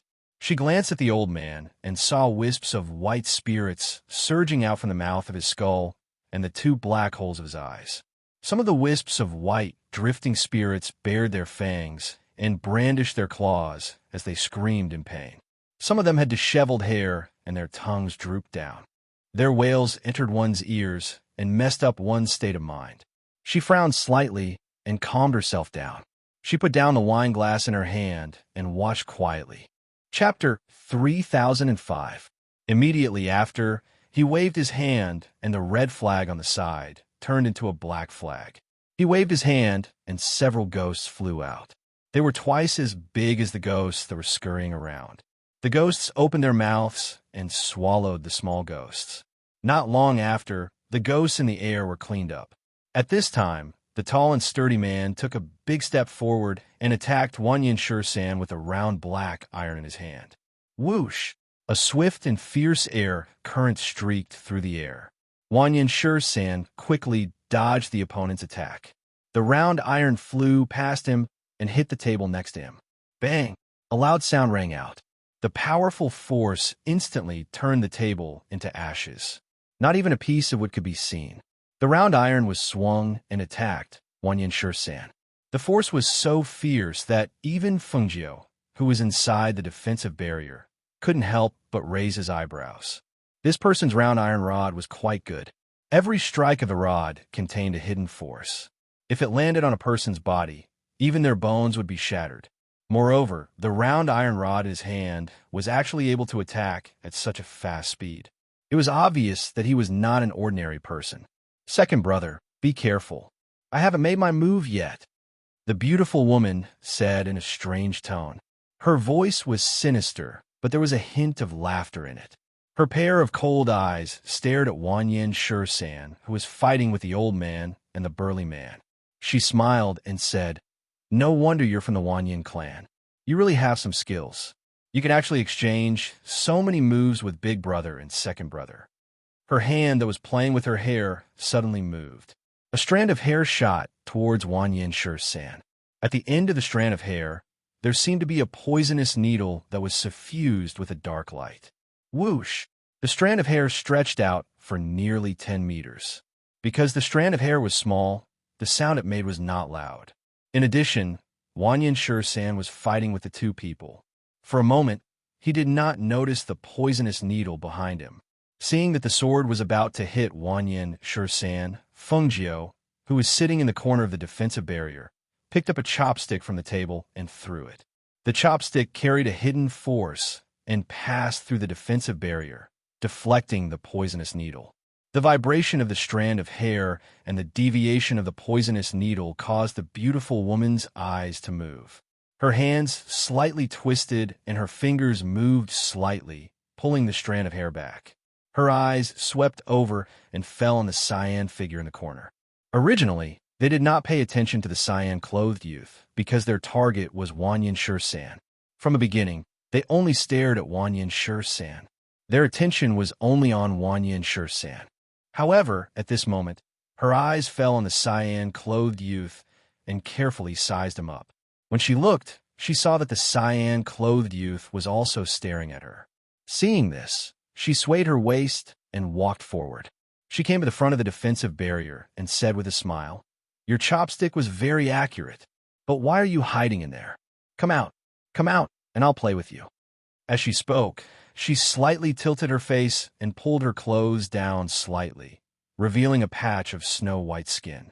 When Fengjiu saw this, his smile deepened. "Auntie, even if you strip naked and stand in front of me, I won't have any reaction." Chapter 3006. Fengjiu chuckled. "Do you want to kill me? You'll have to be able to kill me first." The beautiful woman in the black veil glanced around and sent a palm towards the defensive cover. The collision of spiritual power caused the defensive cover to emit a loud bang. Wanyan Shursan, who was fighting with two people, heard the noise and quickly looked back. He couldn't help but curse angrily. "You're tired of living? Don't provoke that crazy woman." Fengjiu sat leisurely and said with a smile, "You should take care of yourself first. 1 against 2. It won't look good if you get injured." Seeing that she wasn't afraid, Wanyan Shursan didn't pay attention to her anymore. Instead, he thought that the defensive cover should be able to hold on for a while. Right now, he had to deal with these two people first. On Fengjiu's side, the beautiful woman in the black veil waved her palm, but she couldn't break Wanyan Shursan's defensive cover. She gritted her teeth and stared at Fengjiu. "Haha, I'll kill that Wanyan Shursan first, then I'll deal with you slowly. Let's see how you die then." She was about to join the battle when she heard a voice coming from the defensive cover. "Didn't you want to play? Are you going to leave like this?" Fengjiu chuckled picked up another chopstick and said, "Actually, it's good for me to sit here. For example, I can use some hidden weapons from time to time." As soon as she finished speaking, the chopstick in her hand pierced through the defensive barrier towards the burly man. Unexpectedly, the chopstick pierced through the man's arm that was holding the round iron. Just like that, blood seeped out from the wound, and the man cried out in pain. He turned his head abruptly and looked over with a fierce gaze. "What are you doing? Kill that stinking brat for me." The man glared fiercely at Feng, and the round iron rod in his hand slammed heavily into the defensive barrier. The two spiritual forces fought against each other, and in the end, they disappeared without a trace. However, the defensive barrier weakened a little because of this. The beautiful woman in the black veil laughed when she saw this. She flirtatiously returned to the defensive cover and stared at Feng. "How long do you think this defensive cover can protect you?" Feng didn't speak and just watched the fight between Wanyan San and the two people. It seemed that Wanyan San was stronger than the two, but it was 2 against 1 after all, so it was inevitable that it would be difficult to deal with them. However, it seemed that after a long battle, it wouldn't be a problem to deal with the two people. However, what she didn't expect was that after the old man with the skeleton cane was knocked back, he quickly retreated. He stared at Wanyan San and suddenly threw something. That thing turned into a light, smoke, and spread out. Then, after the smoke dissipated, 2 tall puppets appeared. The 2 puppets had long green hair. Their bodies were stiff, and their skin was dark green. Their eyes were slightly protruding, and they had fangs in their mouths. They were different from ordinary puppets. They were like corpses that had been refined after death. Feng looked at the 2 corpses and saw that their fingertips were long and sharp. Their long hair and faces looked very scary. They were similar to the corpses she had seen before. Moreover, the corpse aura of these 2 corpses was extremely heavy. After the 2 green-haired corpses appeared, the old man and the burly man retreated to the side to watch. The old man's face was filled with ruthlessness and excitement as he stared at Wanyan San. Chapter 3007. Corpses were fed with blood, and these 2 green-furred corpses were definitely not ordinary corpses in terms of size and speed. In addition, the restaurant was invaded by Yin Shi, and Yin spirits were flying everywhere. Now that these 2 green-furred corpses appeared, Feng couldn't help but frown. He was worried that Wanyan San wouldn't be able to handle it. The shopkeeper hiding in the corner saw the 2 terrifying corpses, and he immediately covered his mouth and fainted. The 2 Yin spirits saw this and immediately floated to the shopkeeper and the unconscious waiter and directly leaned on them. The 2 unconscious people's bodies were instantly seized, and they were controlled by the 2 Yin spirits to stagger forward and pounce on Wanyan San. Feng saw this and was about to make a move, but he saw the shopkeeper and the waiter were kicked away by Wanyan San. They directly fell into the backyard and out of the Yin Shi enchantment. At the same time, the 2 Yin spirits were also collected by him. The burly man saw this and reached out from the bamboo basket at his waist. It was as if he had grabbed something and threw it in the direction of Wanyan San. A handful of tiny black poisonous creatures scattered and surrounded Wanyan San. "What the hell is this?" Wanyan San cursed in a low voice. He waved the red flag, and a flame rose up to burn the countless poisonous creatures. At the same time, he also had to avoid the attacks of the 2 green-furred corpses. For a moment, he was overwhelmed. "I'll help you," Feng said and got up and stepped out of the barrier. Wanyan San looked back, and his face turned black with anger. "Are you stupid? Running out to die? How can you help me?"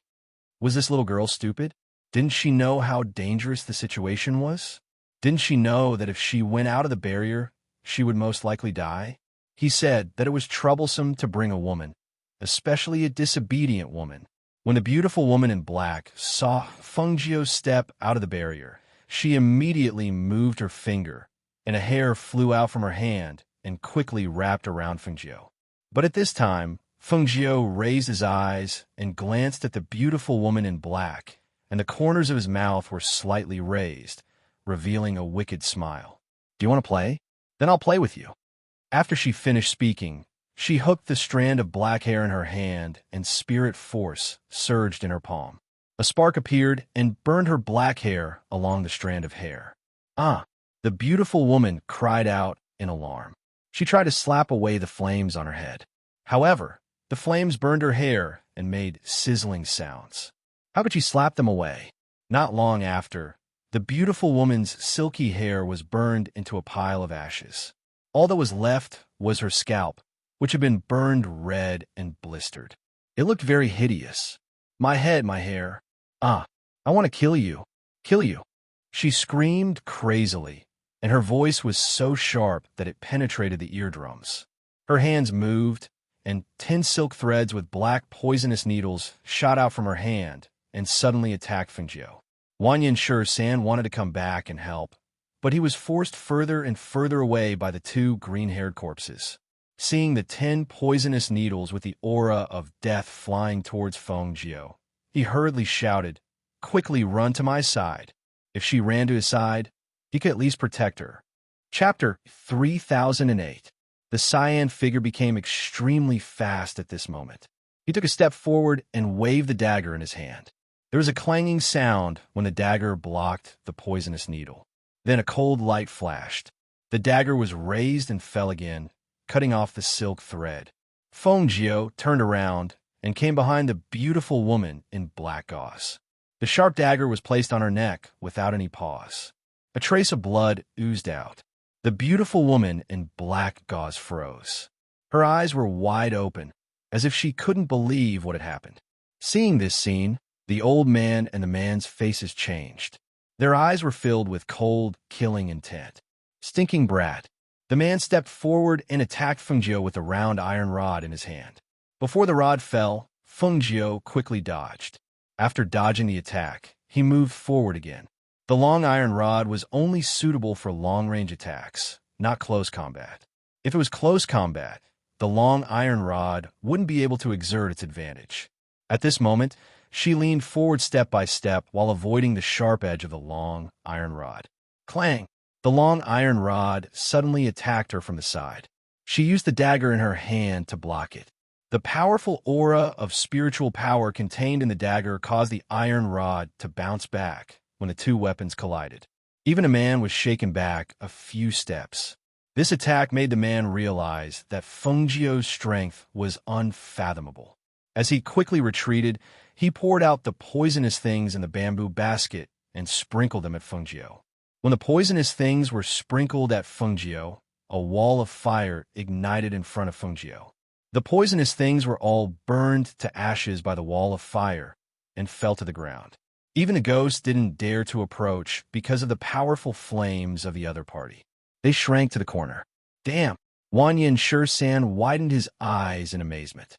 He didn't expect this little girl with a small body to be so good at fighting. It seemed that he really underestimated her. Seeing that she had dealt with the beautiful woman in black veil and attacked the man, his fighting spirit was also aroused. He planned to end the battle quickly and destroy the 2 green-haired corpses before dealing with the old monster. Big brother, this brat is very strong. I can't stop him. The man retreated step by step. His body was already riddled with wounds from the dagger's sharp edge. Fresh blood splattered everywhere, causing the ghosts in the corner to involuntarily stare at the man. Even if you can't block it for me. Before the old monster could finish his words, he paused. He widened his eyes in shock as he looked at the man who had been shouting at him a moment ago and had fallen to the ground with a bang. For a moment, he panicked. 2 of them, the 3 freaks of the Green River, had actually been killed just like that.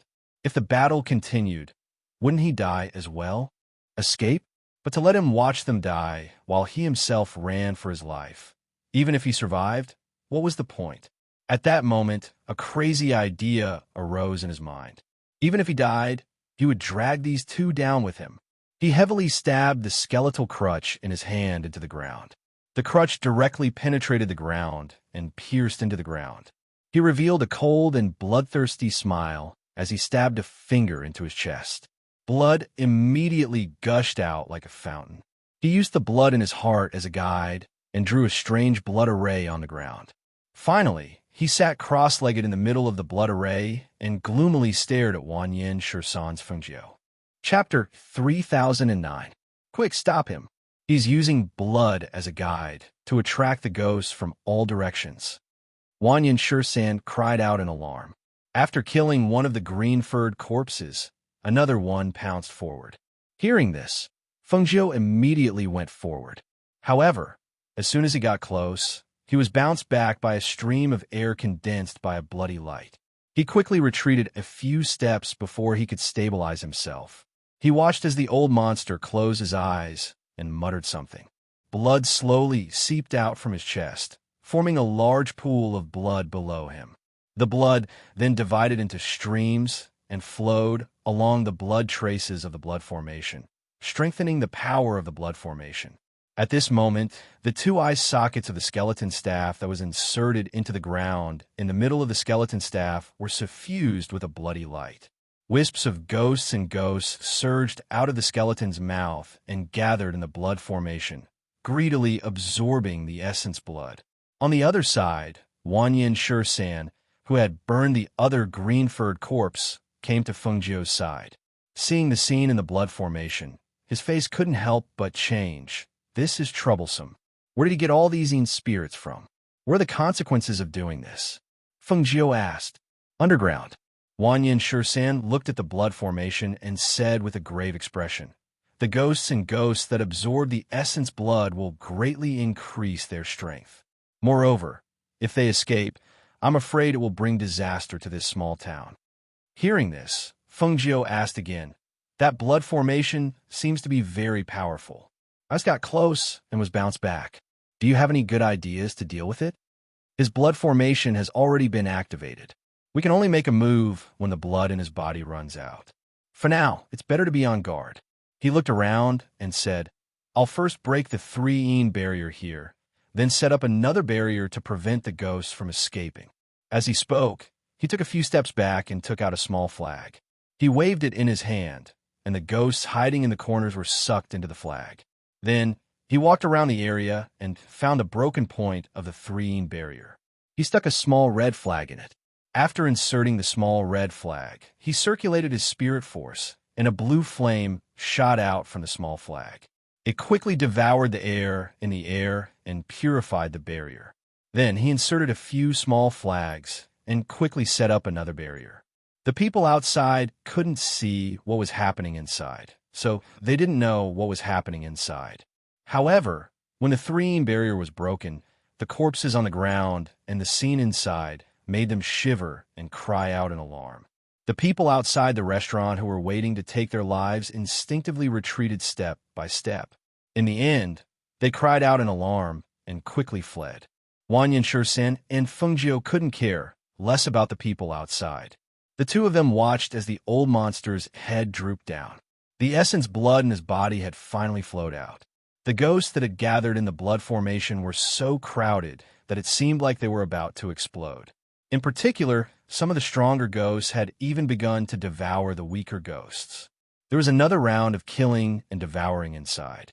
When the countless ghosts grew into 4 or 5, the blood formation also let out a cracking sound. The 4 or 5 ghosts that had turned from ghost to ghost rushed out and pounced on Fengjiu and Wanyin Shursan. Be careful. Chapter 3010. However, the auras of the things that had turned into malicious ghosts were also extremely powerful. If they were compared to cultivators, the strength of these malicious ghosts should be at the peak of the fairy realm. With this kind of strength, and with 4 or 5 of them attacking together, it would not be easy to deal with them. Even Wanyin Shursan felt that it was difficult to deal with them for the first time. Fengjiu also noticed that those small ghosts did not dare to get close to her, but these were different. Among the 5 ghosts that had turned into malicious ghosts, 2 of them headed towards Wanyin Shursan, while the other 3 surrounded her from 3 directions. Their bodies that had become stronger because of the devouring gradually seemed to have a physical body. At this moment, they were drooling and staring at her with an excited expression, as if they had found something delicious. In an instant, the 3 malicious ghosts let out hissing sounds and pounced towards Fengjiu. Their sharp black nails were aimed at her neck, and the cold aura of death and death alternated in the face, causing her to frown involuntarily. This gloomy aura of death really made people uncomfortable. She put away her dagger, and a flame condensed in her palm. The flame separated from her hand into 3 balls that clearly attacked the 3 malicious ghosts. 2 of them dodged, but the other one was the fastest to pounce, but because it could not dodge in time, it was hit by the flame, burning a big hole in the body of the ghost that had just condensed into a physical body. A shrill scream rang out, and the body that had just condensed into a physical body gradually turned into nothingness. At this moment, a malicious ghost that had retreated to the side saw this and pounced on it, opening its mouth and swallowing the soul into its stomach. Fengjiu's hands turned, and the flame attacked again.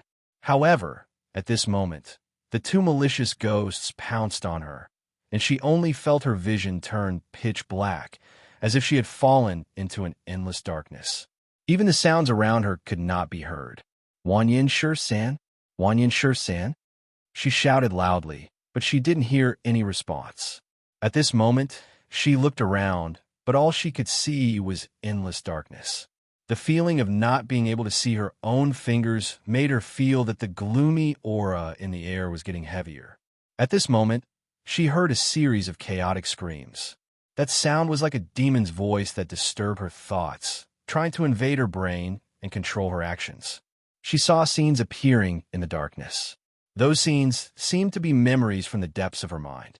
Around her, even though she couldn't see them, she could feel the chilling aura around her. It was as if she was surrounded by ghosts. However, those souls did not dare to approach her, and the 2 evil spirits that had physical bodies also disappeared without a trace, as if they had disappeared. She used the fire in her palm to illuminate the area in front of her. She seemed to see a faint light in front of her, so she followed the light. Fengjiu. After Wanyan Shi-san subdued the 2 evil spirits, he subdued the other 2 people. However, he was also badly injured after fighting 4 evil spirits alone. At this moment, his face was a little pale, and his forehead was sweating. He covered his bleeding wound with one hand and shouted in Fengjiu's ear, "Fengjiu! Fengjiu! Come back to your senses! Fengjiu! Come back to your senses!" Chapter 30:11.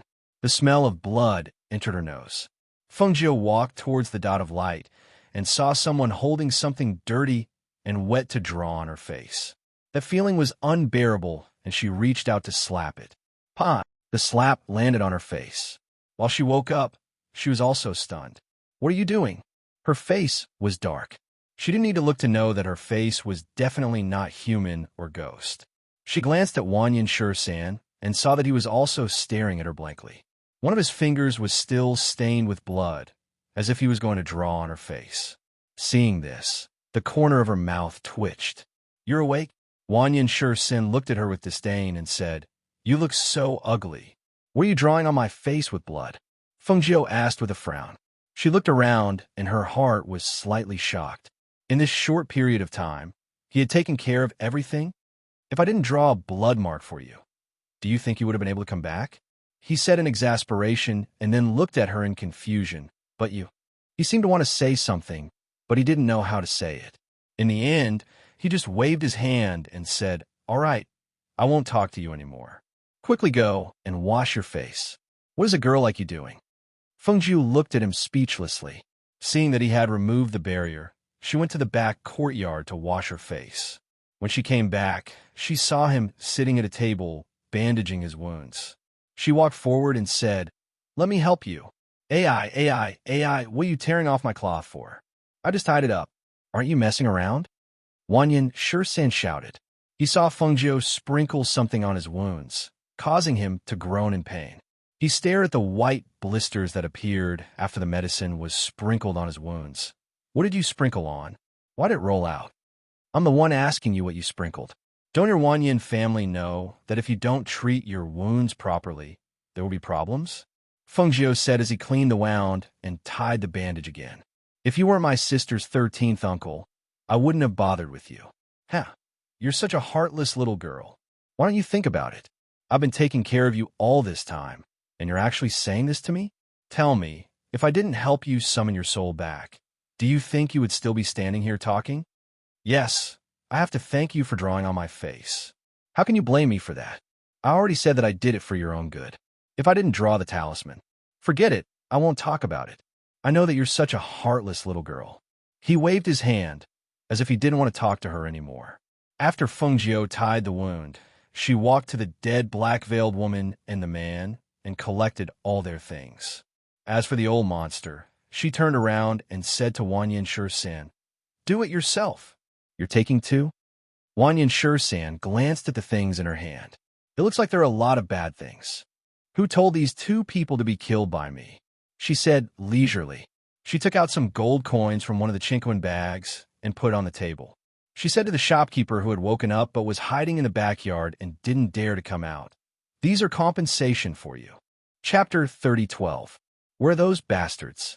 Did they all run away? He walked out with large strides and looked around with his hands on his hips.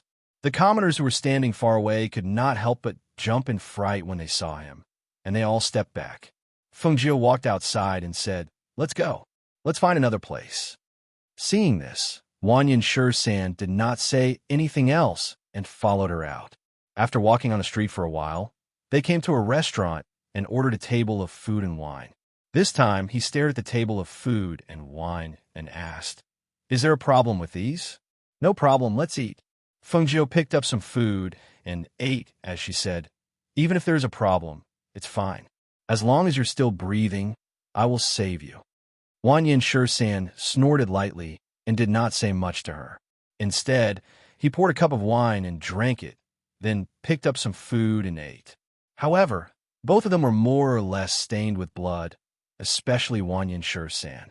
His fierce appearance scared the people in the restaurant so much that they all paid the bill and left after they came in. Fengjiu ate and looked at the people who gradually gathered outside the restaurant. Each of them stared at them and pointed at them, not knowing what they were talking about.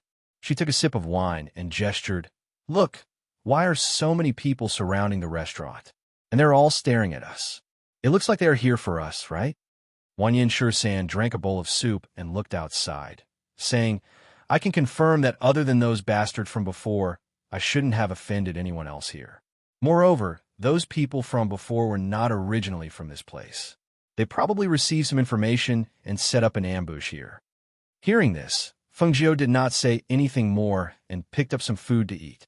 She did not eat well first and did not want to be disturbed while eating this time.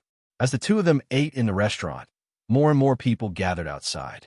Not long after, a short and fat middle-aged man came over with a group of people and surrounded the restaurant. Someone saw the short and fat middle-aged man and quickly walked to his side. "Mayor, you're here. The two of them are in the restaurant. Did you really see those two people raising ghosts to harm people?" The middle-aged man asked. "Isn't it? Previously, the restaurant was destroyed by the two of them. In broad daylight, we suddenly couldn't see what was going on inside the restaurant. When we could see again, there were already a few corpses on the ground. I also saw that man waving a small flag over there. I saw that all the ghosts were sucked into the flag. The Zhang family's 5-year-old child was so scared that he lost his soul. He kept crying and making a fuss. No matter how hard we tried to coax him, it was useless.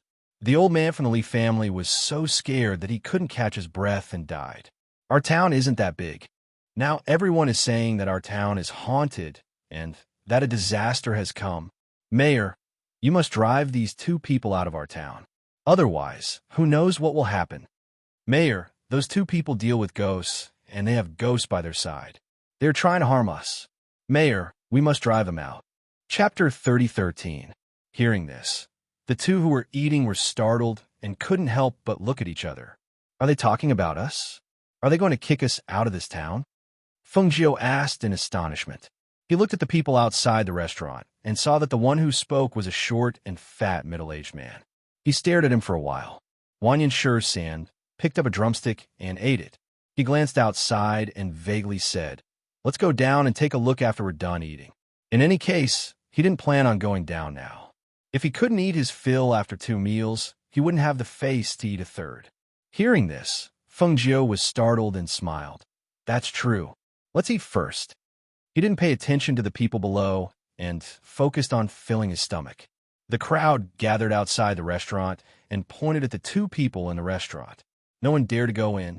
The town's mayor also didn't dare to let anyone in. He just waited outside until the two people stood up and walked down. The crowd couldn't help but feel their hearts tighten as they watched nervously. What do you want? Wang Yinshisan asked, and his gaze fell on the mayor. Being stared at like this, the mayor couldn't help but take a step back and say, Don't come over. Just stand there and don't move. His voice trembled as he looked at the two people in front of him. He swallowed his saliva and said, Quickly leave. Don't come to our town. As soon as you came to our town, people died. There were also children who were scared to death by you.